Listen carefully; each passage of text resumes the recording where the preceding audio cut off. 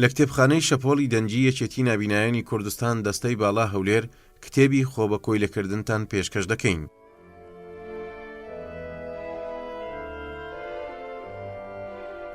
نووسینی ئاتین دوولەبۆتی، وەرجێڕانی ڕێبوار سیوەیلی و موراد حەکیم، نەخشەسازی ناوەوە موراد حەکیم، بەرگ هۆگر سدیق، پیچنین زرار حەسەن، تیراژ 1000 دانە، ژمارەی سپاردن 508، نرخ 1500 دینار، چاپی یەکەم 2005، چاپخانەی وەزارەتی پەروەردە، بە قەبارەی 135 لاپەڕە.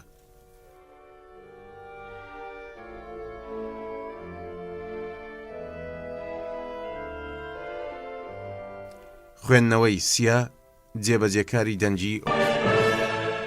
پێشەکی مرۆڤ و ستەمکاری.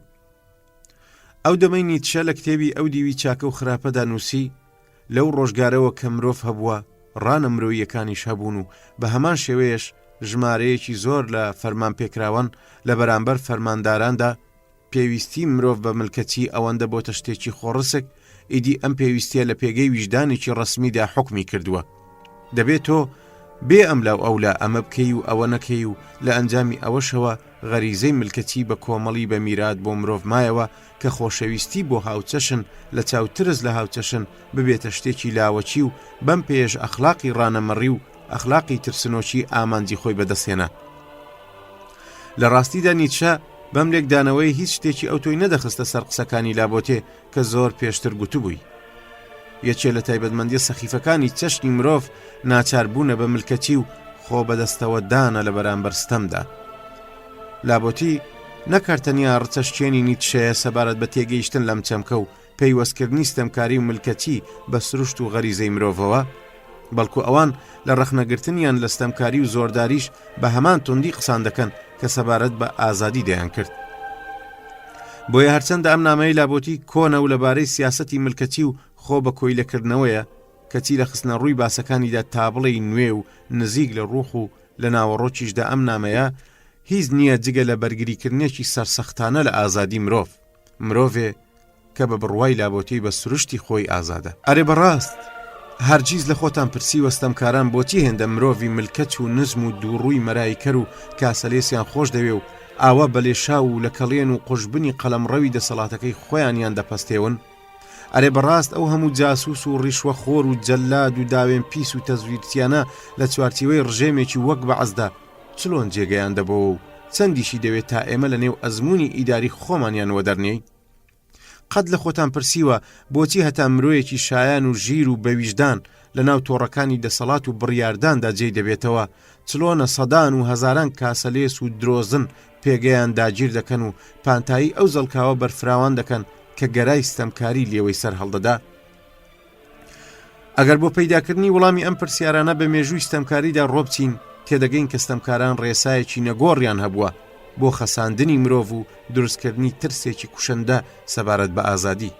ستەمکار ئەو پسپۆڕەیە گەر بمانەوێت لەژێر چاودێری ئەودا بڕوانامەیەکمان هەبێ ئەوە یەکەم لێکچەری ئەو بریتە لە دروستکردنی ترس لە ئازادی.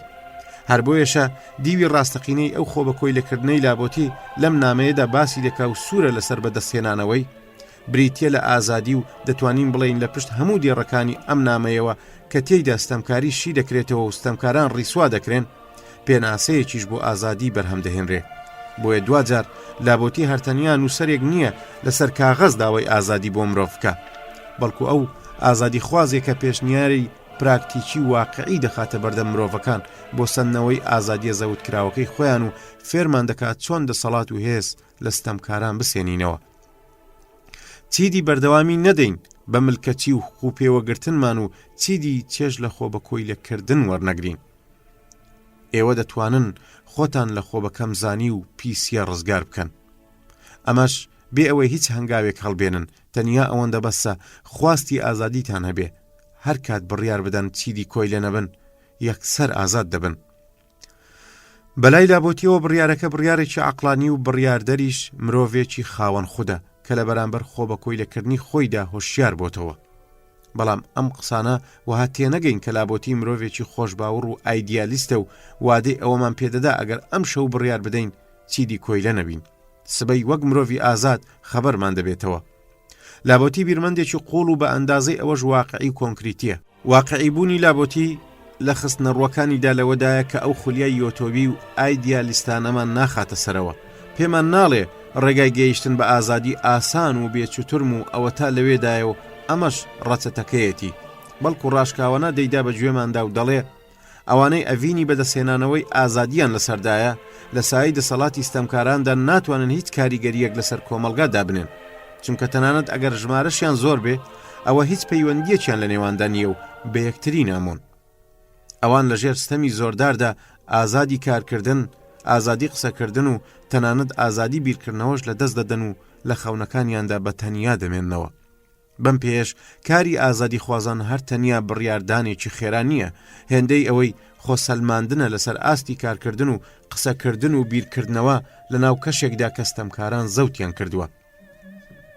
لە کۆی قسەکانی لابۆتیدا ئەوە بە دیار دەکەوێت کە مرۆڤ بە سروشتی خۆی ئازادە، بەڵام لە جیهانێکدا چاو دەکاتەوە کە لەلایەن ستەمکاریەوە داگیر کراوە و سیاسەتی ملکەتی تێیدا پیادە دەکرێت. ئەمە ژوا دەکات مرۆڤ هەر لە سەرەتاوە خوو بە ملکەتی و چێژ لە خۆ بە کۆیلەکردن وەربگرێ و خۆی لە ئاست زۆرداراندا بچووک بکاتەوە. بەم پێش ئەو لەگەڵ لە دایکبوونیدا مرۆڤبوونی خۆی لێ سەنراوەتەوە و تەنیا ڕێگەیەکیش بۆ بە مرۆڤکردنەوەی خۆی و بەرەنگاربوونەوەی سیاسەتی ملکەتی بڕیاردانیەتی بەوەی کە ئازاد بێت.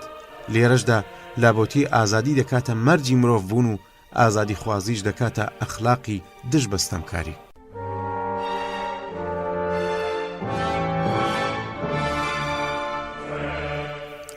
سیاسەت و ستەمکاری.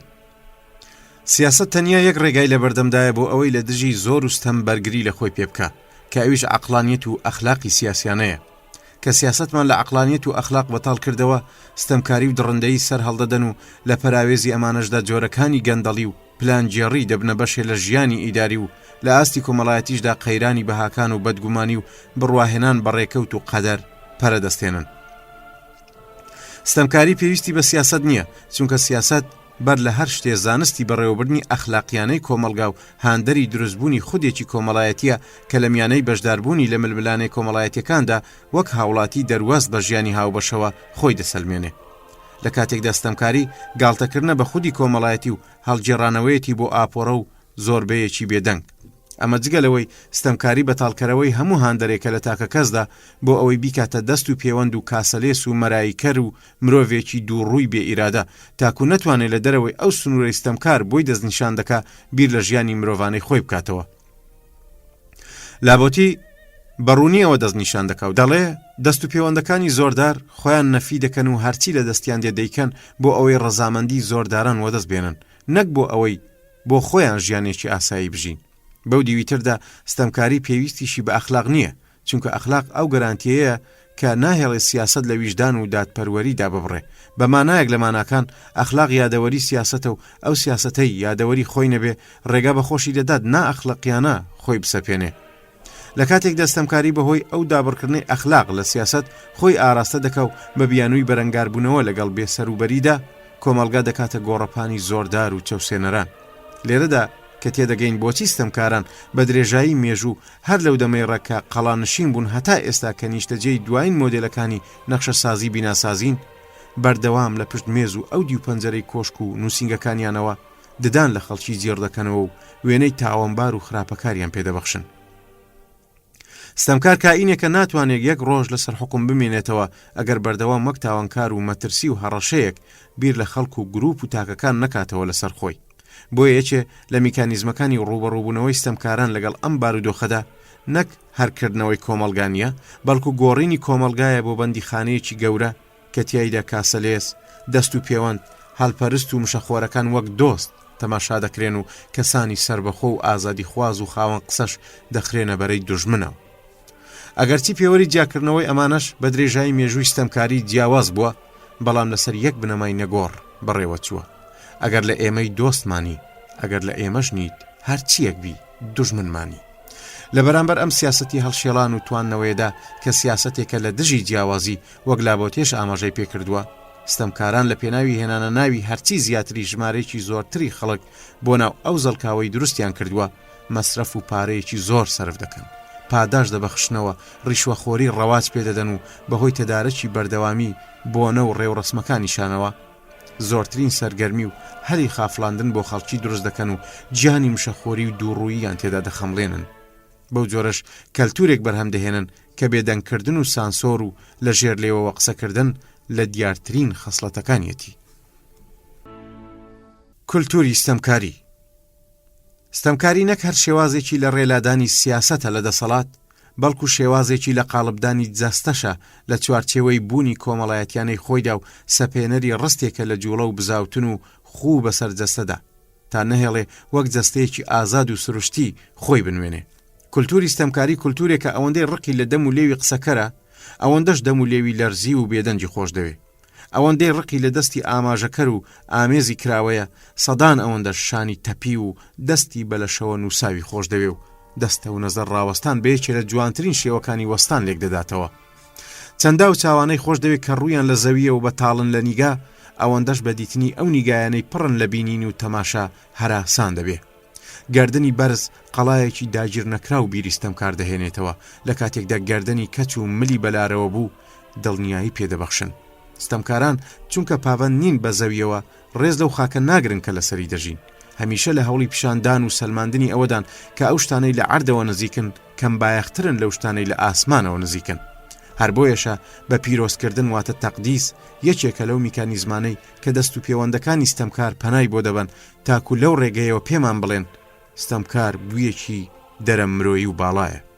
لەم پێودانگەشەوە بایەخێکی زۆر دەدەن بە شێوەکانی نوشتانەوە و کڕنۆشبردن و خۆ بەسەر پێدادان و خۆن دەرەماچکردن تاکو لەو ڕێگایەوە مرۆڤ بکەنەوە بە ئاژەڵ و نزیکی بخەنەوە لە نزمایی و ناچاری بکەن بەوەی قایل بێ کە شوێنی ئەوە تا لەوێ لەو خوارەوە.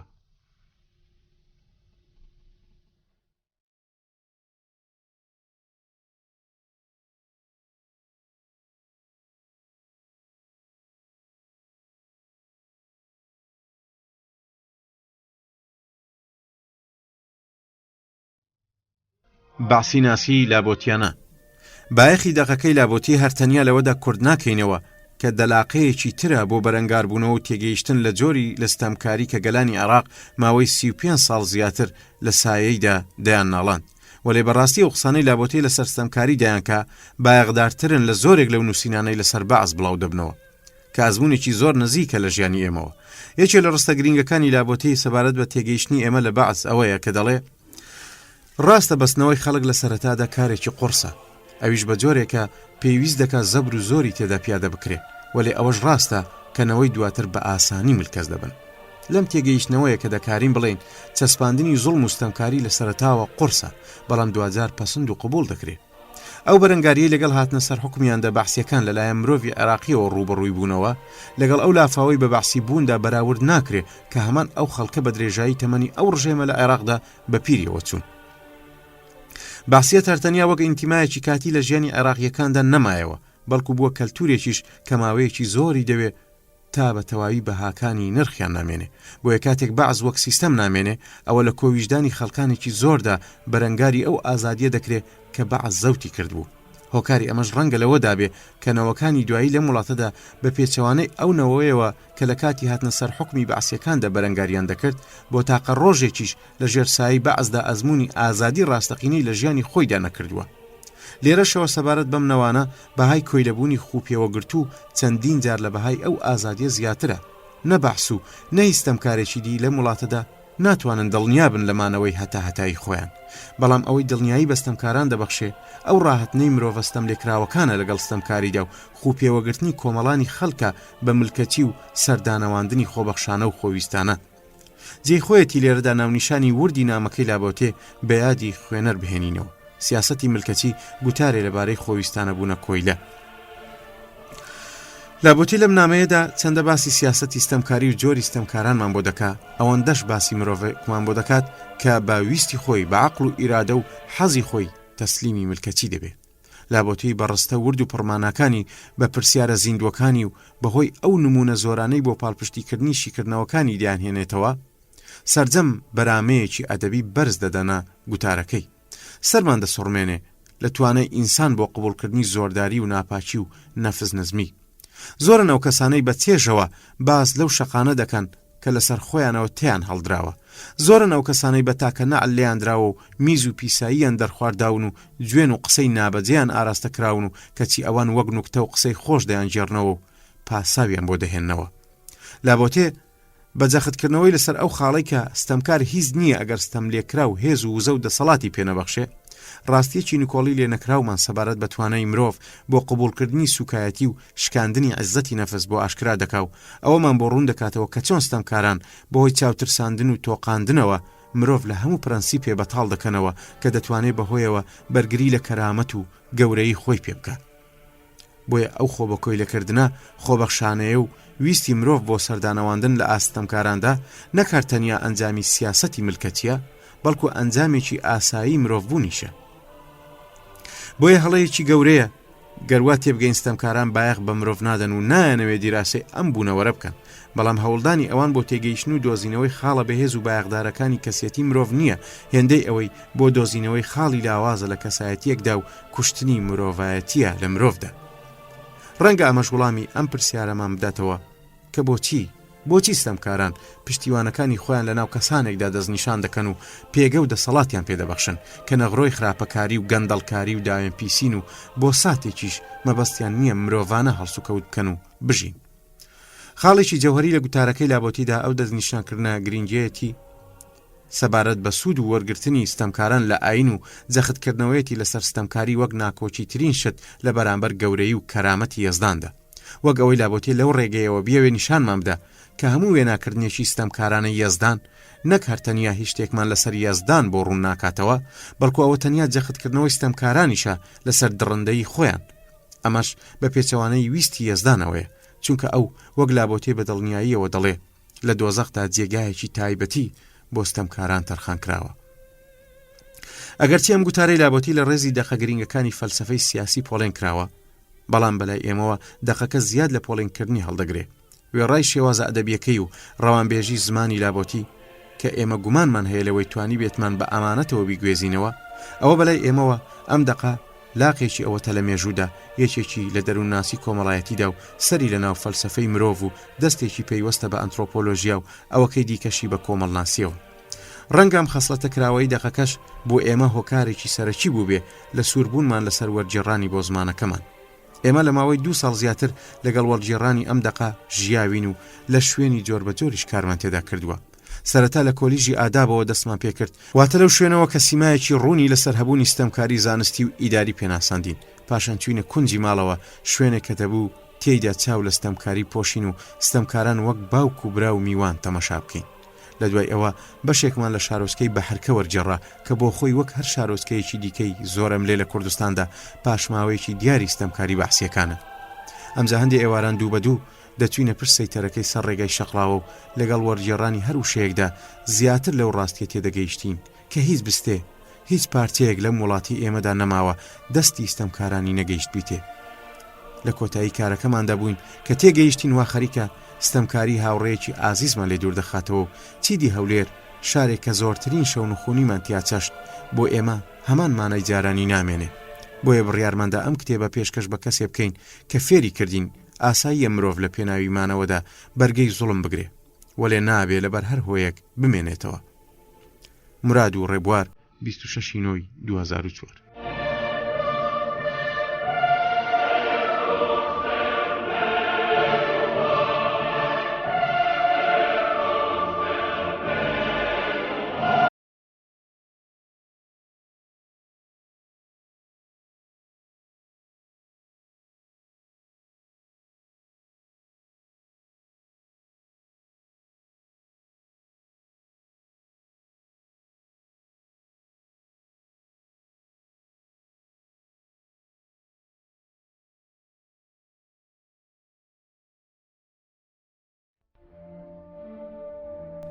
چی وەرجێڕی فارسی. ڕەنگە ناوی ئاتین دوولابۆتی بۆ زۆر لە خوێنەران و ئەهلی خوێندنەوە ناوێکی نەناسراو بێ، بەڵام ئەو بابەتەی کە ئەم هزرفانەی سەدەی 16یەمی فەڕەنسی لەم گوتارەی خۆیدا پڕژاوەتە سەری، هەر لە دێر زەمانەوە تا ئەمڕۆ هەمیشە جێگەی تێڕامان و ڕاوەی خاوەن بیر و ڕاو فەیلسوفانی کۆمەڵایەتی بووە. دوولابۆتی ساڵی 1530 لە یەکێک لە شارەکانی خواروی فەڕەنسا لەدایک بووە. لە سەردەمی منداڵیدا دایک و باوکی خۆی لە دەستداوە و لەژێر سەرپەرشتی مامێکیدا کە قەشەیەکی کاسۆلیکی بووە پەروەردە بووە. دوولابۆتی دوای تێپەڕاندنی قۆناغی ناوەندی لە بەشی مافدا لە زانکۆی ئۆرلیان دەستی بە خوێندن کردووە و ساڵی 1553 لەم زانکۆیە خوێندنی تەواو کردووە. ئەم گوتارەی ئێستا لە قۆناغی زانکۆدا واتە ساڵی 1550دا نووسراوە. لەبارەی وردەکاریەکانی ژیانی دوولابۆتی زانیاریەکی ئەو تۆ لە بەردەستدانیە و بەو جۆرەش کە لە بەشی دووەمی ئەم کتێبەدا ڕوون دەکرێتەوە ناوبانجی ئەو زێتر دەگەڕێتەوە بۆ ئەو ئاشنایەتی و دۆستایەتی لەگەڵ میشێل دۆمۆنتێنی هەیبووە. لابۆتێ لە دەستەی ئەو هزروان و بیریارانەیە بە بوێرەیەکی بێوێنەوە چوارچێوەکانی هزری سەردەمی خۆی تێک دەشتێنێ و سنوورەکانی سەردەمی خۆی دەبەزێنێ. هەر لەبەر ئەم هۆیش بووە هزر و بیرە سیاسیەکانی نزیکی سەدەیەک دوای گوتارەکەی لە شۆڕشی فەڕەنسادا جێی خۆیان دەگرن و دواتریش دەستنا ڕێزی بەرهەمە هزریە سەردەم سازەکانەوە. فەڕەنسای سەدەی 16م لە منداڵدانی ڕێنسانسی ئەوروپادا هەروەکو ئیتالیا، ئەڵمانیا و ئینگلتەرا لە هەڵبەز و دابەزێکی قەیراناویدا ڕۆیشتنی بەرەو دنیای هاوچەرخ ئەزمون دەکرد. دنیایەک کە مرۆڤ تێیدا خۆی لە کۆت و پەیوەندەکان ڕزگار کرد بوو، لە چەقیبوونی کۆمەڵایەتیدا جێی خۆی دەکردەوە و بە دوای گەشەی هزری فەلسەفی ئەدەبی و هونەری خۆیدا هەنگاوی دەنا. لەم چوارچێوێدا سەرەتاکانی سەرهەڵدانی ڕاپەڕینە کۆمەڵایەتی ڕزگاری خوازەکان برەودان بە ئازادی خوازی، لیبرالیزم، هەروە دیموکراسی وردە پێدەگەیشت.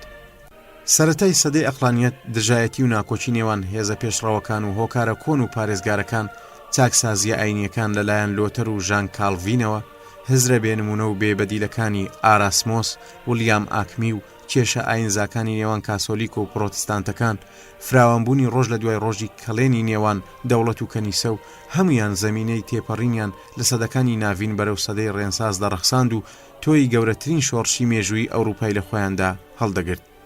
لەم هەڵ و مەرج و دۆخەدا بوو کە لابۆتی لاو گوتارە بێوێنەکەی خۆی نووسی. لابۆتی لە گوتاری خۆ بە کۆی لەکردندا بە تێڕوانینێکی قوڵ و بە هزرێکەوە کە لە سەردەمی خۆی تێدەپەڕاند بۆ یەکەم جار دەکەوێتە لێکۆڵینەوە و توێژینەوە لەبارەی جەوهەری ستەمکاری و چۆنیەتی دروستبوونی، سەقام گیربوون و بەردەوامی دەوڵەتە ستەمکارەکان، ئەویش بە خستنە ڕووی ئەو پرسیارانەی کە هێشتاکەش وەڵامی پراکتیکیان نەدراوەتەوە. فەلسەفەیەکی سیاسی نوێ دادەڕێژێت. ئەو یەکەمین هزروانێکە کە بە پشت بەستن بە نمونەی زۆری ستەمکاران بە تایبەتی زۆردارەکانی سەردەمە کۆنەکان کە بڕوای ئەو دانەی دیکەی دووبارەبوونەوەی حکوومەتە دیکتاتۆریەکانی ڕۆژگاری هاوچەرخن، هۆی بەردەوامی زۆرداری بە درێژایی نەوە یەک لە دوای یەکەکان ڕوون کردەوە بۆ لە ناوبردنی ستەمکاری ڕێگایەکی پراکتیکی پێشنیار کردووە. هەر ئەم خاڵەی کۆتاییشە کە ڕەهەندێکی گەشاوە و سیمایەکی بێوێنە دەداتە گوتارەکەی لە بەراوردکردنیدا بە هەزروانانی سەردەمی خۆی.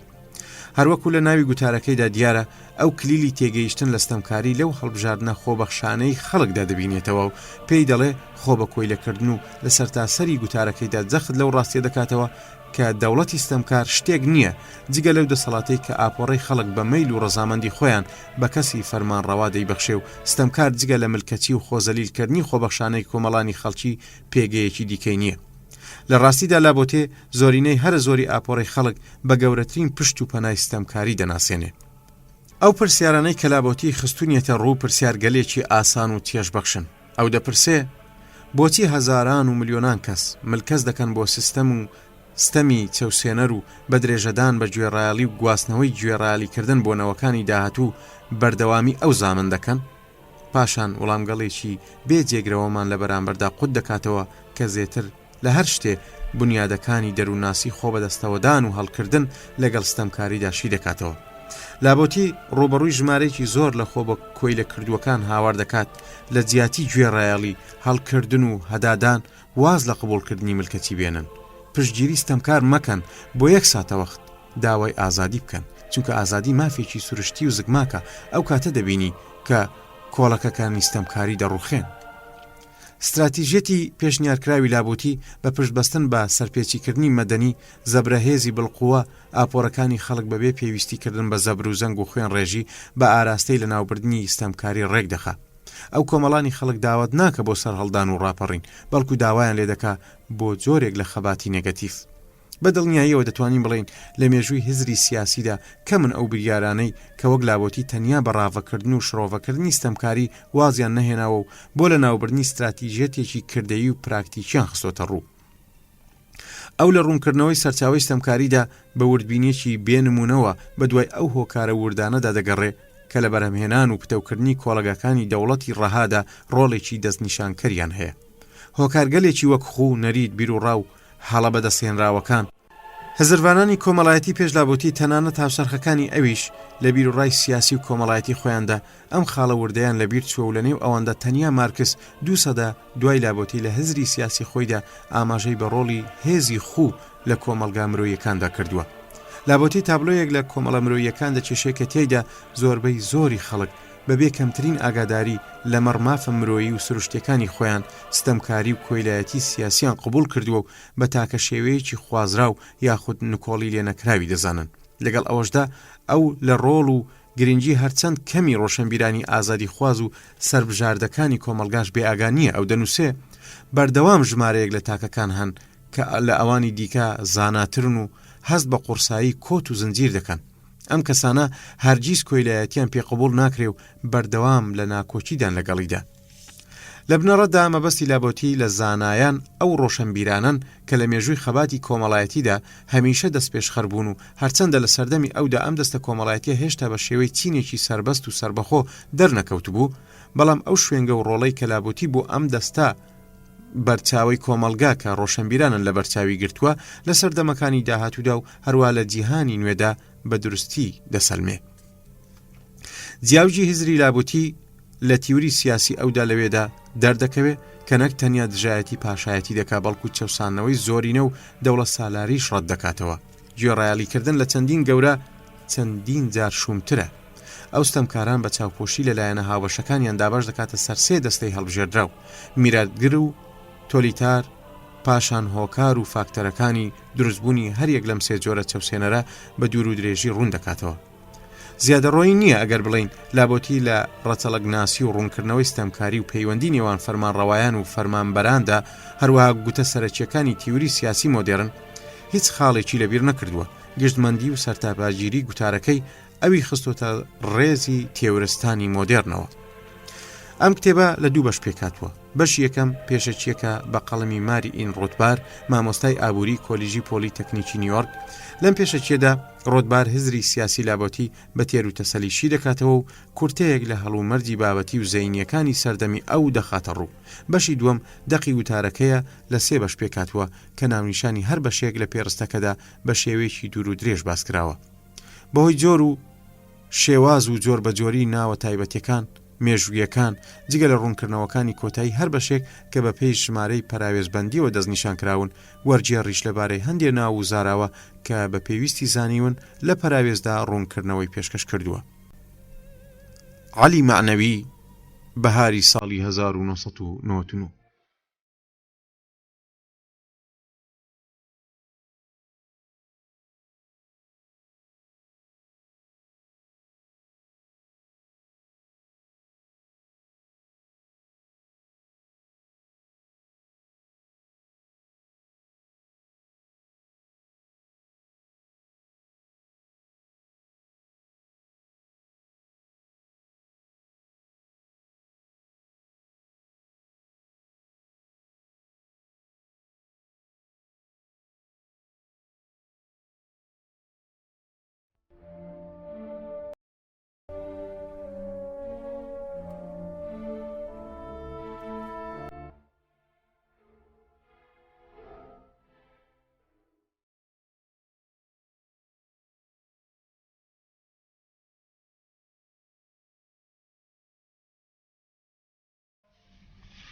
هێزرە سیاسیەکانی ئاتین دوولابۆتی.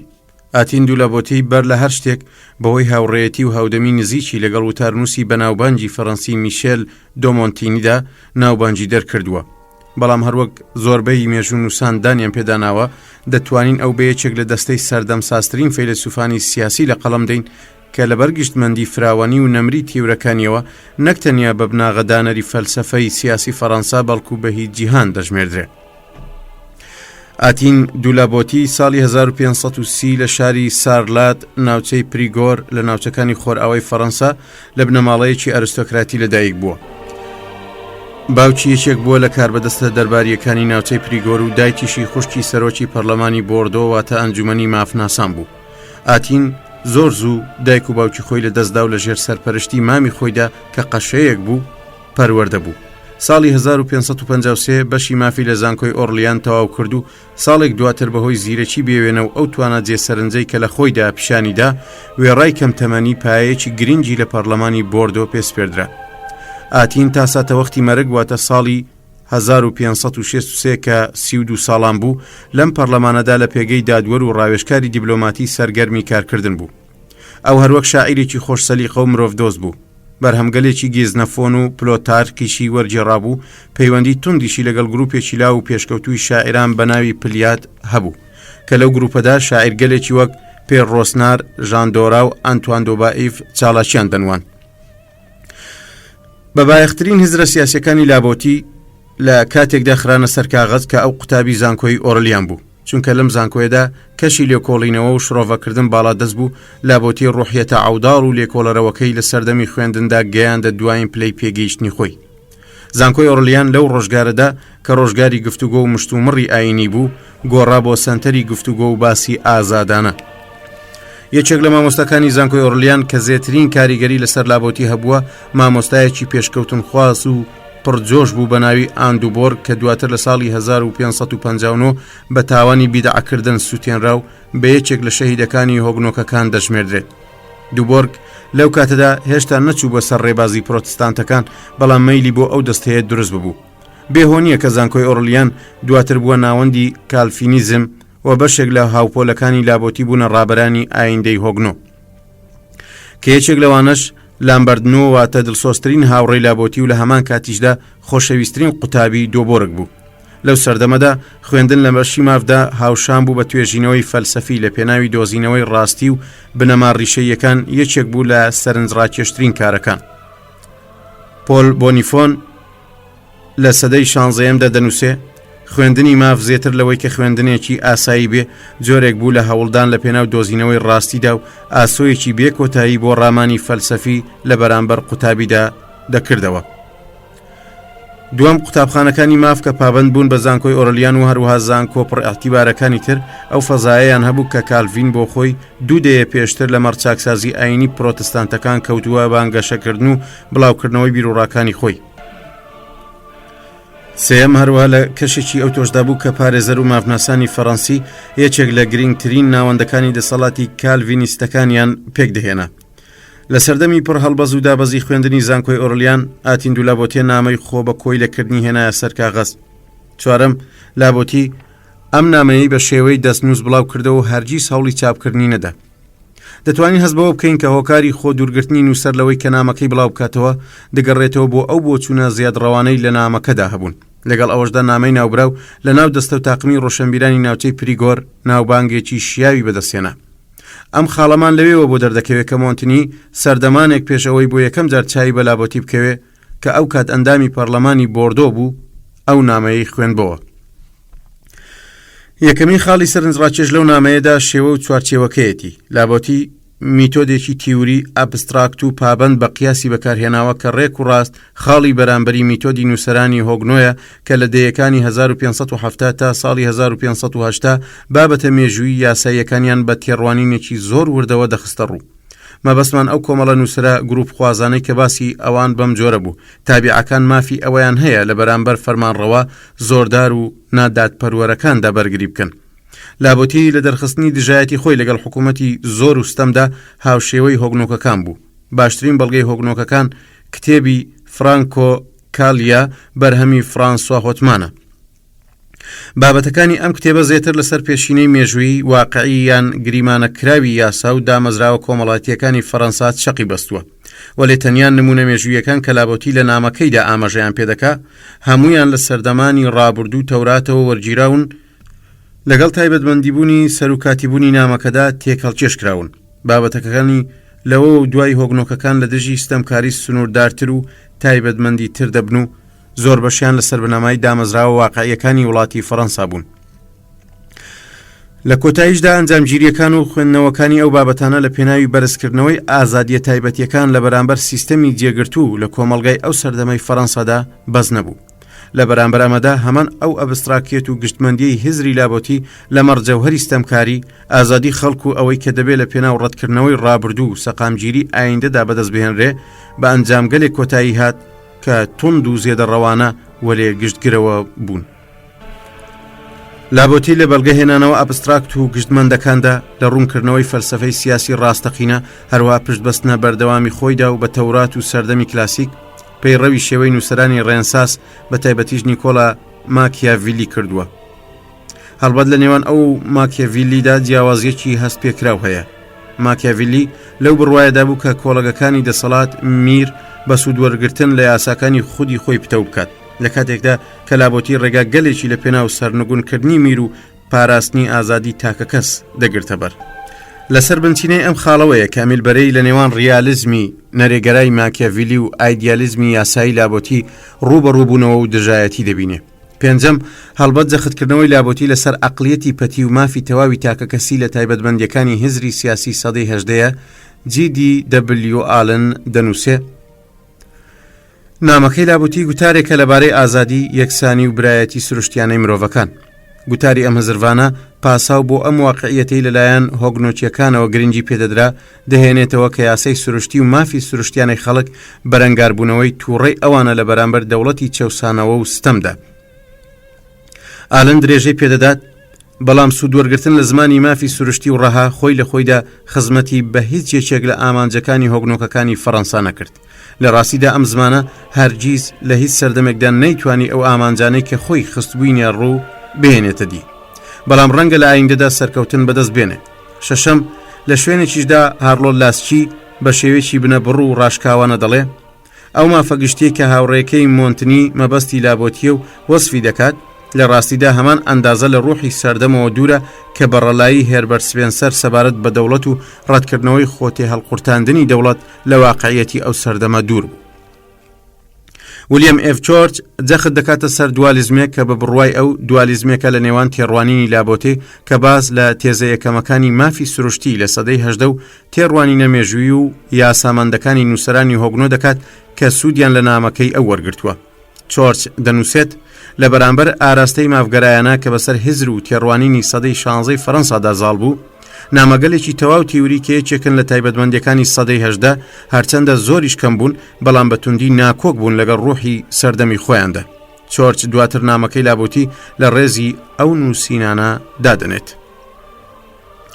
نامەی خۆ بە کۆی لەکردن بە شێوەیەکی دیار دەربڕی تێڕوانینێکی ورد و هۆشیارانەیە سەبارەت بە چیەتی ستەمکاری و بنیادی دەوڵەت وەک دامەزراوێک.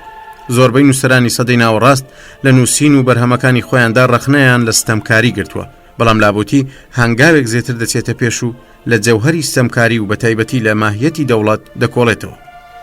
کورتەی تێڕوانینی لابۆتی ئەوەیە کە هەموو دەوڵەتێکی ستەمکار بە پێویست و ڕەزامەندی گشتی خەڵک دروست بووە. بە مانایەکی دیکە خەڵک لەبەر هەندێ هۆ ملکەتی لە ئاسکۆی لەبوون و بەندایەتیدا دەنوێنن. ئەگەر بەم جۆرە نەدەبوو هیچ جۆرە چەوسانەوە یاخود لە بنەڕەتدا دەوڵەتێکی ستەمکار هێندە بەردەوام نەدەبوو، کەواتە بۆ ئەوەی دەوڵەتێک لەلایەن عامەی خەڵکەوە پارێزگاری لێ بکرێ لە بنەڕەتدا پێویست نییە لەلایەن خەڵکەوە هەڵبژێردرابێ، چونکە ئاپۆڕەکانی خەڵک تەنانەت پارێزگاری لە چەوسێنەرترین ستەمکارەکانیش دەکەن، کەوابێ فەرمانبەرەکان بۆ خۆیان بە پێی ڕەزامەندی تایبەتیان مل بۆ فەرمانڕەواکان کەش دەکەن. نۆ کەواتە بە بڕوای لابۆتی پرسیاری سەرەکی و تەوەری لە تێوری سیاسیدا ئەوەیە کە بۆچی خەڵکی جیهان لە ئاسکۆت و پەیوەند و کۆیلایەتیدا ملکەس دەبن. بە خستنە ڕووی ئەم پرسیارە لابۆتی لە چەقی فەلسەفەی سیاسیدا ڕێگایەکی نوێ دەکاتەوە، واتە ڕازی گوێڕایەڵی مەدەنی چییە؟ بۆچی خەڵک لە هەموو شوێن و کاتەکاندا ملکەتی لە ئاست فەرمان و یاساکانی حکوومەتێکدا کە کەمایەتیشی بچووک پێک دەهێنن پیشان دەدەن؟ بە بۆچی لابوتی ڕوانگەی پرسپێکتیڤ ملکەتی گشتی لە بەرامبەر دەوڵەتە ستەمکارەکاندا ڕوانگەیەکی شێوە و نائومێدکەرە.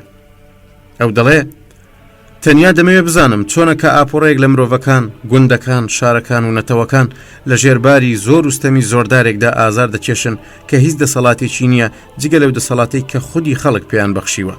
زۆردارێک کە توانای هەیە تەنیا تا ئەو شوێنە ئازاریان بدە کە توانای بەرگەگرتنیان هەیە. ستەمکارێک کە بەهۆی هەدادانی خەڵک و حەز نەکردنیان لە دژایەتیکردن بواری ئەوەی بۆ دەڕەخسێ کە هەموو زیانێک بە خەڵک بگەێنێ و هەر ستەمێک کە بخوازێ بۆ ئەوانی بەڕەوا بزانێ. بێگومان ئەم بارودۆخە سەرسوڕهێنەرە، لەگەڵ ئەوەشدا ئەوەندە سەرتاپەگیرە کە مرۆڤ کاتێک تەماشای ملیۆنان کەس دەکا کە لە بەدبەختی و لە ناوچوون و لە ژێرکۆتی دیلیەتی تاکە کەسێکدا ژیان بەسەر دەبن زیاتر دەکەوێتە ژێر کاریگەریەوە تا ئەوەی سەری بسوڕمێ. ئەم کۆیلایەتیە سەرتاپەگیرە لە ڕواڵەتدا لە جێی ئەوەی ئەنجامی ترسێک بێ ئەوە بەرهەمی جۆرێکە لە ڕێکەوتن. ئایا دەتوانین ملکەتی لە فەرمانڕەواییەکی ئەو تۆ بە ترس ناوبەرین؟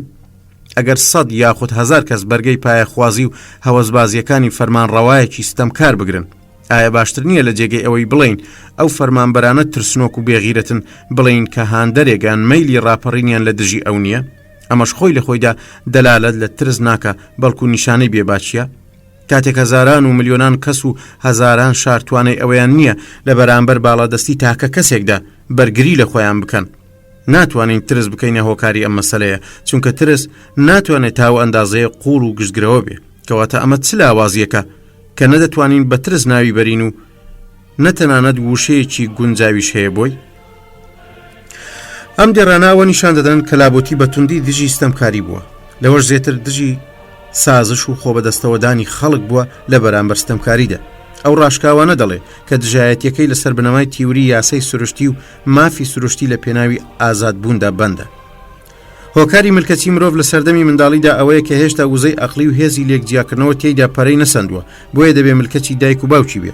بەڵام کاتێک دەگەینە ئەوەی ئەقلمان پێبگا دەبێ وەک مرۆڤێکی پێگەیشت و ئازاد پابند بین بە ئەقل و ئاوەزی خۆمان نەک پاشکۆی کەسێکی دیکە. هەروەکو لابۆتی دەڵێ ئەگەر ژیانی خۆمان بە ئاراستەیەکدا بەرین کە سروش لە چارەی نووسیوین و فێری کردوین، پێویست بەگوتن ناکە دەبێ ملکەتی باوانی خۆمان بین. وەلێ ئەم ملکەتیە لە ساڵەکانی پێگەیشتووی و گەشەسەندنی ئەقلیدا مانای نامێنێ.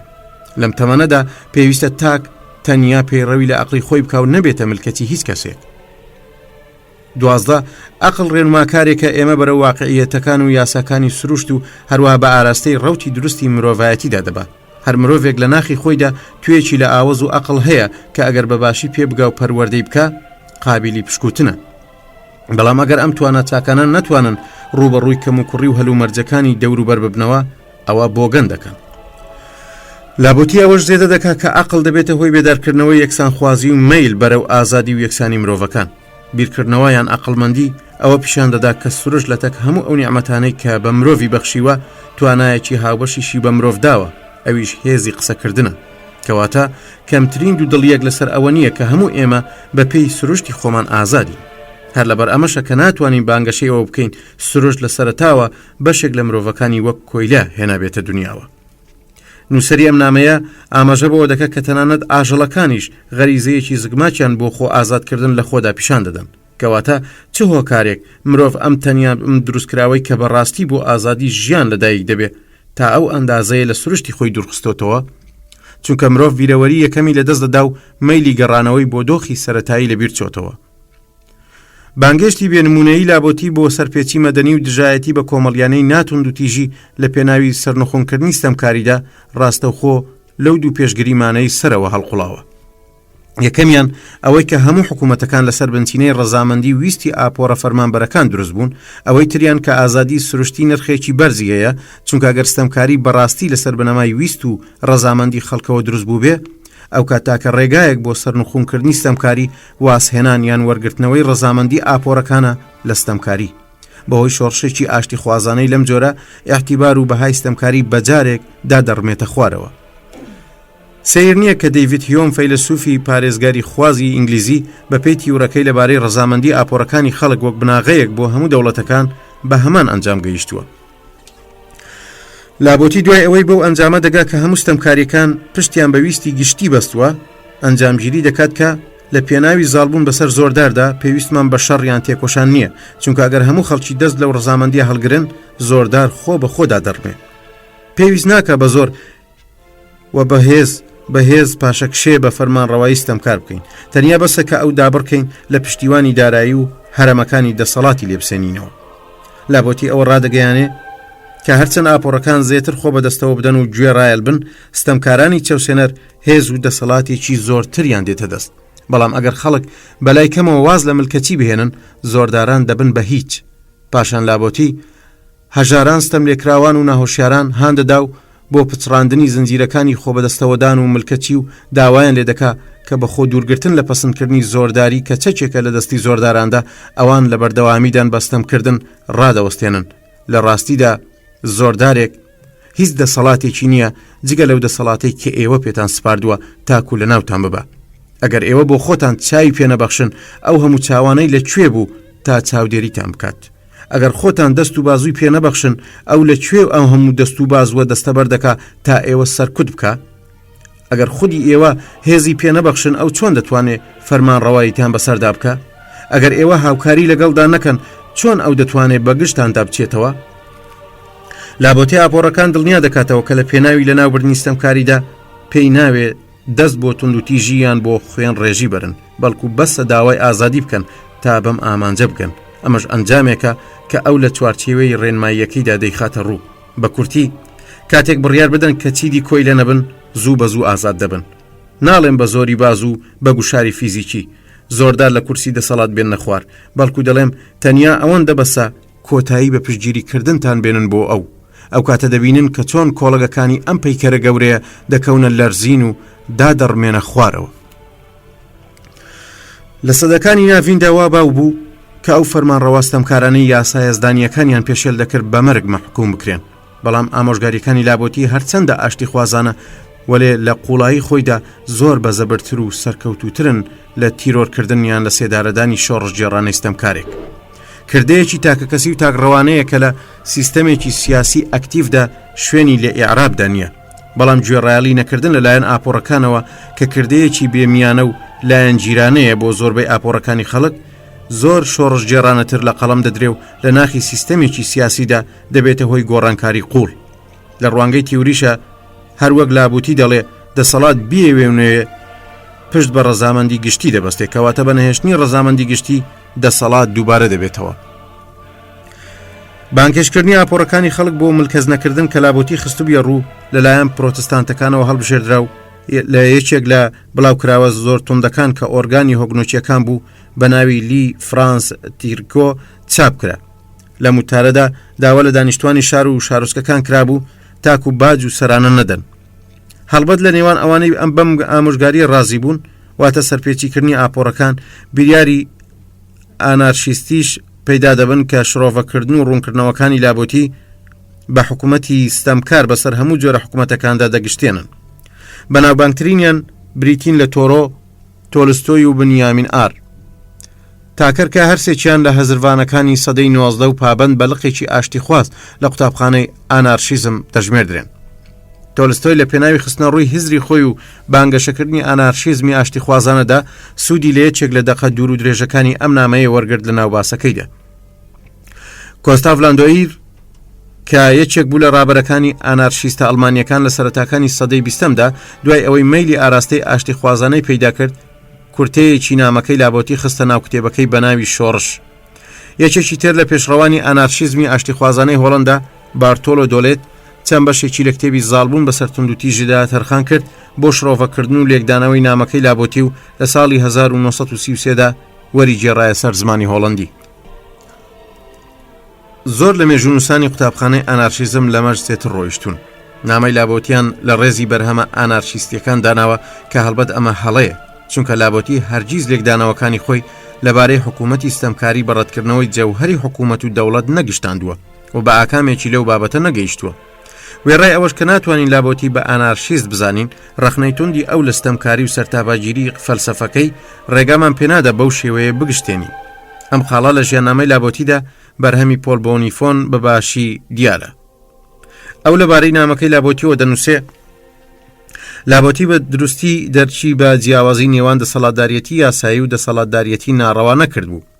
ئەو بە وێنە هەڵەیەوە هێرش دەکاتە سەر پرەنسیپی فەرمانڕەوایی تێگەیشتێکی ساکار و ناڕاست دەخاتە ڕوو. ئەو لە ڕواڵەتدا لەسەر ئەو بڕواایەیە کە مرۆڤەکان دەتوانن بێدەوڵەت و کۆمەلگا واتە لە هەلومەرجێکی سروشتی دابژین و تەسەور دەکا کە ئەم بارودۆخە دەبێتە هۆی بەختەوەری مرۆڤ، بەڵام ئەمە خەونێکی منداڵانە و خەیاڵێکی بەتاڵە. بە بڕوای پیر مسنار کە شرۆڤەکارێکی وردبینە تێگەیشتنی بۆ ئینفۆن زۆر هەڵەیە و دوورە لە ڕاستی. مسنار پێی وایە کە لابۆتی ستەمکاری لە بنەمادا بەڕاهێنانی دەسەڵاتی تاکە کەسی پێناسە کردووە. پێناسەکەی لابۆتی چوارچەوەی پێناسەی نەریتی گۆڕی کە ستەمکاری تیایدا پاوانکردنی دەسەڵاتە یاخود حکوومەتی نایاساییە. مەبەست لە یاسای باو، یاسای خوایی یاخود یاسای سروشتی بووە کە بەختەوەری گشتی زامن دەکات. تێبینی دەکرێت کە تیورە کۆنەکە تەنیا جەخت دەکاتە سەر ئەو ئامرازانەی کە زۆردار بە دەسەڵات دەگەیەنێ و هەروە لەسەر ئەو سوودەی کە ئەو زۆردار لە دەسەڵات وەری دەگرێت. بەڵام مسنار بەبیرمان دێنێتەوە کە پێناسەی لابۆتی ڕاستەوخۆ سروشتی دەسەڵات دەخاتە ناوناوەندی سەرنجدانەوە. ستەمکاری بەو شێوەی کە تیورەوانە نەریتەکان تەسەوریان دەکرد پەیوەندی بەو ئامرازە نایاساییانەوە نییە کە بەهۆیانەوە بە دەسەڵات دەگەن و بە پێویست دیکتاتۆر پاوانکار نییە. بە هەمان شێوەی کە لابۆتی دەڵێ زۆرداران سێ دەستن، دەستەی یەکەم خەڵکی هەڵیان دەبژێرن، دەستەی دووەم بە یارمەتی سوپا و بە زۆری چەک بە دەسەڵات دەگەن و گرۆپی سێم دەسەڵات بە میرات وەردەگرن. پاوانکاران یاخود داگیرکەران هەمیشە بە شێوەیە کار دەکەن کە دەڵی فەرمانڕەوەی بەسەر وڵاتێکی داگیرکراو دەکەن. ئەمانەی لە بنەماڵە پاشایەتیەکاندا لەدایک دەبن هێندە باشتر نین لە گروپی یەکەم، چونکە هەر لە سەرەتای لەدایک بوونەوە لە مەمچی زۆرداری دەمژن و هاوشان لەگەڵ ئەو شیرەی دەینۆشن ڕەمەکەکانی ستەمکاری وەردەگرن و وای بۆ دەچن کە خەڵکان ژێردەستان کۆی لەگەلێکن بە میرات بۆیان ماونەتەوە.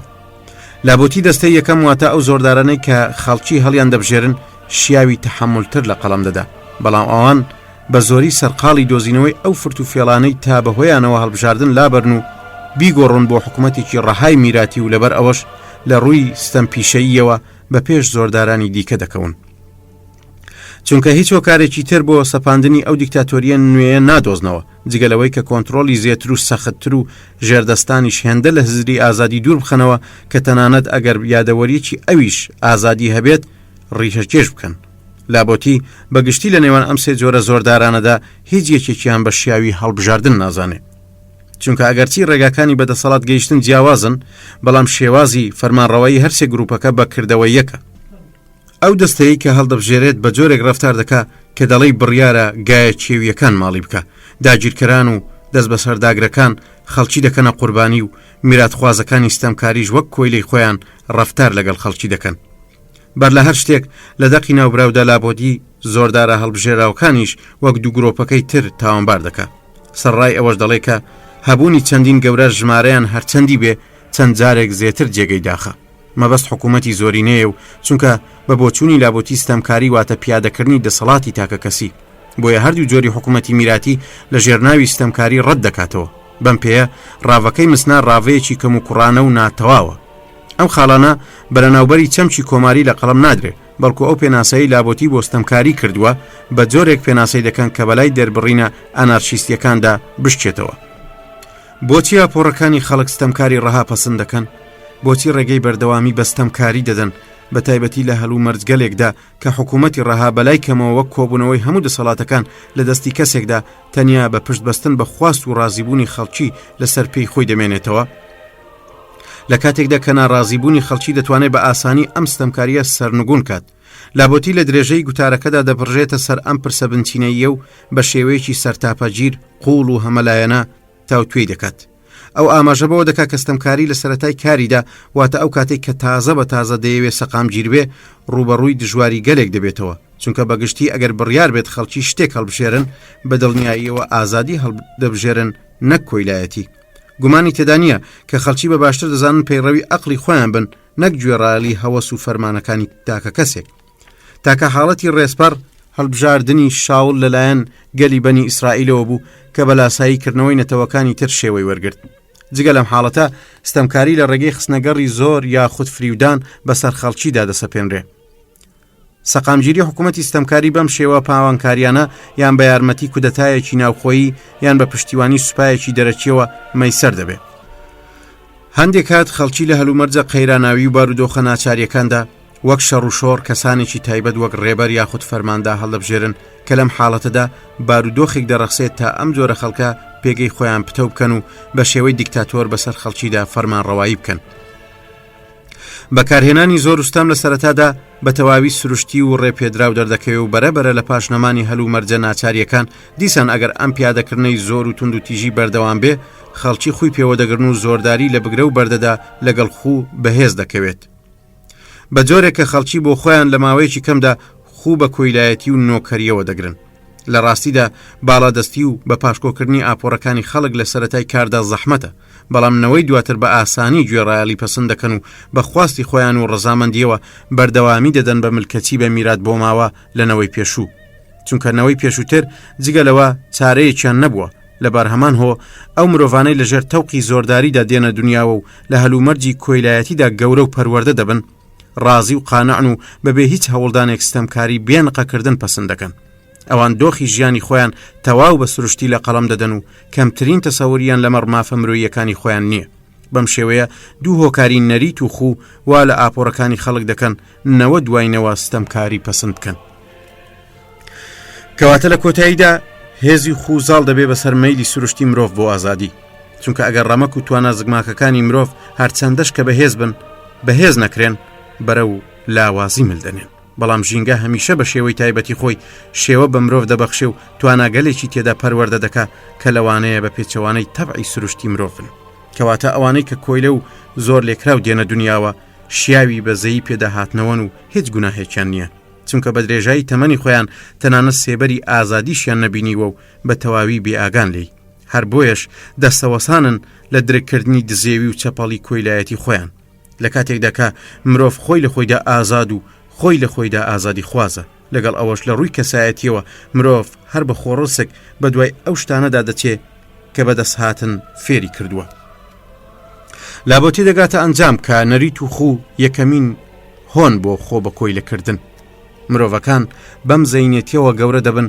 کە هەمیشە فەرمانبەر بوونە و باوکەکانیشیان بەم شێوەیە ژیاون ئەوان وابیر دەکەنەوە کە هیچ ڕێگایەک جگە لەمە بوونی نییە و بۆ باوەڕهێنان بە خۆیان ڕوو دەکەنە نمونە هێنانەوە و بەراوردکردن و لاسایی ئەوانی دیکە دەکەنەوە و لە ئەنجامیشدا بە پشتبەستن بەم حکومە کە هەمیشە هەر بەم شێوەیە بووە مافی داگیرکردن دەدەنە زۆردار و ستەمکاران هەروە فەرمانڕەوا و زۆردارانیش بە پاساو گەلێک کە پێشتر دایان ڕشتووە پەرە بە ڕێکەوتن و ڕازیبوون لە ناو خەڵکیدا دەدەن لە ڕاستیدا دووەمین هۆکاری سەرەکی لە دروستکردنی گوێڕایەڵی مەدەنیدا ئەمەیە زۆردارەکان بە مەبەستی قبوڵاندنی ئەو ڕازیبوونە پەنا بۆ هۆکاری جۆرا و جۆر دەبن یەکێک لەو هۆکارانە مژوولکردن و دڵخۆشکردنی ئاپۆڕەکانی خەڵکە بە بەرنامە گەلێکی جۆرا و جۆر و جیاجیای کاتکوژی و گۆمڕاکەر لابۆتی دەڵێ یاریەکان نمایشە مژوولکارەکان پێکەنینەکان گلادیتۆرەکان ئاژەڵە سەیر و سەمەرەکان میدالیەکان پەیکەرەکان ئەفیونەکان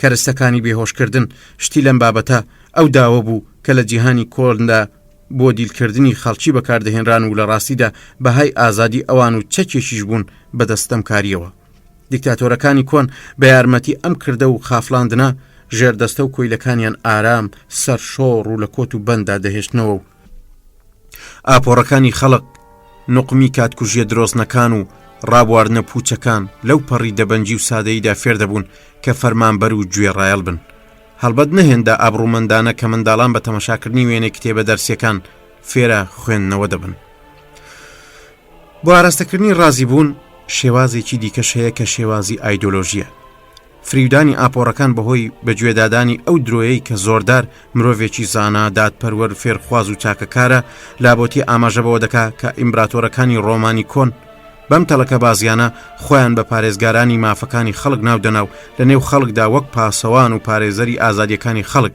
خۆشەویست بوون لە ڕاستیدا ستەمکاری لە سەردەمانی زوودا خۆی لە بەرجی ئازادی خوازیدا پیشان دەدا بەڵام لە ڕۆژگاری هاوچەرخدا دیکتاتۆرەکان شێوازێکی هاوشێوە بەڵام زۆر ئاڵۆستر دەگرنەبەر چونکە فەرمانڕەواکان ئەمڕۆ بەبێ پێشەکی هۆنینەوە و وتار خوێنی و زۆر گوتنی دووبارە و سیاسەتە کلیلەکانی خۆیان جێبەجێ ناکەن پروپاگەندە و فێڵا ئایدۆلۆژیەکان شێوازێکە بۆ شێواندنی زەینی خەڵکی پاشا ئاشووری و مادەکان بەدەگمەن لە بەرچاوی خەڵکی سادەدا دەردەکەوتن نەوەک خەڵکی عامە گومان لە جیاوازی نێوان شاو خەڵکی ئاساییدا بکەن لەبارەی تەخت و تاجەوە ڕەمزی ئەفسانەیی و جادووی هەڵدەبەستران تاکو بەم ڕێگایە ژێردەستەکان هام بدەن بۆ ڕێزنان و ستایشکردن باسکردنی هەموو ئەمراز و ئەو چاکانەی کە چەوسێنەرە کۆنەکان بۆ سەقامگیری و مکۆمکردنی حکوومەتی خۆیان بەکاریان دێنان جێگەی غەمباریە. وێناکردنی ئەو ڕاستیە کە ئەوان چ فێڵ و تەڵەکەیەکیان بەکاردەهێنان و دانان بەم خاڵەدا کە خەڵکی عامە و ئاپۆڕەکان تا چه ئەندازەیەک شێتانە و ساکار بوون مرۆڤ غەمبار دەکە. زۆردارانی ڕۆژگاری کۆن چەند جارێک تا ئەوێ چوونەتە پێش کە خۆیان بە پێگەی خوایەتیش گەیاندووە.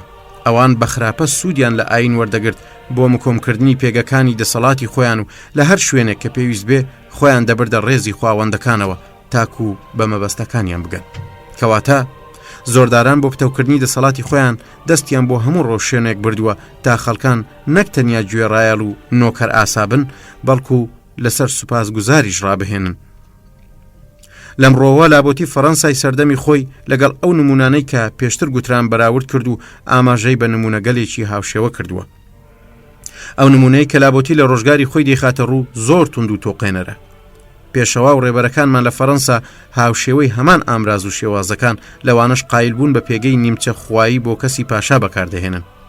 ستایشکار و کاسەلێسانی دەربار، گوڵی سەوسەن، نیشانەی بنەماڵەی پاشایەتی، دەفرە پیرۆزەکان، ئاڵای مەشخەڵی زێڕین لە درێژەیدا دەڵێ نامەوێ گومان لە بیر و باوەڕ و دۆزینەوەکانی خۆم بکەم، چونکە پاشاکانی فەڕەنسا هەمیشە لە سەردەمەکانی ئاشتیدا هێندە شەریف و دەستکراوە و لە کاتی جەنجیشدا هێندە ئازا و دلێر بوون کە دەڵی سروشتی ئەوان هەر لە سەرەتای لەدایک بوونەوە لەوانی دیکە جیایە و دەڵی خواوەند ئەوانی بۆ فەرمان ڕەوایی و پارێزگاریکردن لە زنجیرەی پاشایەتی دروست کردوون. کاتێک لەم دێڕانەی گوتارەکە وردەبینەوە تەنزێکی جوان تێیدا دەردەکەوێت، بە تایبەتی لەو شوێنە کە لابۆتی دەڵێ تەنانەت ئەگەر بەم شێوەیەش نەبوو بێ ئەو ڕاستی و درستی ئەم نەریتانە ناباتە ژێر پرسیارەوە، چونکە هەمان ئەو نەریتانە ڕێڕەوێکی گونجاویان بۆ گەشانەوەی شاری فەڕەنسا ڕەخساندووە. ئەو بە ئاخاوتنێکی کینایە ئامێز دەگاتە ئەنجام کە بێ چەند و چوون پێویستە بێ شەرم ئەگەر بمەوێت لە کەیەک بخەمە سەرپێشینە مێژوویەکانی وڵاتمان بەم هزرەش حرەمی شاعیرەکانی فەڕەنسا بەزێنم. فەرمانڕەوەستەمکارەکان سەرڕای شێوازە ناوبراوەکان بۆ سەرنجڕاکێشانی ڕەزامەندی خەڵک ڕویان لە شێوازە ژیاری و مادیەکانیش دەکرد و لەوانیش بە شێوەی نمایشگەلێکی پروپاگەندەیی وەک چەکێک سوودیان وەردەگرت. ئەوان بە سەدەقە و بەخشین خەڵکیان فریو دەدا و بە گوێیاندا دەدان کە حکوومەت تەنیا بۆ بەرژەوەندی خەڵکی هەنگاو دەنێ و لە قازانجی خەڵکیدایە. ئاپۆڕەکانیش پێیان بەم خاڵە وردە نەدەبرد کە ئەوەی وەک سەدەقە وەری دەگرن لە ڕاستیدا بەشێکی زۆر زۆر کەمە لەو دارایی و سامانەی خۆیان کە فەرمانڕاوەکان بە تاڵانیان بردوون. بۆیە لابۆتی دەڵێ زۆردارە ڕۆمیەکان لە گۆشە و کەنارەکانی شاردا خوانی ناز و نیعمەتیان ڕادەخست و بۆ فریودان خواردنیان بە خەڵکی عامە و چەقۆ چێش دەدا. ئەوان گەنم مەی و سکەی زیویان بەسەر خەڵکیدا دابەش دەکرد و ئەو کات هەمویان بێشەرمانە هاواریان دەکرد بژی پاشا. ئاپۆڕە نەزانەکان تێنەدەگەیشتن کە ئەگەر پاشا لە دارایی ئەوانی نەتزیبە ئەوە لەکوێی دێهێنە ئەو خێر و بێرانەیان بەسەردا بەخشێتەوە. پاشاکان لە ڕۆژێکدا سکەی زیویان بە خەڵکی دەبەخشی و خەڵکی لەبەر سفرەی پارێزگارەکانیان خواردنی زۆر و بەلەزەتیان دەخوارد و لە جیاتی ئەوەش ئاپۆڕەکان لە بەرامبەر گەورەی و دەستکراوەی تێربریۆس و نیرۆن ستایشی ئەوانیان دەکرد و بوون و نەبوونی خۆیان دەخستە بەرپێی ئەوان. منداڵەکانیان بە هەوا و هەوەسی پاشەکان دەسپارد، تەنانەت درێغیان بە گیانی خۆشیان نەدەکرد. خەڵکی ئامەش هەمیشە بەم جۆرە ڕەفتاریان کردووە و بە تەواوی حەزەوە بەرتیلگەلێکیان وەرگرتووە. لابۆتی لە درێژەی گوتەکانیدا نمونەگەلێکی بێڕەحمی و دڕندەیی ئاژەڵ ئاسایانەی نیرۆن و یۆلیۆس قەیسەر ئاشکرا دەکاو دەنووسێ مردنی ئەم دوو ئیمراتۆرە تا چەند بووە مای پەژارە و ماتەمینی خەڵک، چونکە ئاپۆڕەکان ئەوانی بە مرۆڤی شەریف و مەزن لە قەڵەم دەدان. لێرەدا لابۆتی بەڕاوەکردنێکی تۆکمە کۆتایی بە شێوازی هەڵخەڵەتاندن و بەدەسێنانی ڕزامەندی ئەم خەڵکە دەهێنێ. بە بڕوای پرۆفیسۆر لویس ئەم شیکردنەوەیە درەخشانترین و گرنگترین بەشی تیورەکەی لابۆتیە. لابۆتی لێرەدا ناوی هێرارکیەتێک دەهێنێ کە پێک هاتووە لێگرتوان، پارێزگاران، تابیعەکان و وەفادارەکان، گاردی ئیمبراتۆری و بیرۆکراتەکان. لابۆتی ئەم دەستەیە بە ڕەوتی بنەمایی و ڕازی باڵادەستی شاو بناغەی حکوومەتێکی ستەمکار لە قەڵەم دەدا. لەم هیرارکریەتەدا بەشێکی بەرفراوانی کۆمەلگا ئامادەیی هەیە کە بە پێچەوانەی ئەوانی دیکەوە فریوی سەدەقە و خێر و شێوازی تری لەم بابەتەیان نەخواردووە، بەڵکو کەسانێکن کە هۆشیارانە لە ژێر سایە حکوومەتی ڕەهادا ژیانێکی خۆش و بێخولیا دەبەنە سەر. هەر لەبەر ئەوەش پشتی ئەوان لە ستەمکاریدا لە ڕووی نەزانی یاخود لەسەر بنەمای خوو پێگرتنەوە نییە، بەڵکو پشکێکی واقعیانە و ئەنجامی دەستێکەڵکردنە. لەم هیرارکیەتەدا کەسانێکن بەشی خۆیان لەو شتە جیا دەکەنەوە کە تاڵان کراون. بۆ نمونە 5 یان 6 کەس لە ڕاوێژکارەکانی پاشا هەن کە بەشدارن لە بەرژەوەندیەکان. ئەم 6 کەسە بۆ خۆیان 600 ژێردەستیان هەیە کە لە ژێرباڵی پارێزگاری ئەواندا ڕسقی خۆیان پەیدا دەکەن. ئەم 600 کەسەش 6,000 کەسی بەکرێ گیراویان هەیە کە لە ئاستە جیاوازەکاندا جێگەوەی خۆیان خۆش کردووە و ڕۆڵی ڕاوێژکاریان میری میرنشینەکان بەڕێوبەرانی داراییە. هەروەها هەرەمی ستەم بۆ کۆکردنەوەی باج و سەرانە و پیادەکردنی زەبر و زەنگ. ئەمانە فەرمانبەری جێبەجێکردنی ئەو فەرمانانن کە لەسەرەوە دەردەکرێن و تاڵانیەکی ئەو تۆ لە تەواوی وڵات دەدەخەنە گەڕ کە ئەگەر پشتیوانی 600 کەسەکەی سەروتر نەبێ لە بەردەم تووڕەی خەڵکیدا گیانیان ڕزگاری نەدەبوو. بەم شێوەیە ئەو هیرارکیەتەی کە بەسەر چارەنووسی خەڵکەوە فەرمان ڕەوایە هەموو تاکەکانی کۆمەلگا لە خۆ جێ دەکاتەوە بە جۆرێک کە سەدان هەزار و تەنانەت ملیۆنان کەس بەهۆی ئەم تاڵەوە بەستراون بە خودی پاشاوە. کاتێک بەهۆی پشتیوانیکردنی بچووک و گەورەکان لە ژێرسایی زۆردارێکدا هەموو سوودەمادیەکان دەستنە بەردەست ژمارەیەکی کەم لە چاوی ئەم ژمارەکەمەدا ستەمکاری هێندە سوود بەخش و بەنرخە کە وەک ئازادی لە ڕوانگەی ئازادی خوازانەوە. ئەو کاتێک کە فەرمانڕەوایەک پایەکانی حکوومەتە ستەمکارەکەی خۆی پتە دەکا مشەخۆر و چەقۆکێش هەموو ئەو کەسانێک کە لە تەماعی کەڵەکەکردنی ماڵ و پایەخوازیدا دەسووتێن لە دەوری کۆ دەبنەوە و یارمەتی دەدەن لە پتەوکردنی هێزەکەیدا تاکو پشکێکیان لە غەنیمەتەکان دەستکەوێ و لە ڕژێمەکەشدا ببنە یەکێک لەو سەرکردانەی کە پێش دەکەون.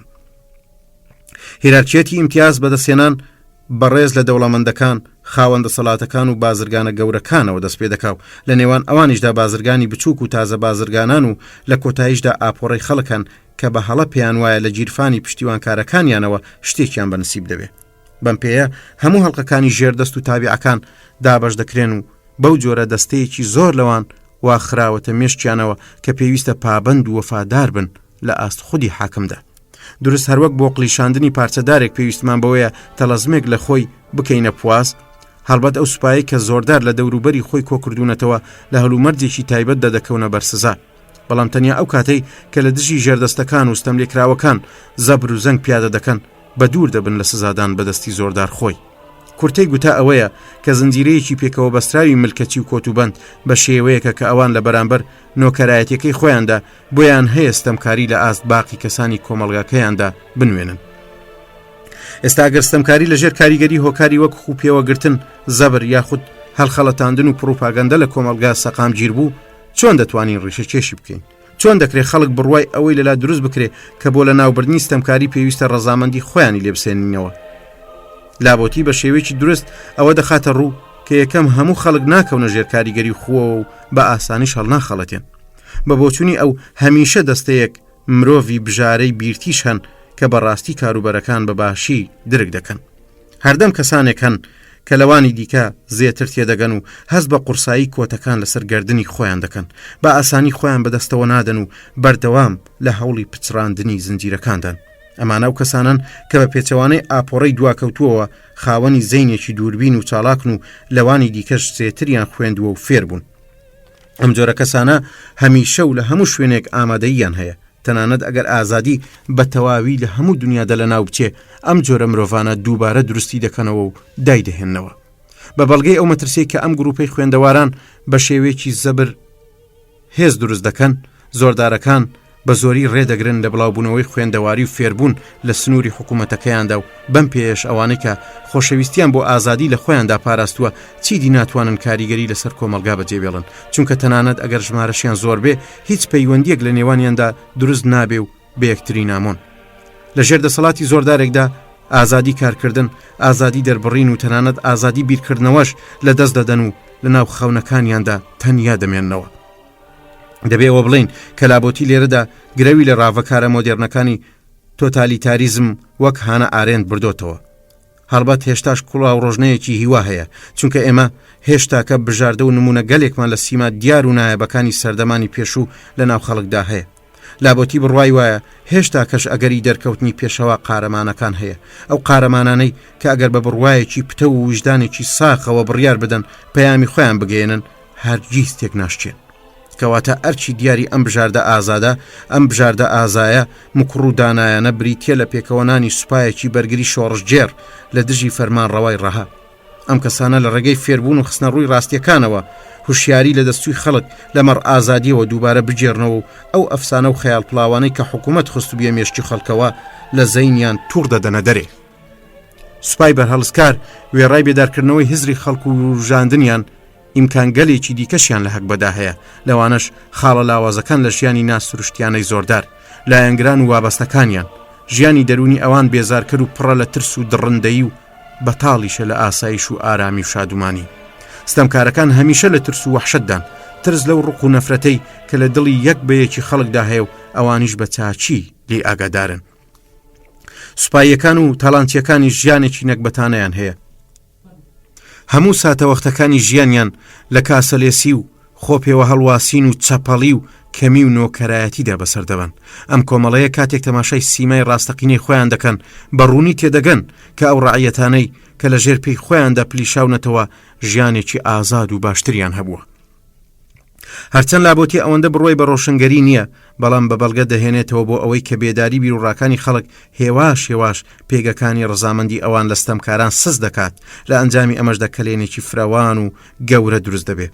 بە جۆرێک کە ئەم بیرۆکراتێتی ناڕازی خودی دەستگاکەش دەگرێتەوە. باشترین ئەنجام لە ڕاوەی لابۆتی و لە نووسینە دراوشەواکەیدا سەبارەت بە خۆ بە کۆی لەکردن ئەم گوتەیەی مەسنارە کە دەڵێ لابۆتیش وەک ماکێڤێلی بڕوای وایە کە دەسەڵات تەنیا بەهۆی ڕەزامەندی فەرمانبەران و گوێڕایەڵانەوە جێگیرە. لەوەدا نەبێ کە ماکیاڤێلی میر فێر دەکات چۆن خەڵک ناچار بە خۆ بەدەستەوەدان و ڕەزامەندی بکە، لە کاتێکدا کە لابۆتی خەڵک فێر دەکات دەسەڵاتی واقعی و سەرپێچی و ڕەتکردنەوەی ملکەتیدایە. ئاتین لابۆتی دوای کۆتایی هێنان بە خوێندنەوەکەی لە قوتابخانەی ماف و وەک کارمەندێکی پلە بەرزی دیوانی پاشایەتی بۆردۆ دامەزرا. ئەو لە ماوەی خزمەتکردنیدا هەرگیز نامەکەی چاپ نەکرد، تەنانەت لە یەکەمین وتار و نووسینەکانی خۆشیدا ئاماژەیەکی بەم نامەیەش نەکرد. بە شێوەیەکی بنەبڕ یەکێک لەو هۆیانەی کە مۆنتنی هاوڕێکەی خۆی واتە لابۆتی بە کەسێکی پارێزگار و وەفادار بە پاشا لە قەڵەم دەدا، ئەوە بووکە لابۆتی بەر لە یەکەمین ڕوبەڕووبوونەوەی لەگەڵ مۆنتی ساڵی 1559 ڕوانگەی سیاسی خۆی گۆڕی بوو. لە کۆتایی ساڵی 1562 کەمێک بەر لە مردنی لابۆتی وتارێکی نووسی کە ماوەیەکی زۆر بوو لەبیر کرابوو. لە وتارەدا کە هەڵوێستێکی پارێزگارانەی میان ڕەوی گرتبووە بەر، دەوڵەتی هاندا بوو تاکو ڕێبەرانی ئاینزای پرۆتستانت سزا بدە و کاتۆلیکەکانی فەڕەنسا بەهێز بکە. داوای لە پاشا و ئەنجومەن کردووە کە بە شێوازێکی میان ڕەوانە بکەوێتە چاکسازی کەنیسە تاکو پرۆتستانتەکان ناچار بن یان بگەڕێنەوە سەر ئاینی کاتۆلیکی یاخود لە حاڵەتی ڕەتکردنەوەی ئەمەدا وڵات بەجێبێڵن. هەڵبەت لە چاوەڕوانی بەدوور نییە کە فێرخوازێکی گەنج و هەوڵ دەر و ڕادیکالی تونڕە و بەهۆی پیشەیەکی پڕداهات و خاوەن ئیمتیازی بەرز خۆی لەگەڵ بارودۆخەکە بگونجێنێ و ببێتە پارێزگارێکی بێسەرێشە. هەڵبەت سەبارەت بە لابۆتی مەسەلەکە تا ئەم ڕادەیە سادە نەبووە، چونکە ئەبستراکتبوونی ئەو باس و بابەتانەی کە لە نامەکەیدا خستوونێتە ڕوو، وەک نەبوونی پەیوەندی بابەتەکانی نامەکەی بە هەلومەرجی دەستنیشانکراوی ئەو کاتەی فەڕەنسا و گشتیبوونی تیورەکەی هەر لە سەرەتاوە نووسەریان خستۆتە سەر ڕێگایەک کە تیور لە پراتیک جیا بکاتەوە. بەم پێش ئەو لە پانتایی تیوریدا ڕادیکالە، بەڵام لە پانتایی پراتیکدا بە مرۆڤێکی پارێزگار لە قەڵەم دەدرێت. لە لایەکی دیکەشەوە ڕووەرجێڕانی لابۆتی لە مەسەلە ئەبستراکتەکان و ڕوونکردنەوەی بابەتگەلێکی تایبەت و دیاری ئەو تۆ کە پیشەکەی دەیان سەپاند بۆ هۆی ئەوەی کە بۆ ڕادیکالیەتی بەرایی ئەو بە خێرایی نەمێنێ و وەک ئەوەی هەرگیز بڕوای بە ڕادیکالیزمێکی لەو جۆرە نەبوو بێ. ئەگەرچی میتۆدی ئەبستراکتیانەی ئەو بووە هۆی ئەوەی کە زوو واز بهێنێ لەو ئامانجا زێدەڕۆیانەی کە لە کاتی چاودێریکردن و ڕوبەڕووبوونەوەی لەگەڵ واقعیەتە دیارەکاندا، بەڵام بۆ خوێنەرانی قۆناغەکانی دواتر ئەم کاریگەریە پێچەوانە بووە. پابەند نەبوونی نامەکەی بە زەمەنەوە بووە هۆی ئەوەی کە ئەو ئەنجامانەی تێیدا خراونەتە ڕوو بۆ مەسەلە و پرسەکانی داهات و بایەخێکی ڕادیکاڵانەیان هەبێت. ئەمەش تەواوی ئەو چارە نووسە بوو کە نامەکە هەیەی. ئەم نامەیە یەکەمین جار بە شێوێکی ناتەواو و بەبێ ناوی نووسەرەکەی لە کۆمەڵە وتاری دەستەی پرۆتستانتە تونڕەوەکاندا ساڵی 1974 چاپ کرا کە ئەگەریەوە هەیە لەلایەن نیکۆلاس بارنۆ بە هاوکاری تیۆدۆر بزا نووسرابێ و سەرپەرشتی کرابێ. دەقی تەواوی نامەکە هاوشان بە ناوی نووسەر 2 ساڵ دواتر لە هەمان کۆمەڵە وتاردا لەژێر چاودێری وەزیرێکی کالڤینستی جنێفدا بە ناوی سیمۆن گۆلار بە چاپ گەیاندرا. مۆنتنی بە چاپکردنی ئەم نامەیە لە ناو دەفتەری وتارەکانی پرۆتستانتە شۆڕژگێڕەکاندا زۆر تووڕە بوو. ئەو مەبەستیوا بوو بۆ خۆی نامەکە بڵاو بکاتەوە. ئەگەرچی لەو کاتەدا نەکار خۆی لەم کارە بە دوور دەگرت، بەڵکو هەوڵی دەدا بەهۆی جەختکردنی لەسەر ئەو خاڵەی کە هاوڕێکەی واتە لابوتی لە کاتی نووسینی نامەکەیدا 16 یان 18 ساڵە بووە پاساو بۆ سیمای پارێزگار خوازانەی لابوتی بهێنێتەوە. پرۆستانتەکان هۆگنۆکەکانیش لە بەرژەوەندی خۆیان سوودیان لە سیمای لابوتی وەردەگرت. هارۆلد لاسچی دەنووسێ هەرچەندی ڕۆحی نامەکەی لابوتی زۆر دڵگیر و سەرنجڕاکێش بووە، بەڵام خەسڵەتی ئاشکرای کۆماری خوازانەی ئەکادیمی ئەم نامەیە بۆ سەردەمی لابوتی درەنگ هەرز دەکرا و قڕز دیار بوو. هەڵبەت لابوتی بێکاریگەری نەبووە، بەڵام بە هەمان ڕاددا بە پارێزەوە جولاوەتەوە کە ئەسقەفێکی ئەندام لە کەنیسەی ئینگلیزیدا ئیمکانی بووە لە دەی 16 مەیلی داروینزمی هەبێ. ئەو نامەی کە لە سەرەتای سەدەی 17دا لە فەڕەنسا تا ڕادەیەک چوو بۆ خانەی لە بیرچوونەوە لە سەردەمی ڕۆشنگەریدا سەدەی 18 وەک پاشکۆیەک بۆ بەرهەمەکانی مۆنتنی چاپ کرا و دووبارە خرایەوە ڕوو، هەڵبەت بەبێ ئەوەی ناوبانگێکی ئەوتۆ بەدەست بێنێ. دوجار هەروەک چاوەڕێ دەکرا نامەکە دوای چاپکردنەوەی لە سەردەمی شۆڕشی گەورەی فەڕەنسادا پێگەی ڕاستەقینەی خۆی لە ناوەندی ئەم شۆڕشەدا بەدەستێنە.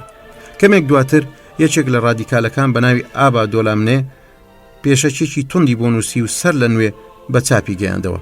لە ساڵی 1852دا نووسەرێکی دی لە پێناوی ڕیسواکردنی کودەتای ناپلیۆنی سێم پێشەچێکی بۆ ئەم نامەیە نووسی و بە چاپی گەیاندەوە. لە هەردوو سەدەی 19 و 20میشدا ئەم نامەیە سەرچاوێکی ئیلهام بەخش بووە بۆ دەستەیەک لە ئەنارشیستە ئاشتی خوازەکان. بەم پێش ئەم بەرهەمە بە درێژایی چەندین سەدەی یەک لە دوای یەک خۆشەویستی ڕادیکال و شۆڕژگێڕەکان بووە. بەم جۆرەش بیر و بیوێرەکانی خوێندکارێکی گەنجی بەشی یاسا قەرەبووی مەی لە پارێزگارەکانی یەکێک لە کارمەندە پایە بەرزەکانی دەرباری بۆردۆی دەکردنەوە. نامەکەی لابوتی بۆ خوێنەری ئەمڕۆ بایەخێکی تایبەتی هەیە، بایەخێک کە ئەم بەرهەمە لە ڕێزی بەرهەمە مۆزەخانەیی و هەمە پەسەندەکان دەردەهێنێ و دەیکاتە بەرهەمێکی گەورە. نامەکە کتێبێک نییە کە تەنیا باز لە فەلسەفەی سیاسی یان ڕاوەی ئامانجە ئازادی خوازەکان بکە، چونکە لابوتی کێشەیەکی خستۆتە ڕوو کە هەموو ئازادی خوازان و لە بنەڕەتدا هەموو بەرهەڵسکارانی ستەمکاری لە ئاستیدا دۆش داماون. ئەویش کێشەی دوورمەودایی یان ستراتیژیەتە. بەبوونی ئەو هێزە وێرانکەر و لە ڕێسابەدەرەی کە دەوڵەتەکانی ئەمڕۆ لە بەردەستیاندایە چۆن دەتوانین دنیایەکی ئازاد و گۆڕاو دروست بکرێ، چۆن دەتوانین لێرەوە بچینە ئەوێ لە جیهانێکی ستەمکار و ڕەگدا کوتاوەوە بۆ جیهانی ئازادی. لابوتی بە سوود وەرگرتن لە میتۆلۆژی سەر و زەمەنی و ئەبستراکت تێڕوانینێکی زۆر قوڵی لەبارەی ئەم کێشەیە کۆنا خستۆتە ڕوو. هەڵبەت ئەو تێڕوانینەی کە ئەو خستوتی ڕوو واتە ئەو ڕاستی کە زۆر وستەمکاری فەرمانڕەواکان لە دوورمەودادا ڕەزامەندی و خواستی ئاپۆڕی خەڵکی جێگیر دەکا، هێشتا کە ئەو ڕۆشنبیرانەی کە لە بەرامبەر ستەمکاری دەوڵەتدا هەڵوێستیان وەرگرتووە دەرچیان بەم شتە نەکردووە. بۆ نمونە زۆربەی نووسەرانی دژە کۆمۆنیست لە بەرهەمەکانی خۆیاندا حکوومەتی کۆمونیستی وەک دەسەڵاتێکی تیرۆر و تۆقاندن دەناسێنن. زۆربەی هەڵەکانی سیاسەتی دەرەوەی ئەمریکاش لەو بڕیارەیەوە سەرچاوە دەگرن کە مەحاڵە ئامەی خەڵکی وڵاتێک هزر و بیر و باوڕەکانی کۆمونیستی پەسەند بکەن یاخود باوەڕیان پێ بهێنن. لە نێو هزرڤان و فەیلسوفە سیاسی هاوچەرخەکانیشدا تەنیا لۆدڤیگ فۆن میزز پسپۆڕی ئابووری بازاڕی ئازاد ئاماژە بۆ خاڵە دەکا کە هەموو دەوڵەتەکان پشت ئەستورن بە خواستی زۆرینە. لەگەڵ ئەوەدا کە دەزانین حکوومەتی ستەمکاری لە دژی بەرژەوەندی و سوودی زۆرینەی خەڵکە، ئەی ئەم ڕەزامەندیە چۆن سەری هەڵداوە. لێرەدایە کە لابوتی بە قوڵبوونەوەی ئاشکرای دەکات کە ئەو ڕەزامەندیە بەهۆی پروپاگەندە گەلێکەوە دەستەبەرکراوە کە زەینی ئاپۆڕەی خەڵکی پڕ کردووە و سەردەستەی جێبەجێکەری ئەم پروپاگەندانش خەڵکانێکی ئاراستەکەری شارەزا و لێزانن کە کاریشیان بریتیە لە ئاراستەکردنی سیمای چەوسێنەران.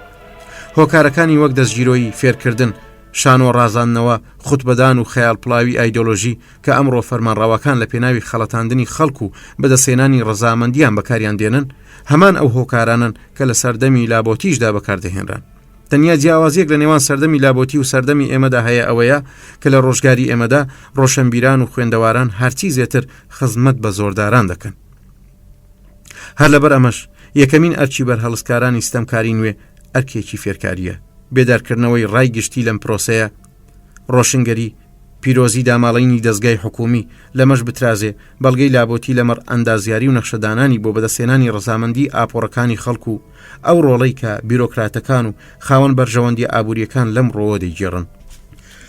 مەسەلەیەکی گرنگترمان بۆ ئاشکرا دەکات کە بەرهەڵسکارانی ئەمڕۆی دەوڵەت سالاری لە ئاست تێگەیشتنیدا دەستەوەستانن.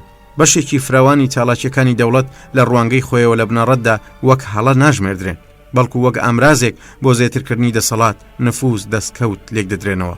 پێویستە ئەوەمان لە یاد بێ کە ئێمە لەگەڵ ماتوری بەهێزی چەوسانەوەی ئابووری ڕوبەڕووین و هەر لەبەر ئەوەش پێویستە پەروەردە و فێرکردنی ئازادی خوازانەی خەڵک لایەنی چۆنیەتی قازانجخۆری بەرژەوەندی ئابوووریەکان پروپاگەندەکارانی ئایدۆلۆژی و بەرتیلخۆرانی حکوومەتیش بگرێتەوە.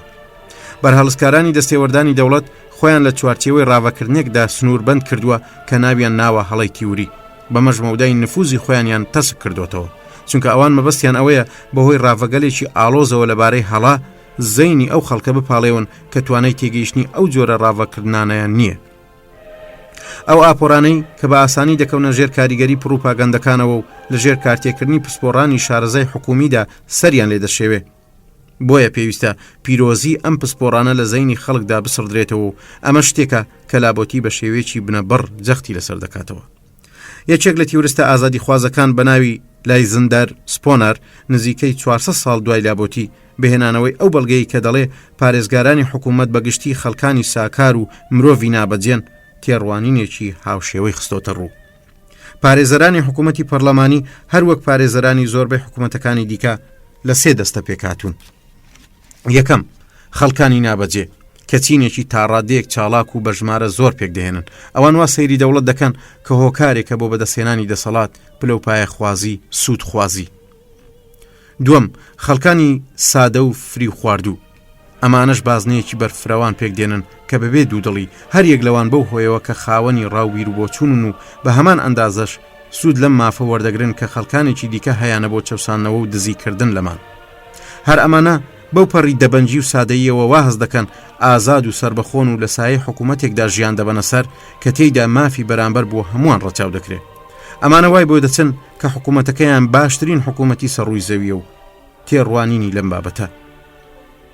سێم، ئەو دەستەیە کە تا ئەندازەیەک ئاگاداری شەڕانیەت و خراپەکاری حکوومەتن و بەڵام ڕێگای خۆلێ دەرباسکردنی نازانن و ئەگەر بشزانن ئامادەنین شێل گیرانە بەرژەوەندیە تایبەتیەکانی خۆیان لە پێناوی گۆڕانکاریدا بکەنە قوربانی. کەواتە یەکەمین ئەرکی فێرکردنی تەنها بڵاوکردنەوەی هۆشیاری تیوری و ئەبستراکتیانە نییە سەبارەت بە هەڵەکانی حکوومەت لە پێناوی بەرزکردنەوەی خۆشگوزەرانی گشتیدا، بەڵکو لە پێناوی دوورخستنەوەی ڕای گشتیە لە گۆمڕایی عامەی خەڵک سەبارەت بە کۆی سروشت و شێوەکانی ئیشکردنی حکوومەتی ستەمکار. لابۆتی لەمەڕ ئەمەرکەوە لە جەختکردنەوەی لەسەر دەستەبژێری هۆشمەند و پێشڕە و هەروەها ڕۆشنبیرانی دژ بە دەوڵەت سالاری ڕووی قسە لە ئێمە دەکات. ڕۆڵی ئەم گروپە واتە ڕۆشنکردنەوەی جەوهەری دەوڵەت سالاری و تێکشکاندنی پیرۆزی لە زەینی جەماوەردە لە سەرکەوتنی زەبرە هێزانەی هەر ڕاپەڕینێکدا کە دەیەوێ کۆمەلگایەکی ئازاد بنیاد بنێ. هەر لەبەر ئەمەش گرنگترین و یەکەمین ئەرکی ئازادی خوازی بریتیە لە دەست نیشانکردن، یەخستن، پەروەردەکردن و بەرفراوانکردنی ڕێزەکانی گروپی خۆیان. ئەمەش ئەوەرکەیە کە زۆربەی ئازادی خوازان لە ئاستیدا بێ ئاگا ماونەتەوە، چونکە کەلەکەبوونی ستەم و بەدبەختی و هەژاری هەرگیز خۆ بەخۆ نابێتە هۆی بەرپابوونی شۆڕشێک، مەگەر ئەو سەربژارانە ئامادە بن و بتوانن ڕۆشنبیران و ئاپۆڕی خەڵک پەروەردە بکەن و ڕێک بخەن. لە نامەکەدا بە هەمان شێوە ئاماژە بە گرنگی ناساندن و هاندانی ناڕازی و سەرپێچیکارانی ناوەوەی دەستگای دەسەڵاتدار و هاندانیان بۆ دەست لە کارکێشانەوە و خۆدانە پاڵ بەرەی دژ بەستەمکاری کراوە. شایانی باسە هەرچەندە ئەم مەسەلەیە ڕۆڵێکی بنەڕەتی ئەو تۆی لە ڕاپەڕینێکی ئازادی خوازانەدا نییە، بەڵام هەموو ئەو ڕاپەڕینە دژەستەمکاریانەی کە لە ڕابردوو سەرکەوتنیان بەدەستێناوە سوودیان لەم جۆرە ناڕازی بوون و ناکۆچیانەی ناو حکوومەت بە تایبەتیش لە قۆناغی فراوانخوازی و پەلوپۆهاوێژی حکوومەتەکان وەرگرتووە. هەروە لابۆتی یەکەمین تیوردانەرێکە کە بە جەختکردنەوەی لەسەر گرنگی ڕەزامەندی و ڕێکەوتنی خەڵک وەک پاڵپشتێک بۆ ستەمکاری گەیشتووە بە گرنگی استراتیژیەتی لابردنی حکوومەت بەهۆی هاندانی ئاپۆڕەکان لە پێناوی سندنەوەی ئەو ڕەزامەندیە. ئابم پێەیە لابۆتی یەکەمین کەسە دەپڕژێتە سەر تیوری استراتیژیەتی سەرپێچیکردنی مەدەنی ئاپۆڕەکان بە شێوەیەکی ئاشتی خوازانە لە فەرمان و زەبر و زۆرەکانی حکوومەت. هەڵبەت ناتوانین ئەوە دیار بکەین کە ئەم شێوازە چەندە پراکتیکیە یاخود لە کردەدا سەرکەوتووە، بە تایبەتی کە پێشینەیەکی پراکتیکی هێندەی لەبارەوە نییە، بەڵام ئەمڕۆ شێوازێکی تا ڕادەیەک هاوشێوە لە فۆرمێکی لە شێوەی خۆدوورگرتنی خەڵک لە باج و سەرانەدان بە شێوەیەکی زیاتر لە وڵاتەیە گرتوەکاندا بەکاردەهێنرێ. هەرچەندە ئەمەش بە شێوەیەکی پەرتوبڵاو و ناوبەناو ڕوودەدا، بەڵام کارێکە و هەیە. لە دیسەمبەری ساڵی 1974دا دانیشتوانی شاری ویلیمانتیک لە ویلایەتی کنتیکتیاک لە کۆبوونەوەیەکدا لە ئەنجومەنی شار 3 جار بودجەی هەموو شاریان ڕەت کردەوە و 2000 سەرکەوتن لە کەمکردنەوەی باجە دیاریکراوەکاندا تا ڕێژەی لە 9. ئەمە تەنیا نمونەیەکە لە پەرەسەندنی بەرهەڵسکاری خەڵک لەگەڵ باج و سەرانە پشتێنەکان. لابۆتی سەبارەت بە دوا ڕۆژی کۆمەڵگەی ئازاد ئومێدەوارە. ئەو دەڵێ کاتێک خەڵکی ماوەیەکی درێژ لە ژێر کۆت و بەندی ستەمکاردا بژین، خۆی پێوە دەگرن و باوەڕیان بە ئەگەری ڕزگار بوون یاخود بوونی کۆمەڵگایەکی دیکە نامێنێ. بەڵام ئەم ڕاستیە ئەوە ڕوون دەکاتەوە کە ئەگەر پێویستە ستەمکاری لە ناوچێ ئەوە ناکرێ دەوڵەت سالاری لە شوێنی دابنین و بەسەر خەڵکیدا بسەپێنین. توێکڵی خوو دەشتێ و 2000 دەوڵەت سالاری لە چاوی هەموواندا لە شێوەی ستەمکاریدا دەردەکەوێت. ئەگەر کۆمەڵگەی ئازاد دەهاتە ئاراوە، ئەو کاتە ئەگەرەکانی پاراستنی ئەم کۆمەڵگایە زۆر لە ڕاددە بەدەر دەبوون. ئێستا ئاپۆڕەکانی خەڵک هەرچەند بە شێوەی ناڕێکخرا و پەرت و بڵاون، نەتەنیا لە دژی باجە قورسەکان بەڵکو لە دژی شکۆ و ئیحتیباری درۆزنانەی دەوڵەت. بۆ نمونە لە ڕووداوەکانی وەک واترگێت هەرچی زێدەتر بەرهەڵسکاری خۆیان پیشان دەدەن، بەر لە 20 ساڵ مێژوونووسێک بە ناوی سیسیلیا کنیۆن لە نووسینێکدا لەبارەی بەرهەڵسکارە دژە فیدرالیستەکانی پەسەندکردنی دەستوری ئەمریکا بە دەنگێکی سەرزەنشتانە ئەوانی بە خەڵکێکی ئیمانسست و خاوەنی بیر و باوەڕی لاواز ناوبردن. هەڵبەت مەبەستی ئەو سستی لە ئیماندایە بە حکوومەتی ناوەندی خاوەندە سەڵات. ئەمڕۆ بە دەگمەن دەتوانین کەسانێک بدۆزینەوە کە باوەڕێکی وا هەڵنەسەنجێنراوی بە حکوومەت هەبێ.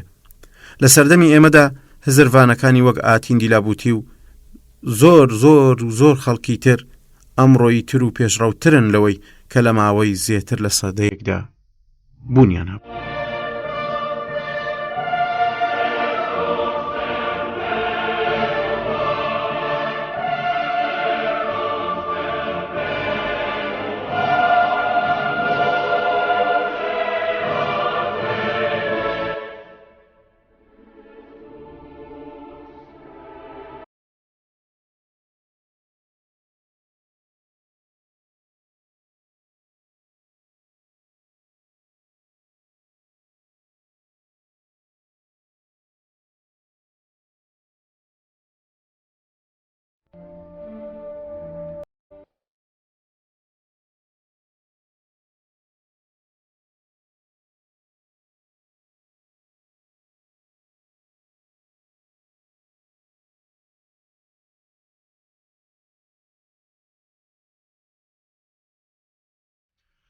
بەشی یەکەم، ملکەتی کردنی چەندین گەورە پیاوان بەکارێکی باش نازانم.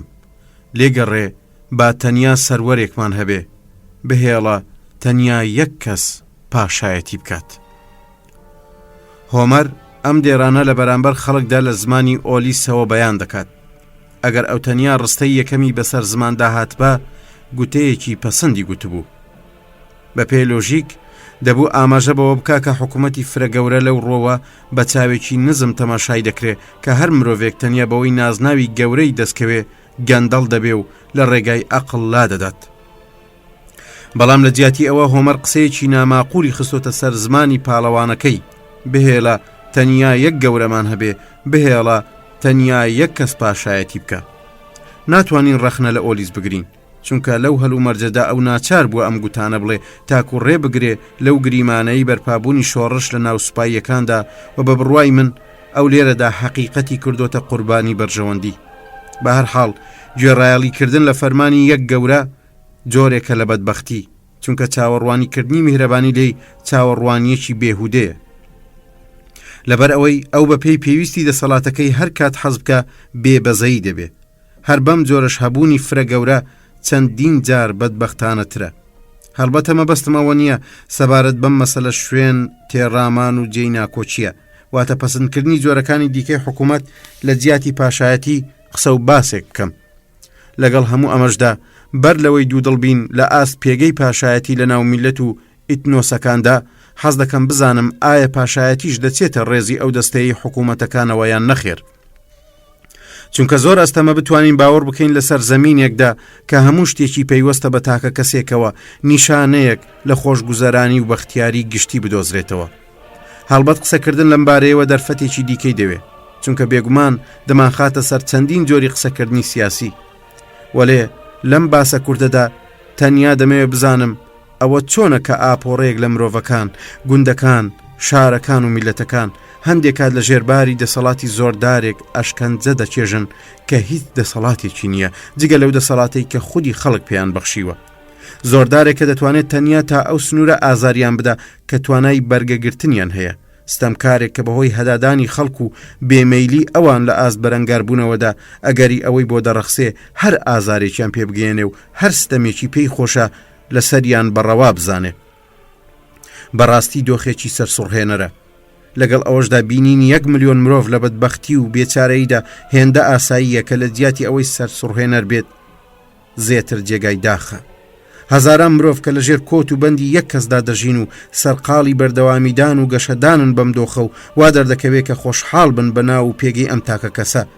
ئەو کەسەی کە پێویست ناکە لە دەسەڵاتەکەی بترسن، چونکە ئەو تەنیا کەسێکە بەهۆی ڕەفتارە خوێن ڕێژ و دژەمرۆیەکەیەوە هیچ فەزیلەتێکی نییە کە بکرێستایشی بکەین و بە باڵایدا هەڵبڵین. یەکێک لە تایبەتمەندی سپڵەکانی چەشنی مرۆڤ ناچاربوونیەتی بۆ ملکەتی و خۆ بەدەستەوە دانیەتی لە بەرامبەر ستەمدا. ئێمە ناچارین خۆ بەدەستەوە بدەین، چونکە ناتوانین بەهێزتر بین. بەم پێش هەر کاتێک چارە نووسی میلەتێک لە میانەی جەنجێکدا دەیان کاتە ئەڵقە لە گوێی کەمینەیەکی زۆردار، هەروەک چۆن شاری ئەسینە ملیان لە بەرامبەر 30 زۆرداردا کەت کرد. ئەوە نابێت لە ملکەتی میلەتان سەرمان بسوڕمێ، بەڵکو دەبێت داخی بۆ بخۆین. بە دەستەواژەیەکی دیکە لە جیاتی سەرسوڕمان دەبێت بە هەدادانەوە بەرگەی زۆردار بگرین و هیوامان بە ئایندەیەکی باشتر هەبێت. سروشتی مرۆڤ وایە بەشی زۆری ژیانی ئەو لە پەیوەندیدا بە کەسانی دیکەوە دەگوزارێت. لە سروشتی ئێمەدایە کە حەزمان لە چاکەیە، ڕێز لە باشیەکان دەگرین و چاکەخوازی لە هەر سەرچاوەیەکەوە هەڵقوڵابێ بە چاوی منەتەوە لی دەڕوانین و بە زۆری ئاسایش و ئارامی خۆمان دەکەینە قوربانی و دەیخەینە بەرپەی ئەو کەسەکە خۆشمان دەوێ و ئەو بەشایانی ئەو خۆشەویستیە دەزانین. بۆیە گەرمیلەتێک کەسێک بدۆزێتەوە کە لە هەلوو مەرجە ترسناک و هەستیارەکاندا بە کەمترین دووربینی و دلێری و هەستی بەرپرسیاریەوە بۆ بەرگریکردن لە میلەت هەستاوەتە سەر پێ و ئەوانی سەربەرز کردووە، هەر لەبەر ئەوەش خوو بگرن بە پەیڕەویکردن لەو تا ئەو ڕادەیە پێیوەست بن پێیەوە کە لە پلەی حکوومەتدا داینێن و مافی فەرمانڕەواییکردن بە شایانی ئەو بزانن. بە دوور دەزانم ئەم پرۆسەیە هەڵسەنجێنرا و ئاقلانە بێ، چونکە لەو کاتەدا کەسێک کە لە پێگەی خۆیدا دەتوانێت چاکە بکە بۆ پلە و پایەک بەرز کراوەتەوە کە لەوانەیە لە جیاتی چاکە ستەم بکە. هەڵبەت تا ئەو کاتێ ئەو درێژە بە چاکە و ڕاستی و دادپەروەری بدات نابێت ترسمان لێ بنیشێ، چونکە ئەو هەڵبژاردنە هەڵبژاردنێکی دروست بووە. بەڵام ئەی خوای گەورە، ئەوە چ دیاردەیەکی سەیرە؟ دەکرێت چ ناوێکی لێ بنین؟ ماهیەت و جەوهەری ئەم بەدبەختیە چییە؟ ئەمە چ پیسی و ڕەنگە خراپتر لەو چ زەبوونیەکە؟ بینینی ئاپۆڕەکانی خەڵک کە نەک تەنیا گوێڕایەڵی دەکەن، بەڵکو بۆ کۆیلایەتیکردن ڕەپێش خۆدراون. خەڵکانێک فەرمانڕەواییان بەسەردان ناکرێ، بەڵکو دەکەونە ژێر ئیستیبدادەوە. ئەم بەخت ڕەشانە نە سامانێکیان هەیە، نە خزمانێک، نە هاوسەرێک و نەنەوەیەک و نە ژیانێک ئەگەر بتوانین ناوی لێ بنین ژیان کە هی خۆیان بێ. ئەوان هەڕاز دەکرێن، دەبنە جێی پێڕابواردن و بەدبەخت دەکرێن، نەک لەلایەن سوپاوە یاخود گروپێکی دڕندەوە، بەڵکو لە ژێر کۆنتڕۆلی تاکە کەسێکدا، نەک هەرقڵ یان شەمشۆن، بەڵکو لەلایەن مرۆڤێکی سادە و ئاسایی و بچووک کە زۆربەی کاتەکان ترسنۆکترین و لاوازترین مرۆڤە، کەسێک کە هەرگیزا و هەرگیز بەشداری لە شەڕێکدا نەکردووە، کەسێک کە لە پاش ڕکابەریەکەوە دەرناکەوێت، کەسێک کە هێزی بەکارهێنانی زەبر و توانای ڕێنماییکردنی خەڵکی نییە، کەسێک کە تەنانەت بۆ خەوتن لەگەڵ ئافرەتێک خاوەنی هێزێکی جەستەیی پێویست نییە. ئایا دەتوانین ترس بە هۆکاری ملکەتیکردن لە کەسێکی ئاوا لە قەڵەم بدەین؟ ئایا دەتوانین بڵێن خزمەتکارەکانی ئەو ترسنۆک و بێدڵ و بێجورئەتن؟ ئەگەر دوو سێ یان چوار کەس لە بەرامبەر کەسێکدا ڕاز نەبنەوە دەڵێن شتێکی سەرسوڕهێنەرە. بەڵام بە هەر حاڵ شیاوی هەرسکردنە، لەبارێکی ئاوادا دەتوانین بڵین نەبوونی ئازایەتی یان ترس بەسەر ئەو چەند کەسەدا زاڵ بووە. بەڵام ئەگەر سەدان و هەزاران کەس بەرگەی زۆرداری و چاوبرسێتی کەسێک بگرن، ناکرێ بۆ ئەنجامە بگەین کە هەمویان ترسنۆک و بێجەرگن، بەڵکو پێویستە بڵین نایەنەوێت لە بەرامبەریدا بوەستن، بۆیە ترسنۆک نین بەڵکو بێباکن. کاتێک هەزاران و بگرە ملیۆنان کەس خۆیان دوور بگرن لە ڕوبەڕووبوونەوە لەگەڵ کەسێک کە جگە لە ستەم و دیلی و ناداتپەروەری لەسەر خەڵک شتێکی دیکەی نییە، دەکرێت چ ناوێک لەمە بنین؟ ئایا ئەمە ترسە؟ هەمووان دەزانین کە پۆخڵەی و شەڕانیەت سنوورێکی هەیە کە ناکرێ ببەزێنرێ، لەوانەیە 2 یا 10 کەس لە کەسێک بترسن. بەڵام کاتێک کە سەدان هەزاران و ملیۆنان کەس لە بەرامبەر باڵادەستی کەسێک ناوەستنەوە و بەرگری لە خۆیان ناکەن، ناتوانین ناوی بنین ترس، چونکە ناکرێت ترس بەم ئەندازەیە بێ. بە هەمان شێوەی کە ئەگەر کەسێک بیەوێ لە بەرامبەر سوپایەک بوەستێ یاخو پاشایەت لە ناو ببە، نیشانەی ئازایەتی ئەو نییە، کەواتە ئەوە چ پیسیەکی هێوڵانیە کە تەنانەت وشەی ترس هەڵناگرێ؟ پیسیە کە هیچ ناوێک بۆ ئەو نییە. سروشت نیشانەیەکی ئەومان پیشان نادا زمانەکانمان لە بەیانکردنی ئەمەدا کوردێنن. ئەگەر لەلایەکەوە 50,000 پیاوی شەڕکەر و لە لای بەرامبەریشدا بە هەمان ژمارە پیاوی چەکدار ڕوبەڕوو یەکتر وەستابن و لە نێوانیاندا شەڕێک دروست ببێ کە لایەکیان بۆ پارێزگاریکردن لە ئازادی و لای بەرامبەر بۆ شێلکردنی ئازادی بجەنگن، بە بڕوای ئێوە کام لا سەردەکەوێ؟ بە بۆچوونی ئێوە کامیان ئازاتر هەڵمەت بەرێ و بچێتە پێشەوە؟ ئەوانەی کە بۆ پێشوازیکردن لە ئازادی هەنگاو دەنێن، یان ئەوانەی کە جگە لە ئازادی و بەدیلگرتنی ئەوانی دیکە نیەتێکی دیکەیان نییە؟ لایەکیان بە هەرەکانی جاران و هیوا بە داهاتوویەکی شاد و هاوشان بە خۆشبەختی لە بەرامبەر خۆیدا دەبینێ. بیر لە منداڵ و نەوەکانی داهاتوو دەکاتەوە، ئەم بیر و هزرانە دەرد و ئازارەکانی جەنگ لە زەینیان دوور دەخاتەوە. لایەکەی دیکە هیچ سەرچاوەیەکی سروشبەخشی نییە تا ئازایەتی خۆی بەهێز بکە، تاکە پاڵنەری ئەوان چاوچنۆکی و چاوبرسێتیە کە ئەویش لە بەرامبەر مەترسیدا بێکاری گەردەبێ و هەرگیز ناگاتە ئەو ڕادەیەی بتوانێت تەنانەت ترسی بینینی ڕژانی دڵۆپە خوێنێک لە برینی نەهێڵێت. بیر لە شەڕی دادپەروەرانەی میلیتیادیس، لیۆنادیس، تیمستۆکلێس بکەرەوە. ئەو شەڕی کە یۆنانیەکان لە بەرگریکردن لە خەڵک و سەرزەمینی خۆیان ئەنجامیاندا و هێشتا لە یادەوەری پیاوانی ئەمڕۆدا هێندە نوێیە وەک بڵێ هەردوێنێ ڕوویداوە. ئەم شەڕە بە یەکێک لە جەنگە نمونەیەکان لە سەرتاسەری جیهاندا لە قەڵەم دەدرێ. بیر دەکەنەوە چه هێزێک توانە و ئازایەتی ڕاوەستان لە بەرامبەر گەورەترین کەشتیەکانی بەم چەند پیاوە بەخشی بوو.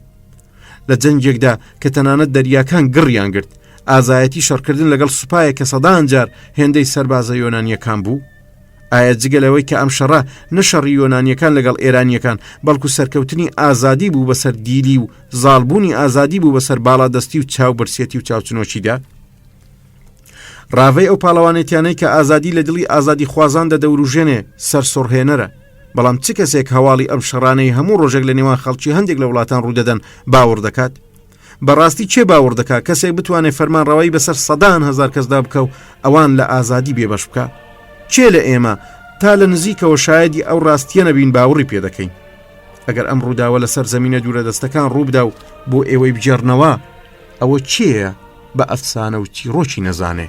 بێگومان بۆ زاڵبوون بەسەر ئەم کەسەدا پێویست بە شەڕ ناکە، چونکە ئەگەر هەموو خەڵکی ڕوو لە دیلیەتی خۆیان وەرجێڕن و خۆ بە دوور بگرن، ئەو خۆ بە خۆژێر دەکەوێ. لە بنەڕەتدا پێویست ناکە شتێکی لێ بسێنن، ئەوەندە بەسە شتێکی پێ نەبەخشین. پێویست ناکە خەڵکی بۆ ڕزگارکردنی خۆیان دەست بدەنە کارێک، تەنیا پێویستە لە سەریان لە دژی خۆیان هەنگاوێک نەنێن، کەواتە ئەوە ئەو خەڵکەیە خۆی بەبەستنەوە و ملکەتی دەستپێرێ، چونکە هەر کاتێک بڕیار بدەن کە گوێ ڕایەڵی نەکەن، کۆتاییان بە کۆیلایەتی خۆیان هێناوە. نەتەوەیە کاتێک لە نێوان کۆیلایەتی و ئازادیدا یەکەمیان هەڵبژێرێ، ملی خۆی بە تیغ سپاردووە و کۆتی خستۆتە گەردنی خۆی. ڕەزامەندی خۆی لە بەرامبەر لە ناوچوون و بەدبەختی خۆیدا پیشانداوە و بۆ پێشوازیکردن لێی چۆتە پێشەوە. ئەگەر باڵاترین بەها دووبارە وەرگرتنەوەی ئازادیە، من ئامۆژگاری نەتەوەکان ناکەم لەم ڕێگایەدا هەنگاوێک بنێ. هەرچەند هیچ کارێک بەنرختر لە گێڕانەوەی مافی سروشتی مرۆڤ ئەگەر بتوانین بڵین گەڕانەوە لە باری ئاژەڵێکی بار هەڵگر بۆ مرۆڤ نییە، من چاوەڕێی ئازایەتی و بێباکێکی ئەو تۆ لەو مرۆڤە ناکەم. لێگەڕێ لە جیاتی ئەوەی بە هیوای نادڵنیانەی ژیانێکی بەختیار دەبسووتێ، بالە لە ناوچوون و ئاسایشی درۆزنانەی خۆیدا بژی. ئەو کات چ دەبێ؟ ئایا بۆ بەدەستێنانی ئازادی جگە لە ئارەزووکردن و هیوابوون بەو ئازادی پێویستی بە هیچ شتێکی دیکە نییە؟ ئەگەر تەنیا بڕیاردان و ویستێکی کەم پێویستە، ئەو کات ئایا نەتەوەیەک لە جیهاندا هەیە ئامادە بێ لە ڕێگەی ئازادی و دووبارە وەرگرتنەوەی مافە پێشێرکراوەکانیدا خوێنی خۆی بڕێژێ؟ ئەو مافەی کە نەبوونی هانی بدات مردن بە باشتر لە ژیان بزانێ؟ هەموو مرۆڤێک دەزانێ ئەو ئاگرەی لە پڕیشکەیەکی بچووکەوە هەڵدەستێ تا ئەو کاتەی دارێک هەبێ بسووتێ بە بڵێ سەداری دەمێنێتەوە. لەگەڵ ئەمەشدا تەنانەت ئەگەر ئاگرەکە بە ئاویش نەکوژێنرێتەوە ئەو کاتەی شتێکی نەما بۆ سووتان دەکوژێتەوە و چیدی بڵێ سەنادا. بە هەمان شێوەش هەرچەندە زۆرداران زێتر تاڵانی بکەن، چاوچنۆکتر بن، زێتر کاولکاری و وێرانی بکەن، ژمارەیەکی زۆرتر خۆیان دەدەنە دەست و ملکەتیان دەبن. بەم جۆرەیە کەستەمکارە فەرمانڕەواکان بەهێزتر و ترسناکتر دەبن و زێتریش ئامادە دەبن بۆ تارومار و وێرانکردن. بەڵام ئەگەر کەسێک خۆی نەدا بەدەستەوە و بێ هیچ تونند و تیژیەک تەنها ملکەتیان نەبێ، بێپەنا، بێپاسەوان، ڕوت و قوت و بەدەستی بەتاڵ دەمێننەوە و دەگۆڕێن بۆ هیچ. هەر بەو جۆرەی ئەگەر ئاو و خۆراک نەگاتە ڕەجی ڕۆچێک، لاسک و گەڵاکانی سیز دەبن و وشک هەڵدەگەڕێن. چاونەترسەکان لە پێناوی گەیشتن بە ئارەزووە باشەکان سڵ لە مەترسی ناکەنەوە. پیاوانی زیرەک و بیرتیش لە بەرگەگرتنی ڕەنکێشان خۆ نادزنەوە.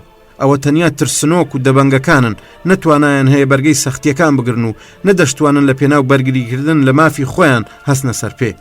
ئەوانە تەنیا لە ئاستی ئارەزوو خواست و خۆزگا هەڵکێشاندا دەمێننەوە.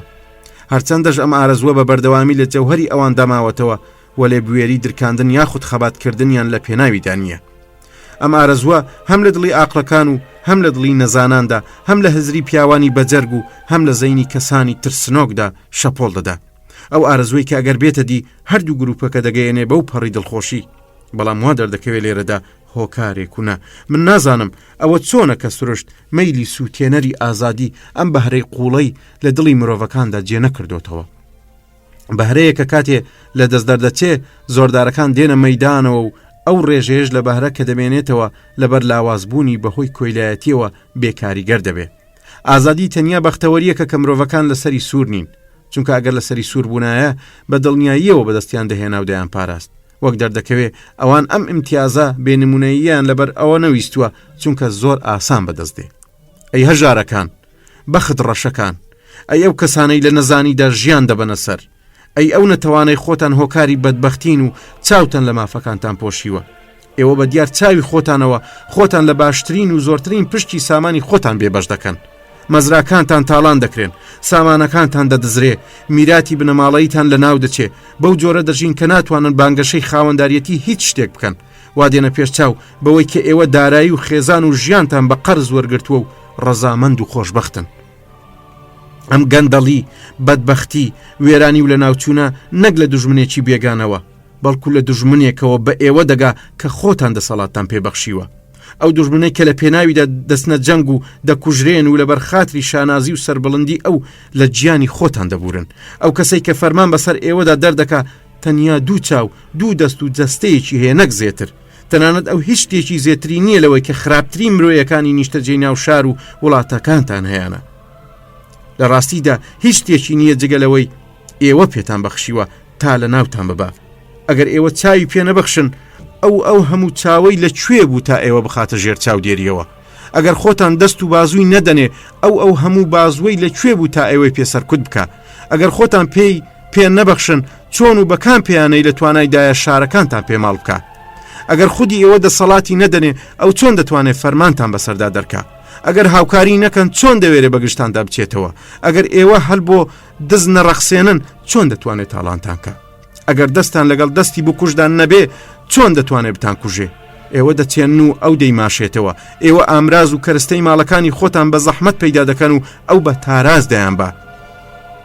کیژۆڵەکانی خۆتان بە خوێنی دڵ گەورە دەکەن تا ببنە هۆکاری شەهوەت پەرستی ئەو.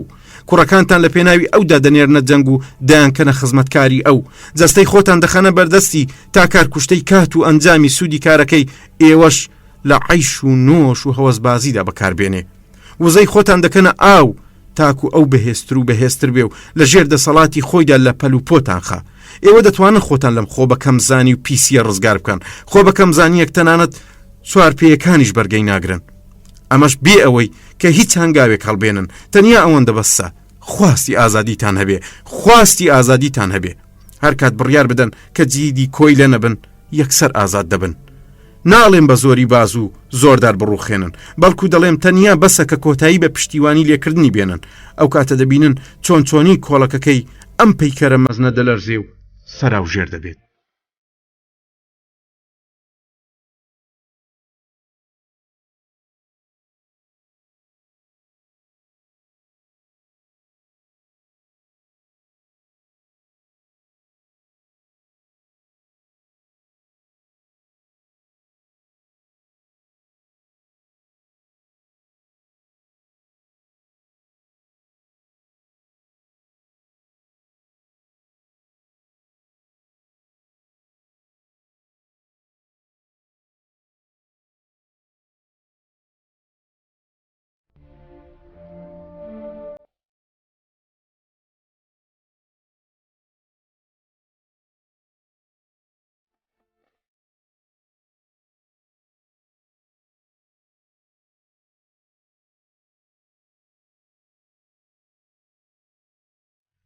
بەشی دووەم. پزیشکەکان بڕوایان وایە نابێت دەست لەو برینانە بدەین کە چارەسەریان نییە.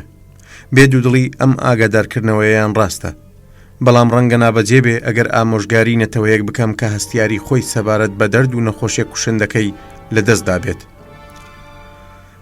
کەوابێ وەرن با بگەڕین تا تێبگەین کە چۆن مەیلی گوێڕایەلی و ملکەتی لە نێو میلەتاندا ڕیشەی داکوتاوە بە جۆرێک کە چیدی داواکردنی ئازادی بە شتێکی سروشتی نازانن.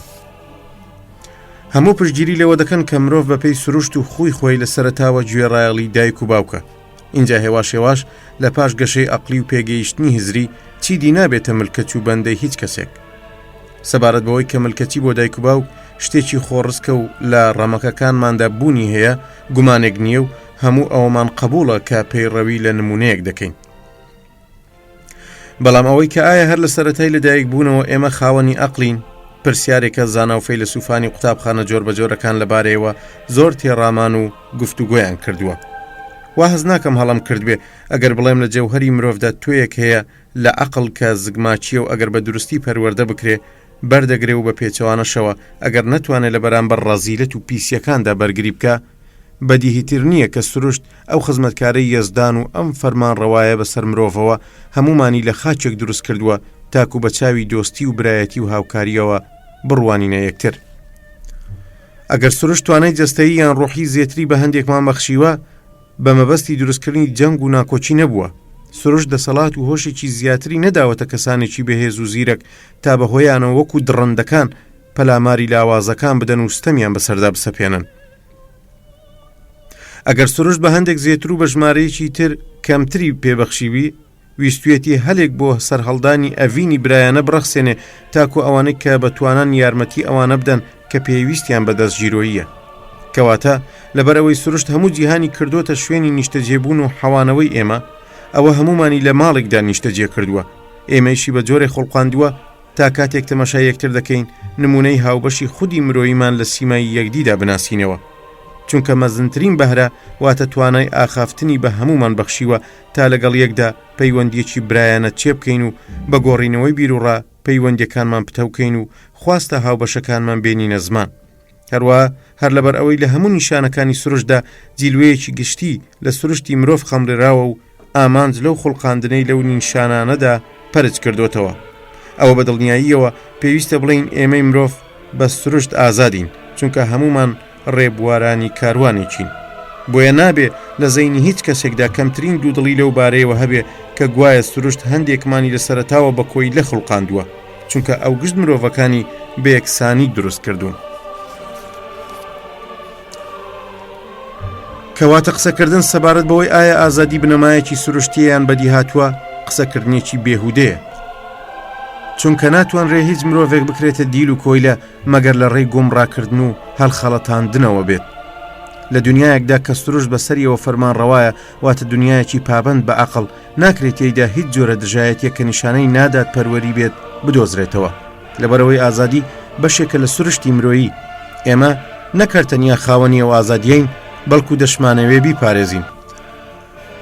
ئێستاگەر کەسانێک خوای نەخواستە گومانیان لەم ئەنجامە هەیە ئەوەندە گومڕان کە ناتوانن ماف و ئارەزوە شخصیەکانی خۆیان دەستنیشان بکەن لەسەر منە ئەوەی پەیوەندی بەوانەوە هەیە ئاشکراکەم و ناڕەوایەتی ئەو ملۆزمە بێڕەحمانەی لەسەر تەختن ئاشکرا بکەم. ئەگەر مرۆڤەکان کەڕ نەبن نەعرەتەی بژی ئازادی تەنانەت لە زمانی گیاندارە بێ هەستەکانی شەوە دەبیسن. زۆربەی ئەوانە کەمێک دوای دەست بەسەرکردن دەمرن، ڕێک وەک ئەو ماسیەی لە ئاو هات بێتە دەر. بەڵام ئەمانە واتە مرۆڤەکان چاوی خۆیان لە بەرامبەر ڕووناکی ڕاستی بەستووە و هیچ حەزێک بۆ پاراستنی ئازادی سروشتی خۆیان پیشان نادەن. گەر بڕیار وایە ئاژەڵ و درەندەکان زنجیرەیەکی پادشایانە بۆ خۆیان دامەزرێنن، ڕەسەنایەتی و ماقوڵیەتی ئەوان لەسەر بنەمای ڕادەی ئازادی خوازەکەیانەوە دەستنیشان دەکرا.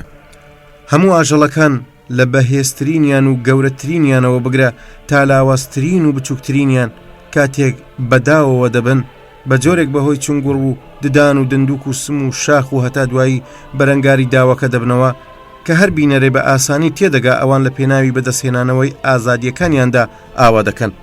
ئەگەریش لە دوای دەست بەسەری ڕزگاریان نەبێ دەشێ ببینرێن چۆن لە حەسرەتی ئازادبووندا دەژاکێن و غەمگین دەبن. ئەو ئاژەڵانە هەرگیز چێژ لە ژیانی دەست بەسەری و کۆیلایەتی وەرناگرن. چ ڕوونکردنەوەیەک باشترە لە ڕەفتاری فیلێک کە بەداوەوە بووە و واتە تا دوایین گەردی وزەی خۆی بەکاردەبا پەلە کوتێ دەکا و عاجەکەی خۆی لە درەختەکان دەکوتێ و لە بێخەوە دەریان دەچێشێت تاکو و ڕزگاری بێ لە دەستی ڕاوچی. ئەمە ڕەفتارێکە هەستی ئاژەڵانەی ئەو بۆ ئازادبوون بە دیار دەخا. لەم ڕێگایشدا ئەو عاجەکەی خۆی دەکاتە قوربانی و خوێنبایی ئازادیەکەی. ئێمە جوانووی ئەسب لە هەوڵی لەدایکبوونیەوە دەخەینە ژێڕچێفی خۆمان و خواردنی دەدەینێ و پەروەردەی دەکەین تا دەستەمۆ بێ و فەرمانەکانمان جێبەجێ بکە. لەگەڵ ئەوەشدا ئەم ئاژەڵە هێندە بە زەحمەتی کەوی دەبێ کە هەموو جارێک گاز لە لغاوەکەی دەگرێ و لەگەڵ هەر دەستڕاوەشاندنێک هەڵدەستێتە سەرپاش و وەک ئەوەی بە زمانی بێزمانی و بە جوڵە وانیشان بدە کە ئەم کارە نەک بە مەیل و خواستی خۆی بەڵکو لە ژێر باری زۆر و ناچاریدا ئەنجام دەدا. لەمە زیاتر دەکرێت چی بگوترێ. هەروەک ئەوەی ماوەیەک لەمە پێش لە کاتی شاعرنووسینێکی گاڵتەدا بە فەڕەنسی گوتومە تەنانەت گایەکانیش لە ژێر قورسایی نیرەکاندا سکاڵایەنە، باڵندەکانیش لە قەفەسدا دەکڕوزێنەوە. ئاخ لۆنگە بمبورن لەوەی ناتوانم شعرەکانمتان بۆ بخوێنمەوە چونکە دڵنیام دەستخۆشیم لێ دەکەن و ئەمەش لە مندا هەستی خۆپەسندی دەجوولێنێ. ئێستاکەش کە دەزانین ئاژەڵەکان هەرچەندە بۆ ئەوە ئەفرێنراون تا خزمەت بە مرۆڤ بکەن بێزارن لە دەست بەسەری خوازیاری ئازادین و ناتوانن خوو بە دیلێتیەوە بگرن. ئەدی چی هاتۆتە سەری ئەو مرۆڤە یادەوەری ڕۆژانی بەرای خۆی لە دەستداوە و مەیلی گەڕانەوەی بۆ ئەو یادەوەریە نییە؟ زۆرداران سێ جۆرن، هەندێکیان لەلایەن خەڵکەوە هەڵدەبژێرێن، هەندێکی دیکەیان بە زۆری تفەنگ و قشونی عسکەران لەسەر کورسیدا دەنیشن، گروپێکی دیکەشیان ستەمکاریان بە میرات بۆ دەمێنێتەوە. ئەوانە کە لە ڕێگەی شەڕەوە دەگەنە دەسەڵات ئەوەندە ژیرانە هەڵسوکەوت دەکەن کە هیچ کەسێک گومان ناکە ئەوان سەرزەمینێکیان داگیر کردووە و فەرمانڕەوایی بەسەردا دەکەن. ئەوانەی لە بنەماڵە پاشایەتیەکاندا دێنە دنیاوە هیچیان کەمتر نییە لە زۆردارەکانی دی، چونکە لە بەمچی ستەمکاریەوە شیریان خواردووە و لەگەڵ ئەم شیرەشدا خەسڵەتگەڵی زۆردارێکیان بە میرات بۆ بەجێ ماوە. ئەمانەوەها سەیری خەڵک دەکەن کە کۆیلەن و بە میرات بۆیان ماونەتەوە. لە ڕووی خۆڕەوشت و تەبعی شەخسی و تاکە کەسیشەوە جا دەستکراوە بنیان پیسکە تەختی دەسەڵات و پاشایەتی بە بەشێک لە سامانی شەخسی خۆیان دەزانن. وەلێ ئەوەیان کە لە ڕێگەی خەڵکەوە دەگاتە دەسەڵات ئەگەر چی وا دێنە پێشچاو کە هێمنتر و هەدادانیان زیاترە، بەڵام کاتی خۆی لە شوێنێکی باشتردا دەبینێتەوە و پلە و پێگەی گەورەی و نفوس بەدەستدێنێ دوورە دەست لە دەسەڵات هەڵبگرێ.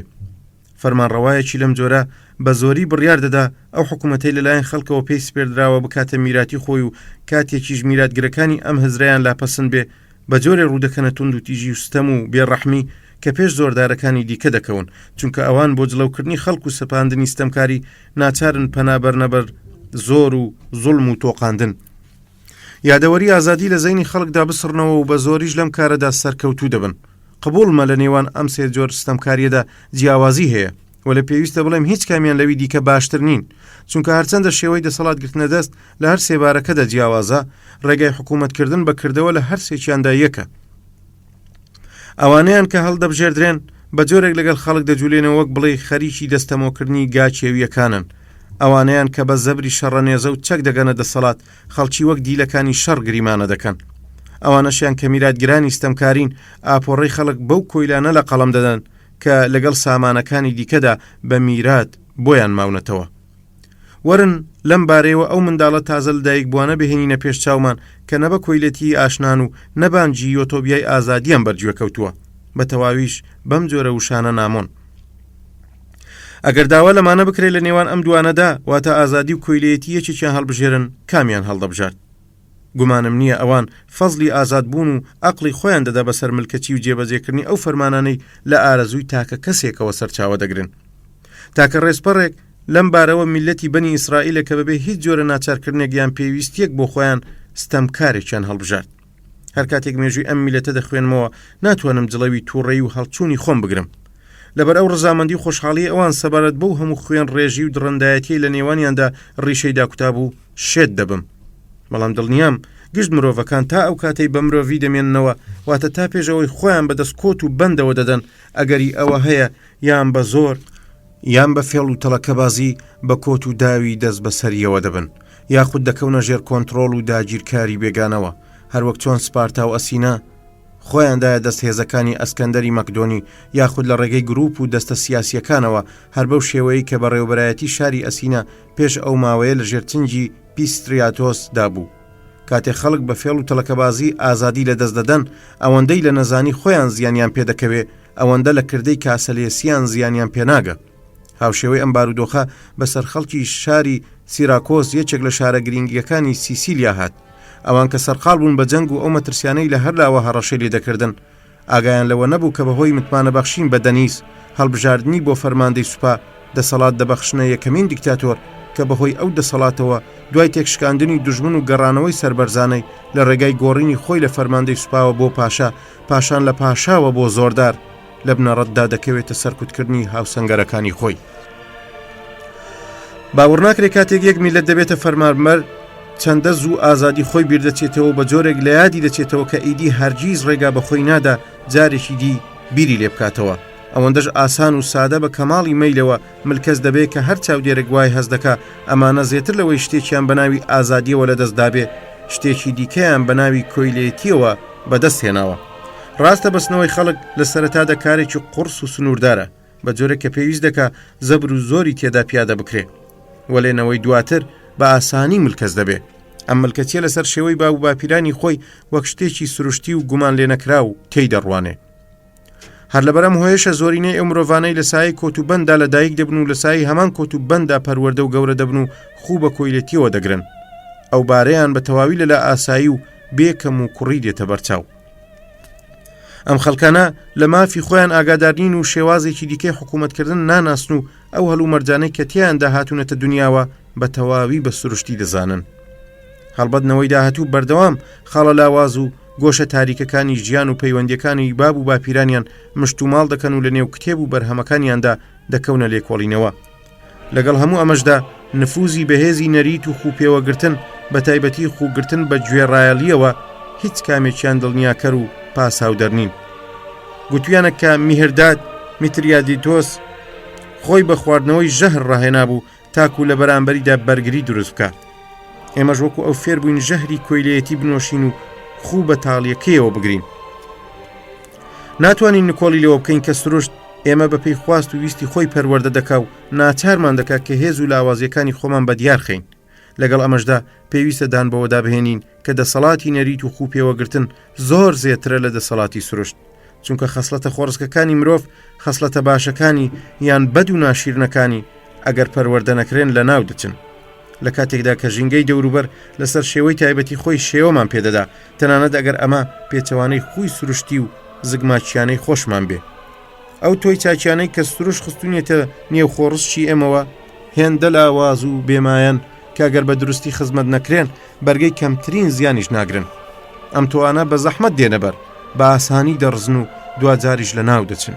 درەختەکانی میوە ئەگەر بە درێژایی گەشەیان شۆکێکیان پێ نەکەوێ توانای میوەگرتنیان دەپارێزن، بەڵام ئەگەر بە شتێک ئاڵوودە ببن یاخود لە ژینگەیەکی نەگونجاودا داچێنرێن بەرەبەرە لە ناو دەچن. هەموو جیایەک تایبەتمەندی گەلێکی تایبەت بەخۆی هەیە.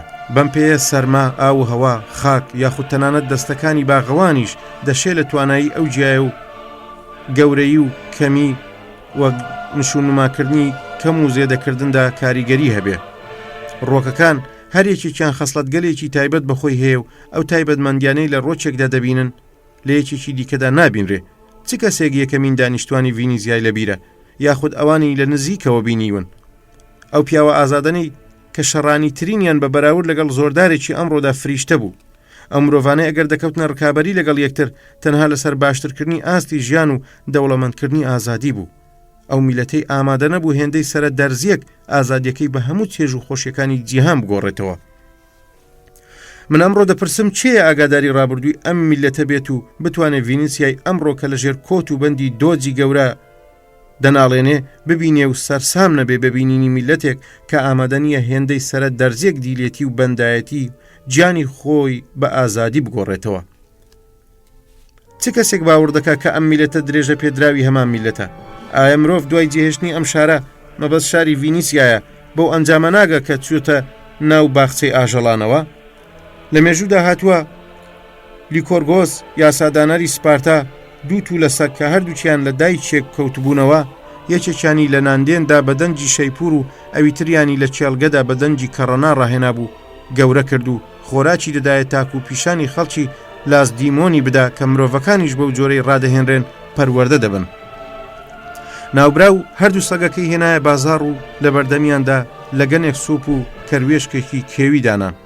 یەکێک لە سەگەکان بەرەو لە گەنە سوپەکە و ئەوی تریان بەرەو لای کەروێشکەکە ڕای کرد. هەرچەندە وەک خۆی دەیگوت هەردووچیان لە دایکێ کەوتبوونەوە. ئەم پیاوە مەزنا بەدانانی یاسا و ڕێوڕسم بە جۆرێ خەڵکی سپارتای پەروەردە و ڕێخست بوون کە لە دیدی ئەواندا هیچ حکوومەتێک باشتر نەبێت لە حکوومەتی یاسا و عەقڵ.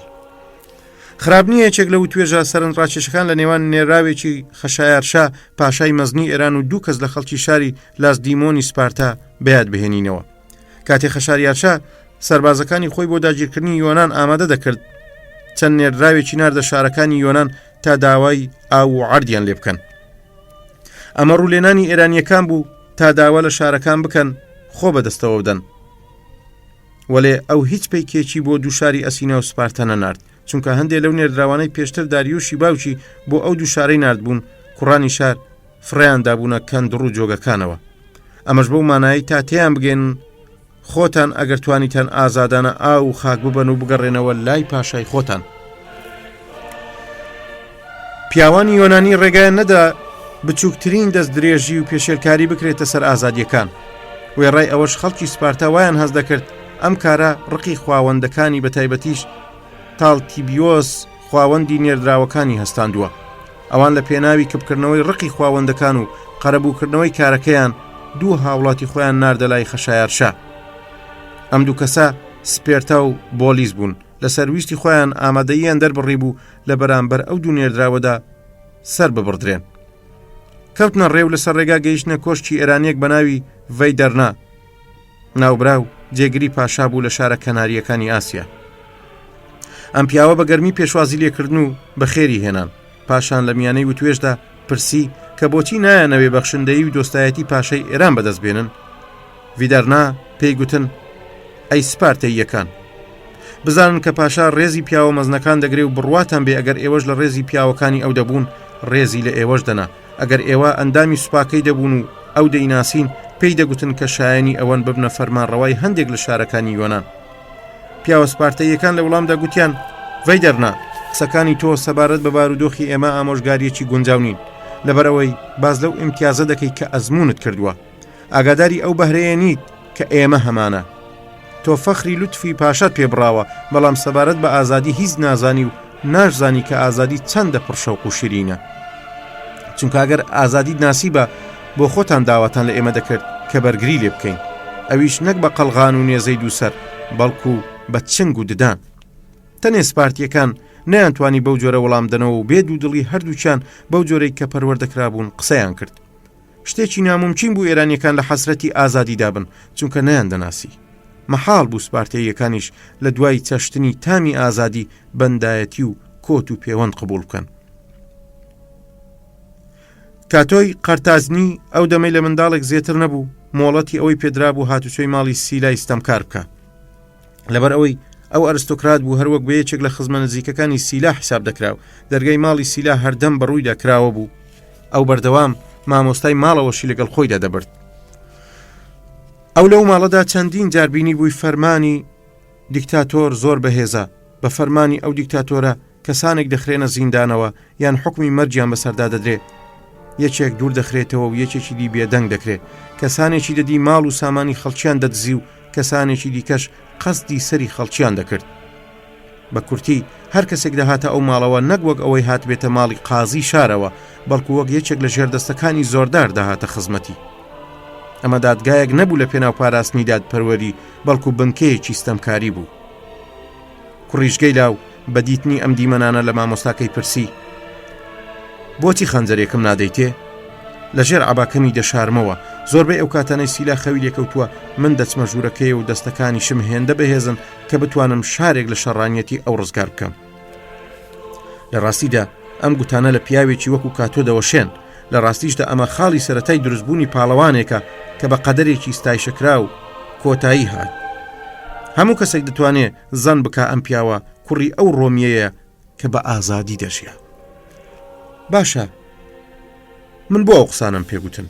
بەدڵنیە ئێوە لەبەر ئەوە نا کە ئازادیان ئازادی خوازی بدەمە پاڵوڵاتێک یان هەرێمێک، لەبەر ئەوەش نە کە دیلیەتی لە هەموو شوێنێک و لە هەموو کاتێکدا ناخۆشە و ئازادیش لە هەموو شوێنێک خوازرا و شیرین. بەڵکو بەو هۆیەوە کردمن کە پێویستە داغ بۆ گوزەرانی کەسانێک بخۆین کە لە ژێر سایی کۆت و بەندا لەدایک دەبن.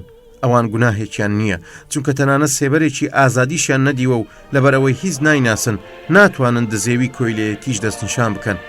ئەگەر وڵاتی سیمیریەکان کە هۆمەر لە بەرهەمەکانیدا باسی کردووە لە واقعدا هەبوایە، ئەو وڵاتەی نیوەی ساڵ لە ڕووناکایی و نیوەکەی دیکەشی لە تاریکایی ڕەهادا بەسەر دەبرد. ئایا دەبوو سەرمان سڕڕێ ئەگەر بماندیبا خەڵکی لە درێژەی 6 مانگ تاریکیدا بە جۆرە خۆیان بە تاریکیەوە دەگرت کە ئیدی ڕووناچیان بیردەچەوە تا ئەو کاتەش کە یەکێک باسی لە خۆر و درەوشانەوەی نەکرد بە بیریان نەدەهاتەوە و تەنانەت مەیلی دیتنیشیان نەبوو. مرۆڤ هەرگیز حەسرەت بۆ ئەو شتە ناخوات کە نەیبووە یان نەیبینیوە. ئارەزوەکان تەنیا ئەو کاتە دروست دەبن کە پێشتر ئەزمون کرابن و ئەوە لە میانەی ڕەنج و غەمدایە کە یادەوەری چێژەکانی ڕابردوو سەرهەڵدەدا. بە ئازادی ژیان و مەیل بۆ ئازادی بەشێکە لە چارەنووسی مرۆڤ، بەڵام کەسایەتی ئەو بە جۆرێکە کە بە شێوەیەکی ڕەمەچی بەو ئاراستەیەدا دەڕوا کە لە ئەنجامی وەرگرتن تیایدا سەرهەڵدەدا. کەواتە پێویستە دام بەوەدا بنین کە هەموو ئەو شتانەی مرۆڤ فێریان بووە بەلای ئەوەوە تەواو سروشتین و تەنیا ئەو هەستە سەرەتایی و خاوەیە کە لە تاکایەتی ئەو دەدەمێنێتەوە. بۆیە خوو یەکەمین هۆی خۆ بە کۆی لەکردنی مرۆڤە. مرۆڤەکان لەو ئەسپانەی پێشبڕکێ دەچن کە لە سەرەتاوە دەستەمۆ ناکرێن، بەڵام خوو بە ئاوسار و زین و لغاوە دەگرن و خۆیان بەدەست ئاوزنجی و کۆتەوە دەدەن. مرۆڤەکان بەو بڕوایە گەورە دەبن کە هەردەم بەو جۆرە بووە هەندێک فەرمانبەر بن و باب و باپیرانیشان لە ملکەتیەکی پەتیدا دەژیان. ئەوان وا بیر دەکەنەوە کە جگە لەمە چارەیەکی دیکەیان نییە و بەهێنانەوەی نمونە و شایەتی بێشمار خۆیان ناچار بە پەسەندکردنی گوێڕایەڵی دەکەن و باوەڕ بە خۆیان دەهێنن، هەروە تا ئەو شوێنەش دەستنە پێشەوە کە بەپێی ئەو بڕوا ڕیشەدارەوە تەنانەت بە مافی فەرمانڕەوایی و مڵکایەتیکردنی چارەنووسی ژێردەستەکانیش بۆ فەرمانڕەواکان قایل دەبن. هەمیشە چەند کەسێکن کە زاناترن لە ئەوانی دیکە و هەست بە قورسی کۆت و بەند دەکەن. ئەم کەسانە قەتاوقەت دیلەتی قبول ناکەن و بەردەوام لە ململانەیدان لەگەڵیدا. ئەوان کەسانێکن هیچ کاتێک دەستەمۆ نابن و نەدەستەمۆ دەکرێن و نەخۆیان بەدەستەوە دەدەن و هەمیشە وەک یۆلیۆس لە وشکانی و دەریادا بە دوای ئەسلی خۆیاندا دەگەڕێن. مافە لە دەست و سروشتەکەیان دەناسن و ئەو ڕێگایەشیان لە یادا کە پێشینانیان لەسەری ڕۆیشتون. ئەوان کەسانێکی ڕووناک بین و دووربینن و وەک ئاپۆڕەکانی خەڵک تەنیا سەری لووتیان نابینن، بەڵکو سەیری دواوە و پێشەوەیان دەکەن، بەنێو ڕابردوودا سەفەر دەکەن تاکو بە بیرهێنانەوەی بەها کۆنەکان لەبارەی داهاتووەوە دادوەری بکەن. هەردوو ماوەکە لەگەڵ هەڵوو مەرجە هەنووکەیەکان بەراورد دەکەن. ئەوان خاوەن بیر و هزری تەندروستن کە بە خوێندنەوە و بەدەستێنانی مەعریفە گەشەیان پێدەدەن و زاخاوی دەدەنەوە. تەنانەت ئەگەر ئازادی لە لاپەڕەی ڕۆژگار بسڕێتەوە و بە تەواوی فەرامۆش بکرێ، ئەم مرۆڤانە دووبارە دەیخوڵقێننەوە بە بۆچوونی ئەوان دیلی و کۆیلەتی لە هەر بەرجێکدا دەرکەون، ناشایستە و نەخوازراون. تورکی گەورە بە باشی دەیزانی کتێب و خوێندنەوە و فێربوون زیاد لە هەر شتێکی دیکە مرۆڤ بەرەو سروشتی خۆی ئاراستە و لە ستەمکاری بێزاری دەکەن. لە سەردەمی ئەودا ئەو خەڵکەی خوێندبوویان زۆر کەم بوون، چونکە ئەو لە خەڵکی خوێندەوار دەترسا و حەزی نەدەکرد ژێردەستەکانی بخوێنن. لەم بارەیەوە پێویستە بڵێین پیاوە بە غیرەت و دڵسۆزەکان کە بە تێپەڕینی کات خۆشویستنی ئازادیان لە خۆدا پاراستووە هێشتا بێدەسەڵات و بێکاریگەرین، چونکە هەرچەندە ژمارەیان زۆر بێ لە یەکتر دوور کەوتونەتەوە و یەکتر ناناسن. لە حکومەتێکی ستەمکاردا ئەوان لە ئازادی کار، ئازادی ڕادەربڕین، تەنانەت ئازادی بیرکردنەوەش بێبەشن و بۆ گەیشتن بە ئامانجی خۆیان بە تەنیا ماونەتەوە. لە ڕاستیدا مۆمۆس خوای گاڵتەجاڕی و کینایە کاتێک بەو مرۆڤەی ڤۆڵکانی ئەفراند بوو پێدەکەنی و ڕەخنەی لێدەگرت بەوەی ئەو خوایە لە دڵی دروستکراوەکەیدا کڵاو ڕۆژنەیەکی نەکردوتەوە تا لەو ڕێگایەوە هەست بە هزر و هەستەکانی بکات. تەنیا گاڵتەجاڕی نەدەکرد، گوتیانە برۆتۆس، کاسیۆس و کاسکا کە پەیمانیاندا بوو ڕۆمە ئازاد بکەن لە دواییشدا هەموو دنیا ڕزگار بکەن. سیسەڕۆن تاکە پارێزەری گەورەی بەختەوەری خەڵکی لەو کاتەدا لە گروپی خۆیاندا پەسەند نەکرد، چونکە ئەویان ترسنۆکتر لەوە دەزانی کە جورئەتی ئەو بزاڤەی هەبێ. ئەوان متمانەیان بە باوەڕ و ویستی ئەو هەبوو، بەڵام هێندە لە بوێری ئەو دڵنیا نەبوون. بەم پێیە هەر کەسێک کە لە ڕەوش و حاڵی ڕۆژگارە کۆنەکان دەکۆڵێتەوە و سەرگوزشتەی چاخی کۆن هەڵدەداتەوە، پاڵەوانێک نادۆزێتەوە کاتێک بە مەبەستێکی ڕێکدا کوتا و بڕوای پتەوەوە دەچێتە شەڕ، نەتوانێ وڵاتی خۆی لە ژێر کۆتی دیلێتی خراپەکاران ڕزگار بکات. وەگەوەی ئازادی بۆ پیشاندانی جەوهەری خۆی پێیان هێزێکی نوێیان پێدەبەخشێ. هارمۆدیۆس و ئارستۆژیتۆن و تراسیبیلۆس، برۆتۆسی باوک، ڤالیرانۆس و دیۆن هەمویان ئەو پاڵەوانانن کە سەرفرازانە لە ڕێگای ئامانجێکدا خەباتیان کرد و سەرکەوتون، چونکە ویستی بەهێز هەمیشە بەختی باش دێنێتە بەر. برۆتوسی کوڕ و کاسیۆس توانیان دیلی و کۆیلەتی نەهێڵن، هەرچەند لە ڕێی ئازادیدا گیانیان بەخشی، بەڵام مردنیان زۆر شەرەفمەندانە و بەشکۆ بوو. بێڕێزیەکی گەورەی ئەگەر بگوترێ ئەم پیاوە ئازایانە چ لە مەرگ و چ لە ژیاندا مرۆڤی کەم و کورد بوون. لە دەستوری ئەم پیاوە مەزنانە زیانێکە قەرەبوو ناکرێتەوە و بەدبەختیەکی هەمیشەیی بوو کە سەرنجام بەرەو داڕمانی تەواوی کۆمارەکە چوو، کۆماری و ئازادی هاوشان بە مەرجیان ژێرخاک کران. شەڕەکانی دواتر هەمویان تەنیا چەند پیلانێک بوون لەلایەن پیاوگەلێکی پلەپایە خوازەوە کە تەنانە شایانی ناوهێنانیش نین، چونکە بێگومان ئەوان بە دوای لە ناوبردن و سەرنگونکردنی ئیمبراتۆرەوە نەبوون، بەڵکو لە حەسرەتی تاج و تەختدا دەسووتان. ئەوان بە پیلانجێڕان لە دژی ئیمبراتۆری ستەمکار مەبەستیان بوو بیهێنە خوارەوە خۆیان بستنە سەرتەختی ستەمکاری. بە بۆچوونی من ئەم جۆرە پیاوانە هەرگیز شایستەی ئافرین نین و خۆشحاڵم لەوەی ئەم جۆرە پیاوانە دەریان خست بەکاری خۆیان کە ناکرێ ناوی پیرۆزی ئازادی وەک پەردەیەک بۆ داپۆشینی هەر کارێکی سپڵا بەکار بهێنرێ. دەگەڕێمەوە سەر درێژەی قسەکانم. هۆی سەرەکیەوەی مرۆڤەکان بە خواستی خۆیان گوێڕایەلی لە فەرمان و بڕیارەکان دەکەن ئەوەیە کە بە کۆیلەیەتی لەدایک دەبن، کۆیلەش دەهێنە دنیاوە، لەم هۆیەوە ئەنجامێکیش سەر هەڵدەدا.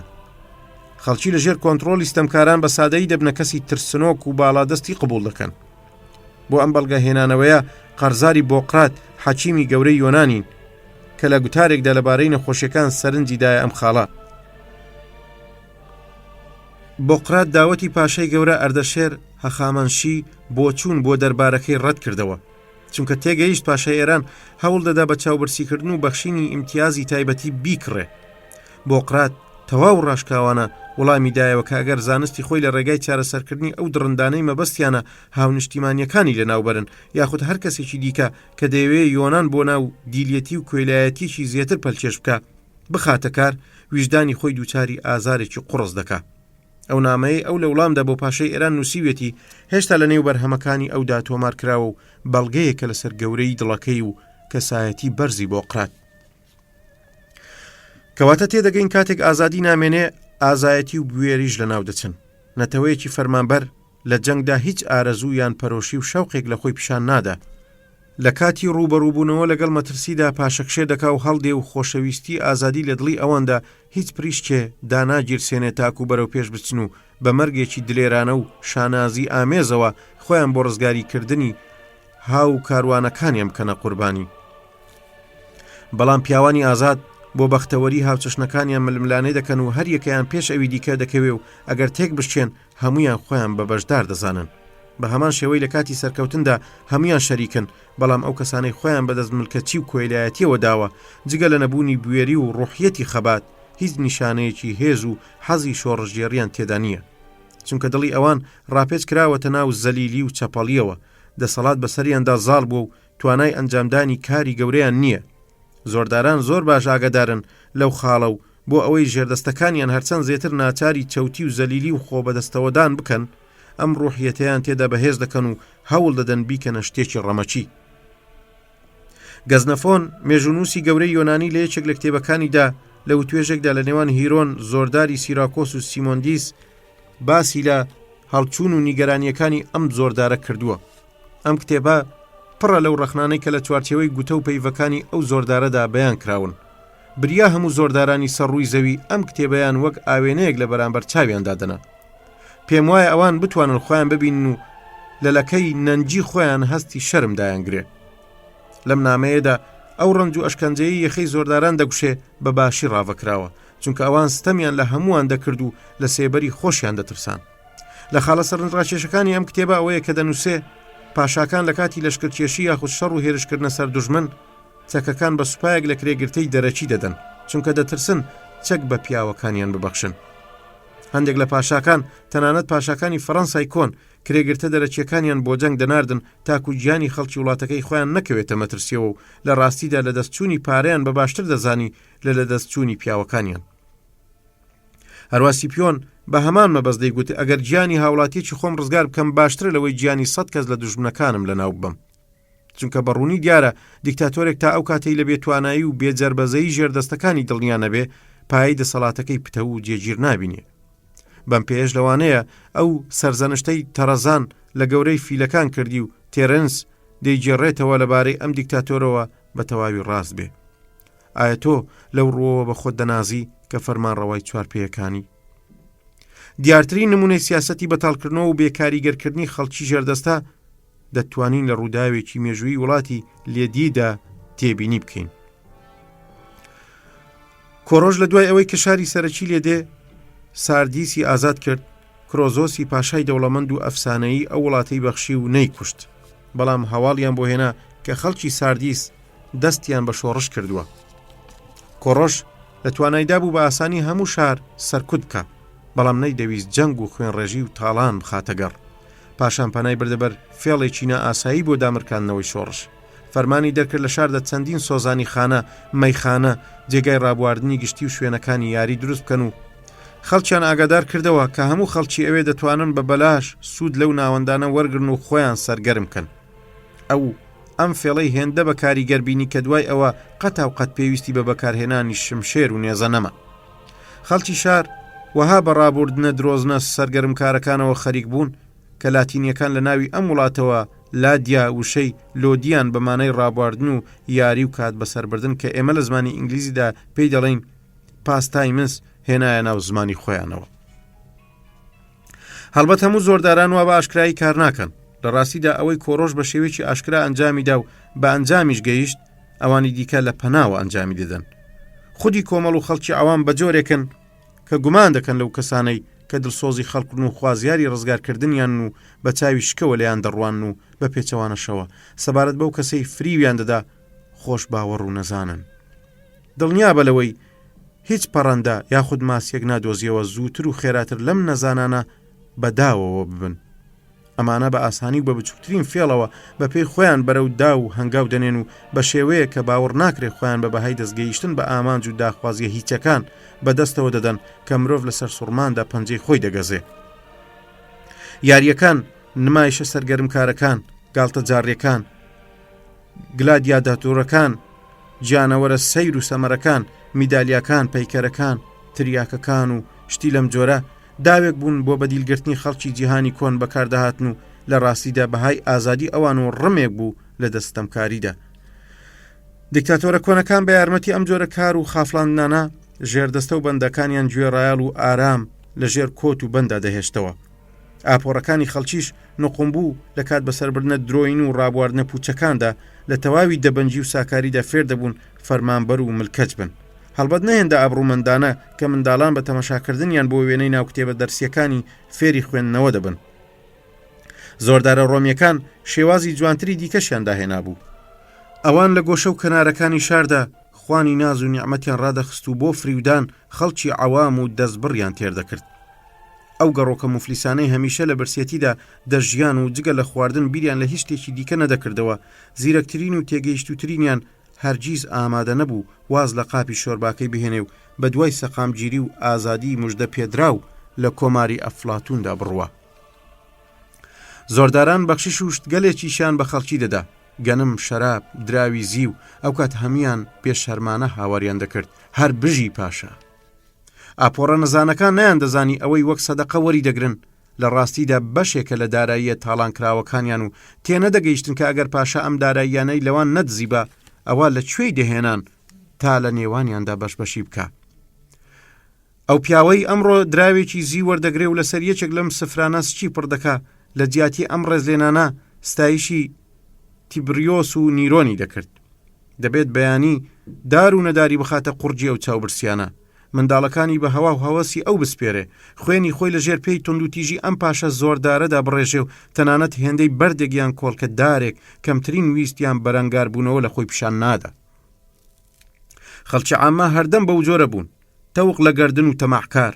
ئەمە شێندە لەگەڵ عەقڵی ساغ داوێک نایەتەوە. بێباچی و دڵڕەقیش لە بەرامبەر پوچی، تاوان، دارمان لەگەڵ هەست و سۆزەکانی مرۆڤدا ناگونجێن. ئەمڕۆ کەسێک نادۆزیتەوە بە ناوهێنانی نیرۆن ئەو دێوەزمە ترسناک و تاعونیە نەلەرزێ. لەگەڵ ئەوەشدا کاتێک ئەم گیاندارە دڕندە و خوێنمژە لەو پەڕی پیسی و ڕەزاڵەتدا مرد، خەڵکی ڕۆما کە تا ئەو دەمەش ئاهەنگەکان، یاریەکان و سەرگەرمیەکانی نیرۆنیان لە بیرما بوو تێیدا نەغڕۆ ببوون، بە جۆرێ خەمبار بوون کە بەرجی ماتەمیان پۆشی. ئەمە ئەو ڕاوەیەیە کە کۆرنیلیۆس تاکتیۆس یەکێک لە بڕوا پێکراوترین مێژوونووسان نووسیوەتی بە لە بەرچاوگرتنی ئەو پەرچەکردارەی پێشتری هەمان خەڵک کە لە مەرجی یۆلیۆس قەیسەردا پیشانیاندا بوو، ئەم ڕەفتارەیان شتێکی سەرسوڕهێنەر نەبوو. یۆلیۆس قەیسەر ئەو کەسە بوو کە ئازادی و یاساکانی ئەو خەڵکەی بەبای بیرچوونەوە دادا. لە کەسایەتی ئەودا وەک ئەوەی بە دیار دەکەوێت هیچ خاڵێکی بەرجەستە نەبووە، چونکە ئازادپەرستیەکەی کە هێندە ستایش و دەستخۆشی لێکراوە زیانی زیاتر بوو لە توندی و گرژی هەموو ستەمکارانی سەر ڕووی زەوی. لەبەرەوەی ئەم سیما بەڕواڵەت و چاکەکار و مرۆڤ دۆستا لە جەوهەری خۆیدا ژەهرێک بوو، تاڵایەتی کۆیلێتی لە لای ڕۆمیەکان شیرین کرد. لە دوای مەرجی یۆلیۆس قەیسەر هەمان ئەو خەڵکی کە چێژی شیرنی میوانداریەکان و خێربەشینەوە و دەستبڵاویەکانی ئەویان لە بیرما بوو، لە ستایش و پیاهەڵدان و بە گەورەکردنی ئەودا لەگەڵ یەک کەوتنەکی کێبڕچێ. ئەوان کورسیەکانی گۆڕەپانی شار کە پێی دەگوترێ The Forum یان کۆکردنەوە و لەسەر یەک کەڵەکە کردن تا لە پای تەرمەکەیدا ئاگرێکی گەورە بکەنەوە و پاشانیش دیوارێکی یادکردنەوەیان لەسەر شەرەفی ئەو بینا کرد کە لەسەر پایەکانی نووسراوێک بەم شێوەیە هەڵکەنرابوو، باوکی میلەت. ئەوان زێتر لەوەی کە بتوانرێ بوویەکی مرۆیی بە گەورە بگرن، خۆی و لاشە مردووەکەیان خەڵات کرد، هەڵبەتە بێجگە لەو کەسانەی کە لە کوشتنەکەیدا بەشدار بوون. ئەم ئیمراتۆرە ڕۆمیانە هەمویان نازناوی بەرگریکارانی مافی خەڵکیان هەبوو. ئەم نازناوەشیان هەمیشە دەخستە پاڵخۆیان، چونکە لەلایەکەوە ئەم پێگەیە پیرۆز و پارێزراو بوو، لەلایەکی دیکەشەوە بە مەبەستی بەرگری و پارێزگاریکردن لە خەڵک هات بۆ ئاراوە و دیارە ئەمەش بەرژەوەندیەکانی حکوومەتی دابین دەکرد. ئابەم جۆرە ئیمراتۆرەکان متمانەی میلەتیان بەدەست دەهێنا و خەڵک هەرگیز گومانیان لەوە نەدەکرد کە ئەوان سوودی خراپ لە پێگەی خۆیان وەرگرن. ئەمڕۆکەش کەسانێکن بە هەمان شێوە کار دەکەن. ئەوان هەرگیز سیاسەتێکی نادات پەروەرانە، تەنانەت ئەگەر ئەوەندەش گرنگ نەبێ پیادە ناکەن. ئەگەر پێشتر قسەگەلێکی جوان کە هەموو شتێکی پەیوەست بە خۆشگوزەرانی خەڵک و بەرژەوەندی گشتیەوە لە خۆ نەگرێ نەدرچێنن، ئاخلۆنگا تۆ ئەم ڕێگایی کارکردنە کە ئەوان بەو پەڕی زیرەکی و لێ هاتوویەوە لە کاتی تایبەتدا بەکاریان دەهێنا باش دەناسی. هەرچەندە بە دڵنیاییەوە لە زۆرترین بارەکاندا پێویستی بە زیرەکی و تیژبینی نییە و تەنیا بێشەرمی و بێت چاوەڕووی بەسە. پاشاکانی ئاشور و مات بە دەگمەن لە بەرچاوی خەڵکی ئامادە دەبوون، نەبادە خەڵکە ڕەشۆکەکە گومان لە جیاوازی پاشاکان و خەڵکی ئاساییدا بکەن. لە ئەنجامی ئەو ڕەفتارەوە ژمارەیەکی زۆر لەو میلەتانەی سەر بە دەوڵەتی ئاشوری بوون لەبەر ئەوەی گەورەکانی خۆیانیان نەدید بوو، ئەویش کە دیبووی نەیدەوێرا باسی بکە، واشیان هەز دەکرد پاشا خەسڵەتگەلێکی سەرسوڕهێن و بان مرۆیی هەیە، بە ئاسانی ملکەس دەبوون و دەبوونە فەرمانبەر. هەروە پاشە کۆنەکانی میسریش لە بەرامبەر خەڵکدا دەرنەدەکەوتن مەگەر لەگەڵ خۆیاندا شتێکی نامۆ بۆ نمونە ئاژەڵێک پشیلەیان لقی جیایەک یاخود بازنەیەکی ئاگراوی بە سەرسەریانەوە بێ وە گڕوو پۆشگەلێک سوودیان لەم کەرستانە وەردەگرت بۆ ئەوی ڕوخسارێکی جادوویی بە خۆیان ببەخشن بەم پێش پاشەکانی مسر لە زەینی خەڵکی عامە و دواکەوتودا خۆیان وەک خاوەنی خەسڵەتی نازەمینی و پیرۆز دەنوان هەرچەندە دەتوانم ئەوەش بهێنمە پێش چاوی خۆم کام کارەیان لەو کاتەدا بووە جێی پێکەنین و سەرگەرمی ژمارەیەک لەو زانایانەی هەمیشە لە ناو خەڵکی عامەدا هەن ژماردن و پێرسکردنی ئەو کەرستانەی پاشا و فەرمانڕەوا دێرینەکان بۆ پتەوکردن و جێگیرکردنی دەسەڵاتی خۆیان بەکاریان دەهێنا پاشان جێڕانەوەی ئەو فرت و فێڵانەی لە دژی خەڵکی سادە و خۆشباوەڕ ئەنجامیان دەدان و ئەوانیان پێدەخەڵەتاندن مرۆڤ غەمبار دەکات لە ڕاستیدا ئەم زۆردارانە هەرچەندە زێتر بێ ڕێزیان بە قوربانیانی خۆیان دەکرد ئەوان زێتر خۆیان بەدەست کۆیلەتی و دیلیەوە دەدا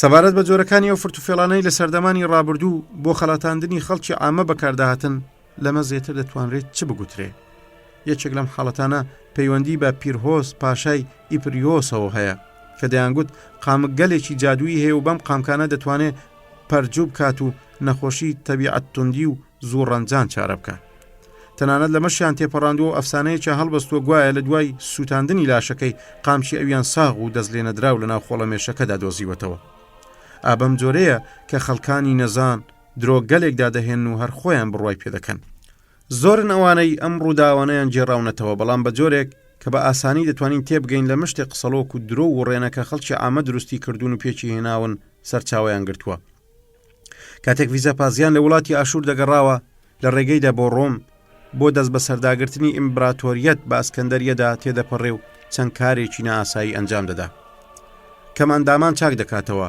بینایی نابیناکان دەگەڕێنێتەوە و زۆر پەرجۆی دیکەی لەم بابەتە کە بە بڕوای من ئەو نەزانە ئاسان باوەڕانە کوێرتر بوون لەو نابینایی چاک بوونەوە زۆرداران خۆشیان سەریان سوڕماوەلەوەی ئەم هەموو خەڵکەت چۆن دەتوانن بەرگەی زۆر و ستەمکاری یەک کەس بگرن ئەوان لە پێناوی پاراستنی خۆیان لە ئاس خەڵکدا ڕوودەکەنە ئاین و جاری واش هەیە لە پێناوی ئاراستەکردنی ڕەفتارە نامرۆڤانەکانیاندا سوود لە عەبای کاهینی وەردەگرن لە سیبلەدا بەرهەمی ڤێرژێل سالمۆنی بەو هۆیەی دەیویست لاسایی زیۆز بکاتەوە تا خەڵکی هەڵخەڵەتێنێ و بیان تۆقێنێ بووە جێی تووڕێی ئەو بە مەرگ مەحکوم کرا و لە واقعشدا سزای ڕەفتارە ستەمکارەکانی لە خواردترین پلەی دۆزەخدا وەرگرت ئەگەر کەسێکی ئاوا لە سەردەمی خۆیدا تەنیا بەهۆی پەنابردنی بۆ ئەم کارە دەبەنگانە تاو ئەندازەیە شایستەی دۆزەخ و ئەشکەنجەکانیەتی من لەو بڕوایەدام ئەو کەسانەی سوود لە ئاین وەردەگرن وەک سەرپۆشێک بۆ داپۆشینی ناشرینیەکانیان زیاد لەوانی دیکە شایستەی دۆزەخن فەرمانڕەواکانی فەڕەنساش سوود لەو جۆرە ئامرازانە وەردەگرن بۆ نمونە لە کاسەلێس و ستایشکاران بادی قاپیرۆز و ئاڵاگەڵێک کە نیشانەی بڵێسەی زیێڕینیان بەسەرەوە بوو لەگەڵ ئەمەشدا بۆی هەیە گومانتان لەم گوتەی من هەبێ و لە حەز ناکەم ئەم واقعەتە هەرچەند و تا هەر ئەندازەیەکیش دروست بێ گومانتان لێ هەبێ چونکە لەو پێڕەوەی ئێمەدا گومان جێگای نابێتەوە پاشاکانی ئێمە لە کاتی ئاشتیدا ئەوەندە خۆڕاگر و پایەبەرز بوون و لە کاتی جەنگیشدا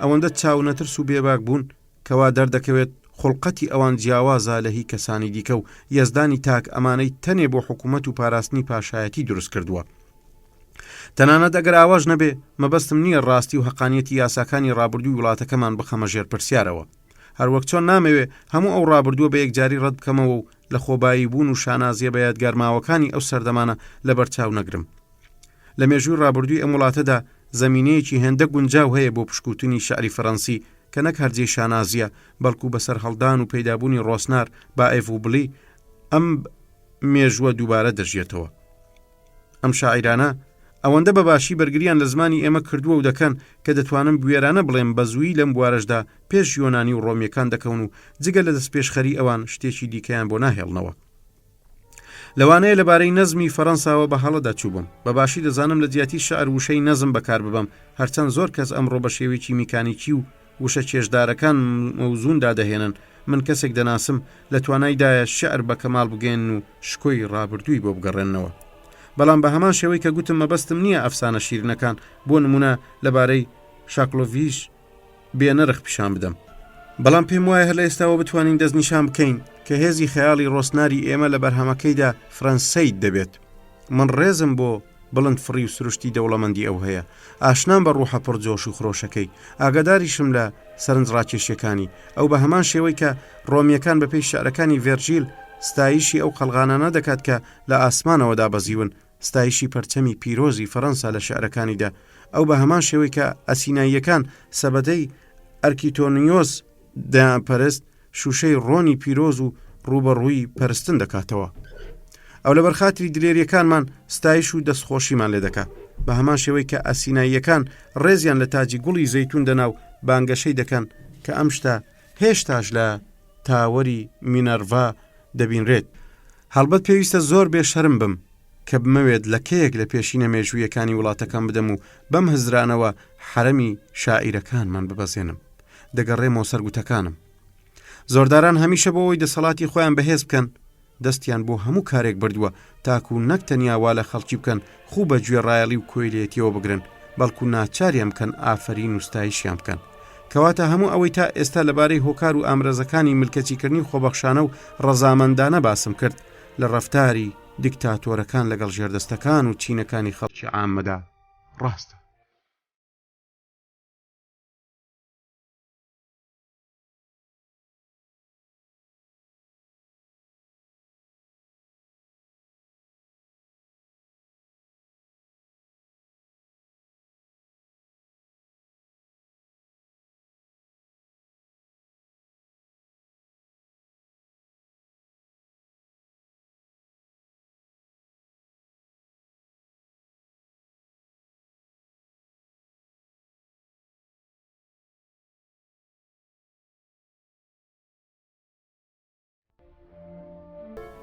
بەشی سێەم و کۆتایی. ئێستا دێمە سەر خاڵێک کە پێم وایە هۆکاری بنەڕەتی و ڕازی دەسەڵات خوازی لە خۆیدا هەڵگرتووە و بنکە و هۆکاری هێشتنەوەی ستەمکاریە. ئەگەر کەسێک وا بیر بکاتەوە کە ڕموەشێنەکان، تیرهاوێژەکان، پاسەوانەکان و چاودێرەکان و هەتا دوایی بەرگریکەران و ڕاگرانی ستەمکاری و جەلادەکانن، زۆر بە هەڵەدا چووە. ئەم کەسانە زێتر بۆ پیشاندان و ڕێوڕسمی تەشریفاتی و نمایشکردنی دەسەڵات بەکاردێن و بە هیچ شێوەیەک ئامرازی پارێزگاریکردن و گەرانتی ستەمکاری نین. ئەو ڕمۆشێن و پاسەوانە چەکدارانەی لە بەردەم دەواازەی کۆشکەکان دەدەوەستن تاکە ڕێگری لە چوونە ژوورەوەی هەژارە بێچەکەکان بکەن، نەک ئەو پیاوە چەکدارانەی نەخشەیەکیان لەسەردا هەیە. خراپ نییە بزانین کە تەنیا ژمارەیەکی کەم لە ئیمراتۆرەکانی ڕۆم لە ژێر پارێزگاری پاسەوانەکانیان لە مەترسی ڕزگاریان بوو و زۆرینەیان لەلایەن ڕمۆشێنەکانی خۆیانەوە کوژراون. دەستەی سوارە، ئەفسەرە پیادەکان و پیاوانی چەکدارنین بەرگری لە کۆڵگەکانی هێزی ستەمکار دەکەن. بۆی هەیە ئەم گوتەیە لە یەکەم جاردا جێی بڕوانە بێ، بەڵام ڕاستیەکەی ئەوەیە تەنیا 4 یان 5 کەس لە نزیکەکانی پاشا گرنتیمانەوەی دەکەن و هەر ئەم چەند کەسە بە ژمارە کەمانەش دەبنە هۆی بە کۆی لەکردنی گشت دانیشتوانی سەر ئەو زەمینەی ستەمکار فەرمان ڕەوایە بەسەریەوە. ئەمانە پەیوەندێکی نزیکیان بە پاشاوە هەیە و لە هەموو تاوان و تاڵانکاریەکانی داهاو بەشن، بە هەمان ڕادەش بەشدارن لە خۆشگوزەرانی و عیش و نۆشەکاندا. ئەم چەند کەسە بەڕادەیەک بەسەر پاشاکەیانەوە باڵا دەستن کە دوجار خودی پاشا نەک هەرتەنا بەرپرسیارە لە سەرپێچیەکانی خۆی، بەڵکو دەبێتە وەڵام دەرەوەی سەرپێچیەکانی ئەوانیش. ئەم 6 کەسە 600 بەرتیل خۆر و بەکرێ گیراویان هەیە کە ئەوانیش بەنۆرەی خۆیان وەک شەریکە تاوان و هاودەست حسابیان بۆ دەکرێ و هەمان ئەو جۆرە پەیوەندیەی لە نێوان ستەمکار و 6 کەسەکەدا هەیە لە نێوان ئەم 600 کەسە و ئەو 600 کەسەشدا هەیە. بەم شێوەیە 6,000 کەس لە ژێر فەرمانی ئەو 600 کەسەدا سەرقاڵن بە ڕاپەڕاندنی کاروباری وەک ئیدارە و کۆنتڕۆلکردنی کاروباری ویلایەتەکان و شارەکان و هەروە کۆکردنەوەی باج و سەرانەکان و تاڵانکردنی سامانی خەڵک. ئەمانە هەرەمە ڕاپەڕێنەرەکانی زەبر و زەنگ، تۆقاندن، سامان پێکەوەنان، تاڵان و زۆردارین.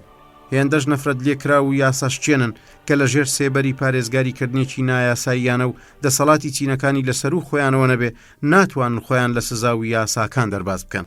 ئەنجامی هەموو ئەوەی باسم کرد شتێکی کارە ساتاویە. ئەگەر ئەم گڵۆڵە ئالۆسکاوەش بکەینەوە دەبینین نەکەرتەنیا 6,000 بەڵکو سەدەها و ملیۆنان کەس بەهۆی سەرەداوەکانیەوە پەیوەستن بە خودی زۆردارەوە. بە پێی گێڕانەوەی هۆمێر یەکێک لە سەروەریەکانی ژۆڤیتار ئەوە بوو کە هەموو خاوەندەکان بەهۆی زنجیرێکەوە بەسرابوون بەوە و ئەویش دەیتوانی بە تەکاندنی زنجیرەکە هەمیان بەرەو لای خۆی پەلچێش بکە. ئەو نمونەیە هۆکارێک بوو تا ئەنجومەنی سەنای دەوڵەتی یۆلیۆس فراوان بێ، پلەپایی نوێ سەر هەڵدەن و فەرمانگەلێک بکرێنەوە. هەڵبەت ئەمەش نەک لە پێناوی چاکردنی بنیادی دادپەروەری، بەڵام بۆ دەستەمەوکردنی چەند پشتیوانێکی نوێ بۆ ستەمکاری. بە کورتی کاتێک بەم واقعیەتە دەگەین کە لەژێر سێبەری زۆردارێکدا هەندێک سوود و قازانجی کەم تا زۆر بە نسیبی کەسانێک دەبێ، هەمیشەش ئەو کەسانە دەبینرێنەوە کە پێیان وایە ستەمکاری پێویست و ڕەوایە، ڕێک بەو جۆرەی کە ئازادی لە ڕوانگەی ئازادی خوازانەوە پێویستە. پزیشکەکان لەو بڕوایەدان کاتێک شوێنێک لە لەشدا تووشی دەردێکی وەک گوڵی دەبێت، ئەم نەخۆشیە بە خێرایی پەل دەچێشێ بۆ ئەو بەشانەی دیکەی لەش کە زیانیان پێگەیشتووە یاخود لاواز بوون. بە هەمان شێوە هەر کاتێ فەرمان ڕەوایەک دەبێتە دیکتاتۆر، هەموو کاسەلێس و شەقاوەکانی ناو میلەت هەڵبەت مەبەست دز و چەتە و گوێبڕەکان نین کە ڕۆڵیان نییە لە چاکی و خراپی دەوڵەتی کۆماریدا، و هەموو ئەو کەسانش کە بە دوای هەلێکدا دەگەڕێن تا پلەپایە خوازی و چاوچنۆکی خۆیان بهێن نەدی لە دەوری ئەو دیکتاتۆرە خڕدەبنەوە تاکو بەشێکیان لە غەنیمەتەکان دەستکەوێ و دەستیان بە پلەپایەکی هەرچەندەش لاوەچی ڕابگات. شێوەی ئیشکردنی هەموو دزە بەدنا و دزە دەریاییە ناودارەکانیش بەو جۆرەیە. هەندێکیان گشت سەرزەوی بە پێ دەگەڕێن، هەندێکیان دەکەونە تاقیبکردنی ڕێبواران، هەندێکیان بۆ سەدا دەنێنەوە، هەندێکی دیکە بە دزیەوە چاودێری هەموو هەڵسو کەوتێکی خەڵکانی دیکە دەکەن. ژمارەیەک دەست دەدەنە تاوانکاری، هەندێکی دی دەکەونە دزیکردن، ئەگەرچی لە ڕووی پلەپایەوە جیاوازی هەیە لە نێوانیاندا، بە جۆرێک هەندێکیان تەنیا وەک ژێردەست و ئەوانی دیکەش بە زۆری سەرکردە و سەرۆکن. وێڕای ئەوەش هیچ کامێک لەوانە نابینرێن کە پشکێکی بچووکی لە غەنیمەتەکان بەدەست نەهێنابێ. دەجێڕنەوە دزە دەریاییەکانی دوورگەی سیسیلیا لە ڕووی ژمارەوە ئەوەندە زۆر بوون کە پێویستی دەکرد بۆ ڕوبەڕووبوونەوەیان پۆمپیۆسی گەورە ڕەوانە بکەن. هەروە گوتویانە ئەمانە شارگەلێکی جوان و گەورەیان دەکردنە هاوپەیمانی خۆیان تا لە ڕێگەی گەڕانەوەیان لە هێرشەکانیان پەنا بۆ بەندەرەکانی ئەم شارانە بن و لە بری ئەمەش هەر لەو سامانە دزراوەی لەگەڵ خۆیان دەیان هێنایەوە بڕێکی بەرچاویان پێدەدان. بەم جۆرە زۆردار بە شێوەیەکی ڕاستە و خۆیان ناڕاستە خۆ ژێردەستەکانی خۆی دەخاتە ژێر کۆنتترۆلەوە و هەر لەلایەن ئەم بازنەیەشەوە پارێزگاری لێ دەکرێت. ڕێک بەو جۆرەی بۆ قڵشاندن و بڕینەوەی دارێک دەبێت سوود لە تەلزمێکی ئەو دارە خۆی وەرگرن. تیرهاوێش پاسەوان و بەرگریکارانی ستەمکاریش بەم شێوەیان، هەڵبەت ئەمانش بۆ خۆیان لە زوڵم و ستەمی زۆردار دەربازیان نابێ، بەڵکو لەلایەن خەڵکیشەوە بە نەفرەت دەکرێن و یەزدانیش لەیان تووڕێە. ئەمانە ڕێگەیان پێدراوە هەموو ستەمێک بکەن، نەک لە دژی ئەوەی کە ئەوان دەچەوسێنێتەوە، بەڵکو دژی ئەو کەسانەی بۆ خۆیان گەرەچیانە ملکەت ببن و ببنە کۆیلە. بە هەر حاڵ من بەبینینی ئەو مرۆڤانەی بە شێوێکی سووک و کەم و کورتانە لە پێناو بەدەستێنانی مشتێ پارەدا دەبنە نۆکەر، هەردەم سرم دەسوڕمێ و پەژارە دام دەگرێت لە ئازنەکبەتی و بەدبەختی و سوچی ئەم دەستەیەدا. ئەمەش لەبەر ئەوەی جگە لە گەمژەیی دەتوانین چه هۆکارێکی دیکە بدۆزینەوە کە هەندێک خەڵک بەهۆیەوە لە ئازادی خۆیان دوور دەکەونەوە و لەستەمکار نزیک دەبنەوە. بە دەربڕینێکی تر گەمژەییە دەبێتە هۆی ئەوەی مرۆڤ بە پێی خۆی بەرەو قۆرد بڕوە و بە ئامێزی کراوەوە کۆیلایەتی پسند بکە. ئەگەر ئەم کەسانە بۆ تەنیا ساتە وەختێک پایەخوازی و چاوچنۆکی و تەماعی خۆیان وەلاوە بنێن و لە واقعیەتی خۆیان بڕوانن، بەڕوونی تێدەگەن کە گرفتارترن لە هەموو ئەو بێچارانەی لە ژێر شەقی ستەمکاری و زۆرداریدا دەپلیشێنەوە. جوتیاران، پیشەوەران، پیشەسازان و زەحمەتکێشان هەرچەندەش کۆت و بەندکرابن، تەنیا فەرمانەکان جێبەجێ دەکەن و ملکەتی بڕیارەکانن، بەڵام ئەوان نزیکەکان و بەرتیلخۆرانی زۆردار ناچارن لەمانیش زێتر خزمەت بە زۆردار بکەن. ئەوان نەکەرتەنیا ناچارن ملکەتی دەستورەکان بن، بەڵکو دەشبێ ئاگایان لەوە بێ بچووکترین جوولە بە پێچەوانەی حەزی ستەمکارەوە ئەنجام نەدەن. ئەوان ناچارن خڵق و مەیلەکانی ستەمکار بناسن و پێشبینی خواستەکانیشی بکەن. دەبێ بە تەواوەتی بوونی خۆیان لەبیر بکەن و لە خزمەتی پاشادا بن و خۆیان ئازار بدەن بۆ ڕازیکردنی زۆردار، لە ژێرکارە قورسەکاندا بمرن و خۆشی ئەو بە خۆشی خۆیان و نائارامی ئەو بە نائارامی خۆیان بزانن. هەروەها هیچ ویست و هەڵبژاردنێکی خۆیان یان نابێ خاوەنی کەسایەتی خۆیان بن، مافی هەڵبژاردن و تەنانەت سەلیقەیەکی تایبەت بە خۆشیان هەبێ. دەبێ بەدڵ و گیان گوێ لە هەموو قسەکانی زۆردار بگرن، بۆ هەر ئاماژەیەکی ئەو ئامادە بن و خۆیان لەگەڵ حاڵەت و خۆکانی ئەو ڕابهێنن، وەک ئەوەی بڵێ ئەوان چاو و گوێچکە و دەست و پێ و ئەقڵ و هەستیان نییە. ئایا دەتوانین بەمە بڵین ژیان؟ ئایا ئەم ژیانە دڵخۆشکەرە؟ ئایا لە دنیادا شتێک هەیە لەمە زێتری شیاوی بەرگەگرتن نەبێ؟ ئەویش نەک هەر بۆ کەسانێکی بەتوانە و بە جەرگ و بە ئیرادە، بەڵکو بۆ مرۆڤێکی ئاسایی و بۆ کەسێک کە تەنیا بەڕواڵەت مرۆڤە. کامە بەدبەختی لەوە گەورەترە مرۆڤ هیچ شتێکی خۆی نەبێ و وەک گەنە بە ئەوی دیکەوە نووسابێ و هەم خۆراکی لێوە بمژێ و هەم ناسنامەشی لێوە بەدەست بێنێ. لەگەڵ هەموو ئەمەشدا کەسانێک لە پێناوی بەدەستهێنانی سامان و پارەدا کۆیلایەتی و ملکەتی قبول دەکەن و ئامادەن هیچ پایە و سربەخۆیەکیان نەبێ و بە بەشێک لە مڵک و ماڵی زۆردار لە قەڵەم بدرێن. بەڵام ئەوان بە جۆرێک ڕەفتار دەکەن وەگەوەی ئەم سامانە هی خۆیان بێ. بیریان دەچێتەوە کەوە خودی ئەوانن ئەو هێزیان بە زۆردار بەخشیوە کە توانای پێدەدا بوون و نەبوونی ئەوان لەوان وەرگێ و هیچ شتێ بۆ کەس نەهێڵێتەوە. ئەوان دەزانن هیچ شتێک جگە لە تەماعی سەروەت و سامان زێتر ناتوانێت مرۆڤەکان ناچاڵ بە قبولکردنی ملکەتی و بەندایەتی و زۆرداری بکە. ئەوان دەزانن لە ڕوانگەی زۆردارەوە هەبوونی سامان بۆ ژێردەستەکان گەورەترین تاوانە، ئەو تاوانە کە تاوانکارەکەی شیاوی مردنە. ئەوان دەزانن زۆردار زێتر لە هەر شتێ حەزی لە سامان و پارێ و لەم نێوەشدا توانای بەرگەگرتنی ڕەقیبی نییە و تەنیا ئەو کەسانەی پێقوت دەچێت کە لە بەردەمی خۆیدا دەکەونە سەرچۆک و لە پێناوی پارویەک ناندا دەستیان پان دەکەنەوە. دەوروبەر و نزیکەکانی زۆردار بێهودە پشت بە کەسانێک دەبەستن کە لە ژێر ستەمی ستەمکار و بەهۆی نۆکەریکردنیەوە سامانێکی زۆریان دێتە دەست. پێویستە ئەوان سەرنج لەوە بدەن کە چەندە لەم بەرتیل خۆرانەی بوونەتە خاوەن پارە و لە پاراستنی سامانی خۆیان دەسەرکەوتوو بوون کاتێک مێژوی ڕابردوو هاوچەر خەڵدەدەینەوە بە ڕوونی کەسانێکی بێ ئەژمار دەبینین لە ڕێگای ناتەندروست و ناشرینەوە خۆیان لە پاشا و پاشازادەکان نزیک دەخستەوە. چاوانێک کە پاشا سوودی لە خراپەکانیان وەردەگرت و چه ئەوانەشیان کە لە ساکاری و ساویلکەییان. بێجگە لە ئابڕووچوون و نابودی هیچ چارە نووسێکی تریان نەبووە. هەرچەندەش ئەم خزمەتکارانە لە سەرتاوە لوتف و کەرەم و سەخاوەتی پاشایان بەسەر داباریوە هێندەی نەبردووە بوونەتە نیشانەی تووڕەیی و نادادپەروەری پاشا و بەرەو گەندەڵی ڕاپێچکراون. هەڵبەت لەناو ئەم جۆرە کەسانەدا کە سەردەمانێک پەیوەندی نزیکیان لەگەڵ فەرمانڕەواستەمکارەکاندا هەبووە کەسانێکی کەم دەدۆزینەوە بێڕەحمی و توندی زۆرداریان لە ئاست خۆیاندا نەبینی بێ. هەمان ئەو توندی و بێبەزەیەی کە خودی خۆیان لە ئاست ئەوانی دیکەدا پیادەیان کردووە زۆربەی کات ئەم کەسانە کە لە سایی زۆرداردا دەکەونە تاڵانکردنی خەڵکو و لەم ڕێگەیەشەوە دەوڵەمەند دەبوون بۆ خۆشیان لە کۆتاییدا گرفتاری هەمان چارەنووس دەبوونەوە. تەنانەت مرۆڤە بەرچاو و خاوەن ناسنامەکانیش کە بە دەگمەن زۆرداران حەزیان لێ دەکەن و پشتیوانیانن ناتوانن بۆ ماوەیەکی دوور و درێژ بەرگەی زۆر و ملکەتی ئەوان بگرن و بە خێرایی پەی بە مەترسیەکانی ستەمکاری لە دژی بەرژەوەندیەکانی خۆیان دەبن. سێنیکا، بۆڕۆس، تێرێزا لەو پیاوە هیممەت بڵندانە بوون کە بەم دەردا مبتەلا بوون. دوان لەمانە لە بەخت ڕەشی و بەهۆی ئەو توانایی هەیان بوو بێ ڕەزامەندی خۆیان بانگێشتران بۆ کۆشتی دەربار تا کاروباری فەرمانڕەوا بگرنە ئەستە و هەردووچیان خۆشەویست و جێپەسەندی زۆردار بوون. تەنانەت یەکێک لەوانە گەورەکەی خۆی وەک مناڵ جیرۆدەی خۆی کردبوو. لەگەڵ ئەوەشدا مەرجی بێبەزەییانە و دڵتەزێنی ئەمانە بەڵگەیە بۆ ئەو ڕاستیەی دەڵێ لە هاوڕێتیکردنی زۆردارێکی خوێنخۆردا هیچ بوارێک بۆ متمانە نییە. هەر بەڕاستیش لە کەسێکی دڵڕق کە تەنانەت لە هاوچەشن و ژێردەستەکانی خۆشی وێڕای ملکەتیان بێزارە دەکرێت چاوەڕوانی چ دۆستایەتی و خۆشەویستیەک بکرێت. هەر لەبەر ئەم هۆیشە زۆردار لەبەر ئەوەی ناتوانێت چۆن خۆشەویستی بنوێنێ ئەوە لە کۆتاییدا خۆی و ئیمبراتۆریەتەکەشی گەندەڵ دەکات.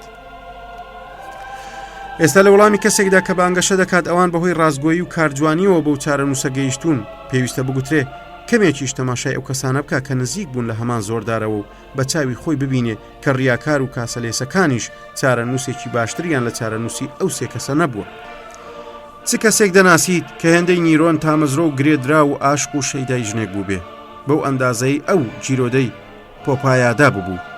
وێڕای ئەمەش هەر ئەو بۆ خۆی خۆشەویستەکەی دەرمان خوارد کرد و کوشتی. دایکی نیرۆن کە ناوی ئەگریپینا بوو مێردەکەی خۆی بە ناوی کلۆدیۆس کوشت تا کوڕەکەی بگا بە پێگەی ئیمبراتۆر. ئەم دایکە لە پێنا ئەوی کوڕەکەی دڵخۆش بکە دەستی لە هیچ تۆندێک نەجێڕایەوە. لەگەڵ هەموو ئەمەشدا ئەو کوڕە خۆشەویستەی دایکی گەیاند و بێ دەسەڵات لە دوای چەند هەڵەیەکی ئەم دایکە ئەوی کوشت. ئەگەرچی ئەم دایکە کوژراوە شایستەی مردنێکی لەو جۆرە بوو بەڵام نەک بەدەستی جگەرگۆشەکەی بەڵکو بەدەستی کەسێکی دیکە. چ کەسێک لە نێو ئیمبراتۆرەکاندا گەمژەتر و ساویلکەتر لە کۆلۆدیۆسی یەکەم بینراوە. چ کەسێک هێندەی ئەو وەک مۆمێک بووە لە دەستی ژنەکەی دەکەناوی مەسالینا بوو. سەرنجامیش هەر بەدەستی خۆی خستیە بەردەستی جەلات. گەمژەی زۆردار هەمیشە ئەو لە ئاست چاکەکاریدا دەستەوەستان دەکات. بەڵام هەر ئەم زۆردارش بەو کردارە بێبەزەی و دڕندانەی لە ئاز نزیکەکانی خۆیدا دەینوێنێ دەیسەلمێنێ تا چ ڕادەیەک بێبەهرەیە لە هەست و زانایی. ڕستەیەکی ڕاستلەشێنەری بەناوبانکەیە کە لە زمانی یەکێک لەم زۆردارانەوە بە هاوسەرەکەی گوتراوە. زۆردارێک کە بە عشقێکی زۆرەوە تەماشای گردنی معشوقەکەی کرد و لە کاتی نەوازشکردنیدا پێی گوت بەسە تەنیا ئاماژەیەک بکەم تا لە چاوتروکانێکدا ئەم گردنە جوان و سەرنجڕاکێشە ببڕدرێ. هەر لەبەر ئەوەش بووە کە دیکتاتۆرەکانی سەردەمانی پێشوو بەهۆی ئەو ترس و تۆقانەی لە دڵی نزیکەکان و خزمانی خۆیان دەدەیانچاند بەدەستی ئەوانیش دەکوژران. ئابەم جۆرە دۆمیتیان بەدەستی ستیڤان، کۆمۆدۆس بەدەستی یەکێک لە معشوقەکانی خۆی، ئانتۆنیۆسیش بەدەستی ماکرینۆس کوژران. ئەوانی دیکەش کەم تا زۆر بە هەمان شێوەی دڕندە و نامرۆڤانە لە ناوبران. ڕاستی ئەوەیە زۆرداران هەرگیز نە کەسێکیان خۆشویستووە و نە کەسێکیش ئەوانی خۆشویستیەوە. خۆشەویستی وشەیەکی پیرۆز و ڕوحانیە. خۆشەویستی و ئەوین هەرگیز سەرهەڵ نادەن مەگەر لە ناخی ئەوانەدا نەبێ کە خاوەنی کەسایەتیی مرۆین. هەرگیز ڕەگدا ناکوتێت مەگەر بەهۆی ڕێزگرتن و متمانەی دوولایەنەوە نەبێ. خۆشەویستی و ئەوین ئەوەندەی لە میانەی خۆبەختکردن و فیداکاریدا پێدەگەن لە لوتف و میهرەبانیدا گەشە ناسێنن. ئەوەی دەبێتە هۆی متمانە و دڵنیایی لە نێوان دوو خۆشەویستدا پابەندی و بڕواهێنانە بەڕاستی و ڕازگۆیی، سەربڵندی، خودی ڕازگۆ، پێداگری گرنتی خۆشەویستین. لەو شوێنەی بێبەزەیی بێوەفایی و نادادپەروەری فەرمانڕەوان هیچ خۆشەویستیەک ناتوانێت پێ بگرێت. لەو شوێنەشدا کە تەنیا پیسکە و شەڕانیەکان کۆبوونەتەوە نەک هاوکاری و دەستگیرۆیی، بەڵکو تەنیا پلانجێڕی ئامادەیە. مرۆڤە شەڕانیەکان لە ئاست یەکتردا هیچ جۆرە هەست و سۆزێکیان نییە. تەنیا ترسە ئەوانی لە ڕێزی یەکتر و لە نزیک یەکەوە هێشتۆتەوە. ئەوان خۆشەویستی یەکتر نین، بەڵکو لە تاوانەکاندا شەریکن. ئەگەرچی ممکن نییە، بەڵام بە زەحمەت دەتوانین زۆردارێک بدۆزینەوە هەستی خۆشەویستیەکی ڕاستەقینی تێدا بێت. ئەو زۆردارەی خۆی لە پلەیەکی بەرزتر لە هەمووان دەبینێ هیچ کەسێک بە شایانی خۆشەویستی خۆی نازانێت. سنوورێکی بۆ خۆی قایل نییە و خۆی لە سەروی سنووری خۆشەویستیەکەیەوە دەبینێ کە بناغەکەی لەسەر یەکسانی بەندە و دەبێت تێیدا هەردوولایەن بە تەواوی لەگەڵ یەکدا بەرامبەر و هاوپێگە بن. لەم ڕوانگەیەوە دزەکان شایستەترن، چونکە بەلای کەمەوە هەروەکو گوتویانە لە کاتی دابەشکردنی ماڵ و دەستکەوتە دزراوەکان لەگەڵ یەکدا هاوڕێ و هاوپشکن. ئەوان تەنانەت ئەگەر یەکتریشان خۆش نەوێ یان هاوبیر نەبن، بەلای کەمەوە یەکتری ناشچێنەوە و یەکتر مەحکوم ناکەن. وەلێ نزیکەکانی زۆردارێک هەرگیز بۆ ساتە وەختێکیش هەست بە دڵنیایی و ئاسایش ناکەن، چونکە ئەمان بۆ خۆیان زۆرداریان فێر کردووە کە ئەو بەهێزترین پیاوە و هیچ هێزێک یاخود ناچارکردنێک بەسەر ئەودا پراکتیزە ناکرێ و ناتوانێت لە هیچ کارێکی بجێڕێتەوە. کەواتە ئەو خوی بەوە وەگرتووە خواست و ئیرادە و حەزی خۆی وەک بەڵگەیەکی بنەبڕ و نکۆڵی لێ نەکراو لە قەڵەم بدا و گەورەی هەمووان بێ ئەوەی هیچ کەسێک بە شایستە و هاوشانی خۆی بزانێ. لەگەڵ هەبوونی هەموو نمونە بەڵگەدارانەش وێڕای ئەو مەترسیەی بەردەوام ئامادەی هەیە جێی داخە هیچ کەسێک عەقڵی بەوە نەشکاوە لە شوێنی خۆی ببزوێ و لە پێناو سوودی هەموواندا هەنگاوێک بنێ. هەروەها لە نێوان کەسانێکی بێ ئەژماردا کە لە پێناوی خۆشیرینکردن و کاسەلێسیدا دەوری دێوەکەیان وەک حەڵقەیەک تەنیوە، یەک کەس پەیدا نابێ ئەو هەست و جورئەتەی هەبێ کە وەک لەو چیرۆکەدا ئەو ڕستەیەی ڕێویەکە بەو شێرە خۆنەخۆش خستووەکەی گوت. بە زمانیدا بێ خۆشحاڵ دەبم بۆ جێبەجێکردنی ئەرک و ڕێزی خۆم پێ بنێمە هێلانەی خۆتانەوە، بەڵام شوێن پێی زۆران دەبینم تا هێلانەکەی ئێوە هاتوون کەچی تەنانەت یەک شوێن پێش کە نیشانەی گەڕانەوە بێت دیار نییە. ئەم بەخت ڕەشانە بریسکە و باقی زێر و شکۆ و درەوشانەوەی تاج و تەختی زۆرداران دەبینن و مات و سەرسام دەبن. ئەمانە کە بەو جۆرە سیحریان لێکراوە لێی نزیک دەبنەوە و بێ ئاگان لەوەی کە بەرەو ئاگری دەچن بێگومان دەیان سوتێنێ.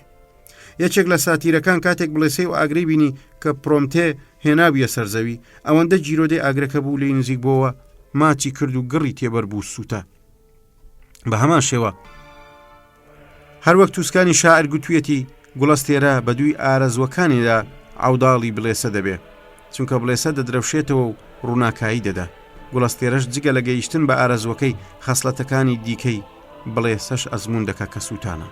جگە لەوەی باسمان کرد تەنانەت ئەگەر دان بەوەشدا بنین کە جاروبار نزیکەکان و کەسانی دەوروبەری زۆردار لە ئاسایشدا دەمێننەوە و سەرنجام ڕزگاریان دەبێ، بەڵام لەو کەسە ڕزگاریان نابێ کە جێگای زۆردار دەگرێتەوە. ئەگەر ئەم فەرمانڕەوا نوێیە فەرمانڕەوایەکی باش بێ، پێویستە حیساب بۆ ڕابردوونەکە و لە ئەنجامدا تێبگا کە دادپەروەریەک لە ئارادایە، بەڵام ئەگەر ئەویش وەک زۆردارەکانی پێشوو بێبەزەی و زۆردار بێ، بە دڵنیاییەوە دار و دەستەیەک لە دەوری خۆی خڕ دەکاتەوە کە بە زۆری حەز ناکەن هەرجێگەی کەسەکانی پێشوو بگرنەوە بەڵکو داوای سامان و تەنانەت گیانی ئەوانیش دەکەن.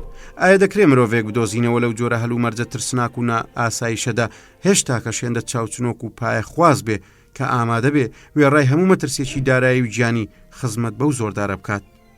خوایە ئەم کارە چ دەرد و ئازار و خوێن ڕێژیەکی بەدواوەیە ئەوەی کە مرۆڤێک هەموو کاتی خۆی لە خزمەتی خۆشگوزەرانی و کەیفسازی و عیش و نۆشی یەک کەسدا باتە سەر و بەم پێش لە هەموو کەسێکی دیکە زێتر لێی بترسێ. هەمیشە گوێی لە زەنجی مەترسی بێ لە سێبەری خۆی سەڵ بکاتەوە، تەنانەت ترسی هەبێ لە هەڵکردنی شەماڵ بە دوای پیلانجێڕیدا بگەڕێت، بکەوێتە نانەوەی تەڵە و داو لە سیمای نزیک و هاوکارەکانیدا بۆ نیشانەی ڕیاکاری و خیانەتێک بگەڕێ. بەدەم هەمووانەوە پێ بکەنێ بەڵام تا ئاستی مەرجیش لێیان بترسێ. متمانەی بە هیچ کەسێک نەبێ، جا چ دژمنێکی ئاشکرا و چ دۆستێکی متمانە پێکراو. هەمیشە خۆی ئارام و بێخولیا پیشاندا لە کاتێکدا بەردەوام دەترسێ و دڵی دەلەرزێ، نەتوانێت کامەران بێ و تەنانەت جورئەتی ئەوەشی نەبێ کە خۆی غەمگین پیشان بدە. هەڵبەت لە پاداشتی ئەوەی بەدەستی دەهێنن ژیانی نەکبەتانەی ئەوان شایانی ئەو ڕەنج و ئازار و دڵە ڕاوچەیەیە. هەرگیز خەڵک بەو هۆیە کە دووچاری ڕەنج و کێشە هاتوون سەرزەنشتی زۆردار ناکەن، بەڵکو کەم تەرخەمی ئەمە دەخەنە ئەستۆی ڕاوێژکار و کارمەند و دەوروبەرەکانی. نەتەوەکان، توێژەکانی شار ولادێ، جوتیاران و هەر دەستەیەکی خەڵک لە ناساندن و بەیادهێنانەوەی ناوی نزیکەکانی زۆردار و هەڵگێڕ و وەرجێڕی کردەوەکان، هەرزەیی و پیسکەیی ئەوان و هەڵبەستنی هەزاران تۆمەت و تاوانی ناشرین و نەفرەتاوی بۆ ئەوان لەگەڵ یەکدا چێبڕچێ دەکەن. ئەم خەڵکە لە دوعاکانی خۆیان لە جەختکردنەوەکانیان لە بیرەوەری خۆشیاندا هەرچی نەفرەت و دزێویە ئاراستەی ئەوانی دەکەن. خەڵکی ئەوان بە هۆکاری بەدبەختی خۆیان دەزانن و لە سەردەمێکیشدا کە بەڕواڵەت ڕێزیان دەگرن لە ناخیاندا بەهۆی ئەو نەفرەتە زۆر و وەرزیەی هەیەە ئەو کەسانە بە شومترین و ترسناکترین دڕندە لە قەڵم دەدەن. ئەمەی ئەو شانازی و سەرفرازیە لە بەرامبەر نۆکەری و کاسەلێسیدا بە نسیبی نزیکان و یاوەرانی پاشا دەبێت. ئەوەش بەدەستی خەڵکانێک کە ئەگەر ئەمانەیان دەست دەکەوتن لە توپەتیان دەکردن و هێشتاش دڵیان ئاوی نەدەخواردەوە و تووڕەییان کرد نەدەبەوە. ئەمەش لەبەر ئەوەی تەنانەت کاتێک خزمەتکار و یاوەرانی زۆردار دەمرن، ئەوانەی شایەتی ئەو بارودۆخەبوون و لە دوای ئەوانیش هەردەژین، هەرگیز هێندە گەمژەنین ناوی ئەم مرۆڤ خۆرانە بە مەرەکەبی هەزاران قەڵەم لە کەدار بکەن و لە هەزاران کتێبدا یاحتیبار و ڕێز و ئابڕووی ئەوان بسڕنەوە و ئێسقانەکانیان بهێنە پێش چاوینەوەکانی داهاتوو بەهۆی ژیانی چەپەڵیانەوە هەتایە گرفتاری سزا بکەنەوە. وەرن تا دەرفەت هەیە چاکە بکەین، وەرن لە پێناوی سەرفرازی و ئەو ئیشقەی بۆ چاکە هەمانە و لە پێناوی خۆشەویستی و ستایشی یەزدان کە تاکە شایەدی کردار و تەنیا دادوەرێکی بە ویژدانی هەڵە و گوناهەکانمانە ڕووبکەینە ئاسمان. من بڕوان بەڕاستی قسەکانی خۆم هەیە، چونکە هیچ شتێک هێندەی ستەمکاری دژی کەرامەت و گەورەی یەزدان نییە. دڵنیام ئەو لە دۆزەخدا شوێنێکی تایبەتی بۆ سزادانی زۆردار و هاوکارەکانیان لەبەرچاو گرتووە. تانم لێرەدا هاتینە کۆتایی کتێبی خۆ بە کۆی لەکردن، نووسینی ئاتین دوولابۆتی و وەرجێڕانی ڕێبوار سیوەیلی و مراد حەکیم. هیوادارم سوودی لێ ببینێ.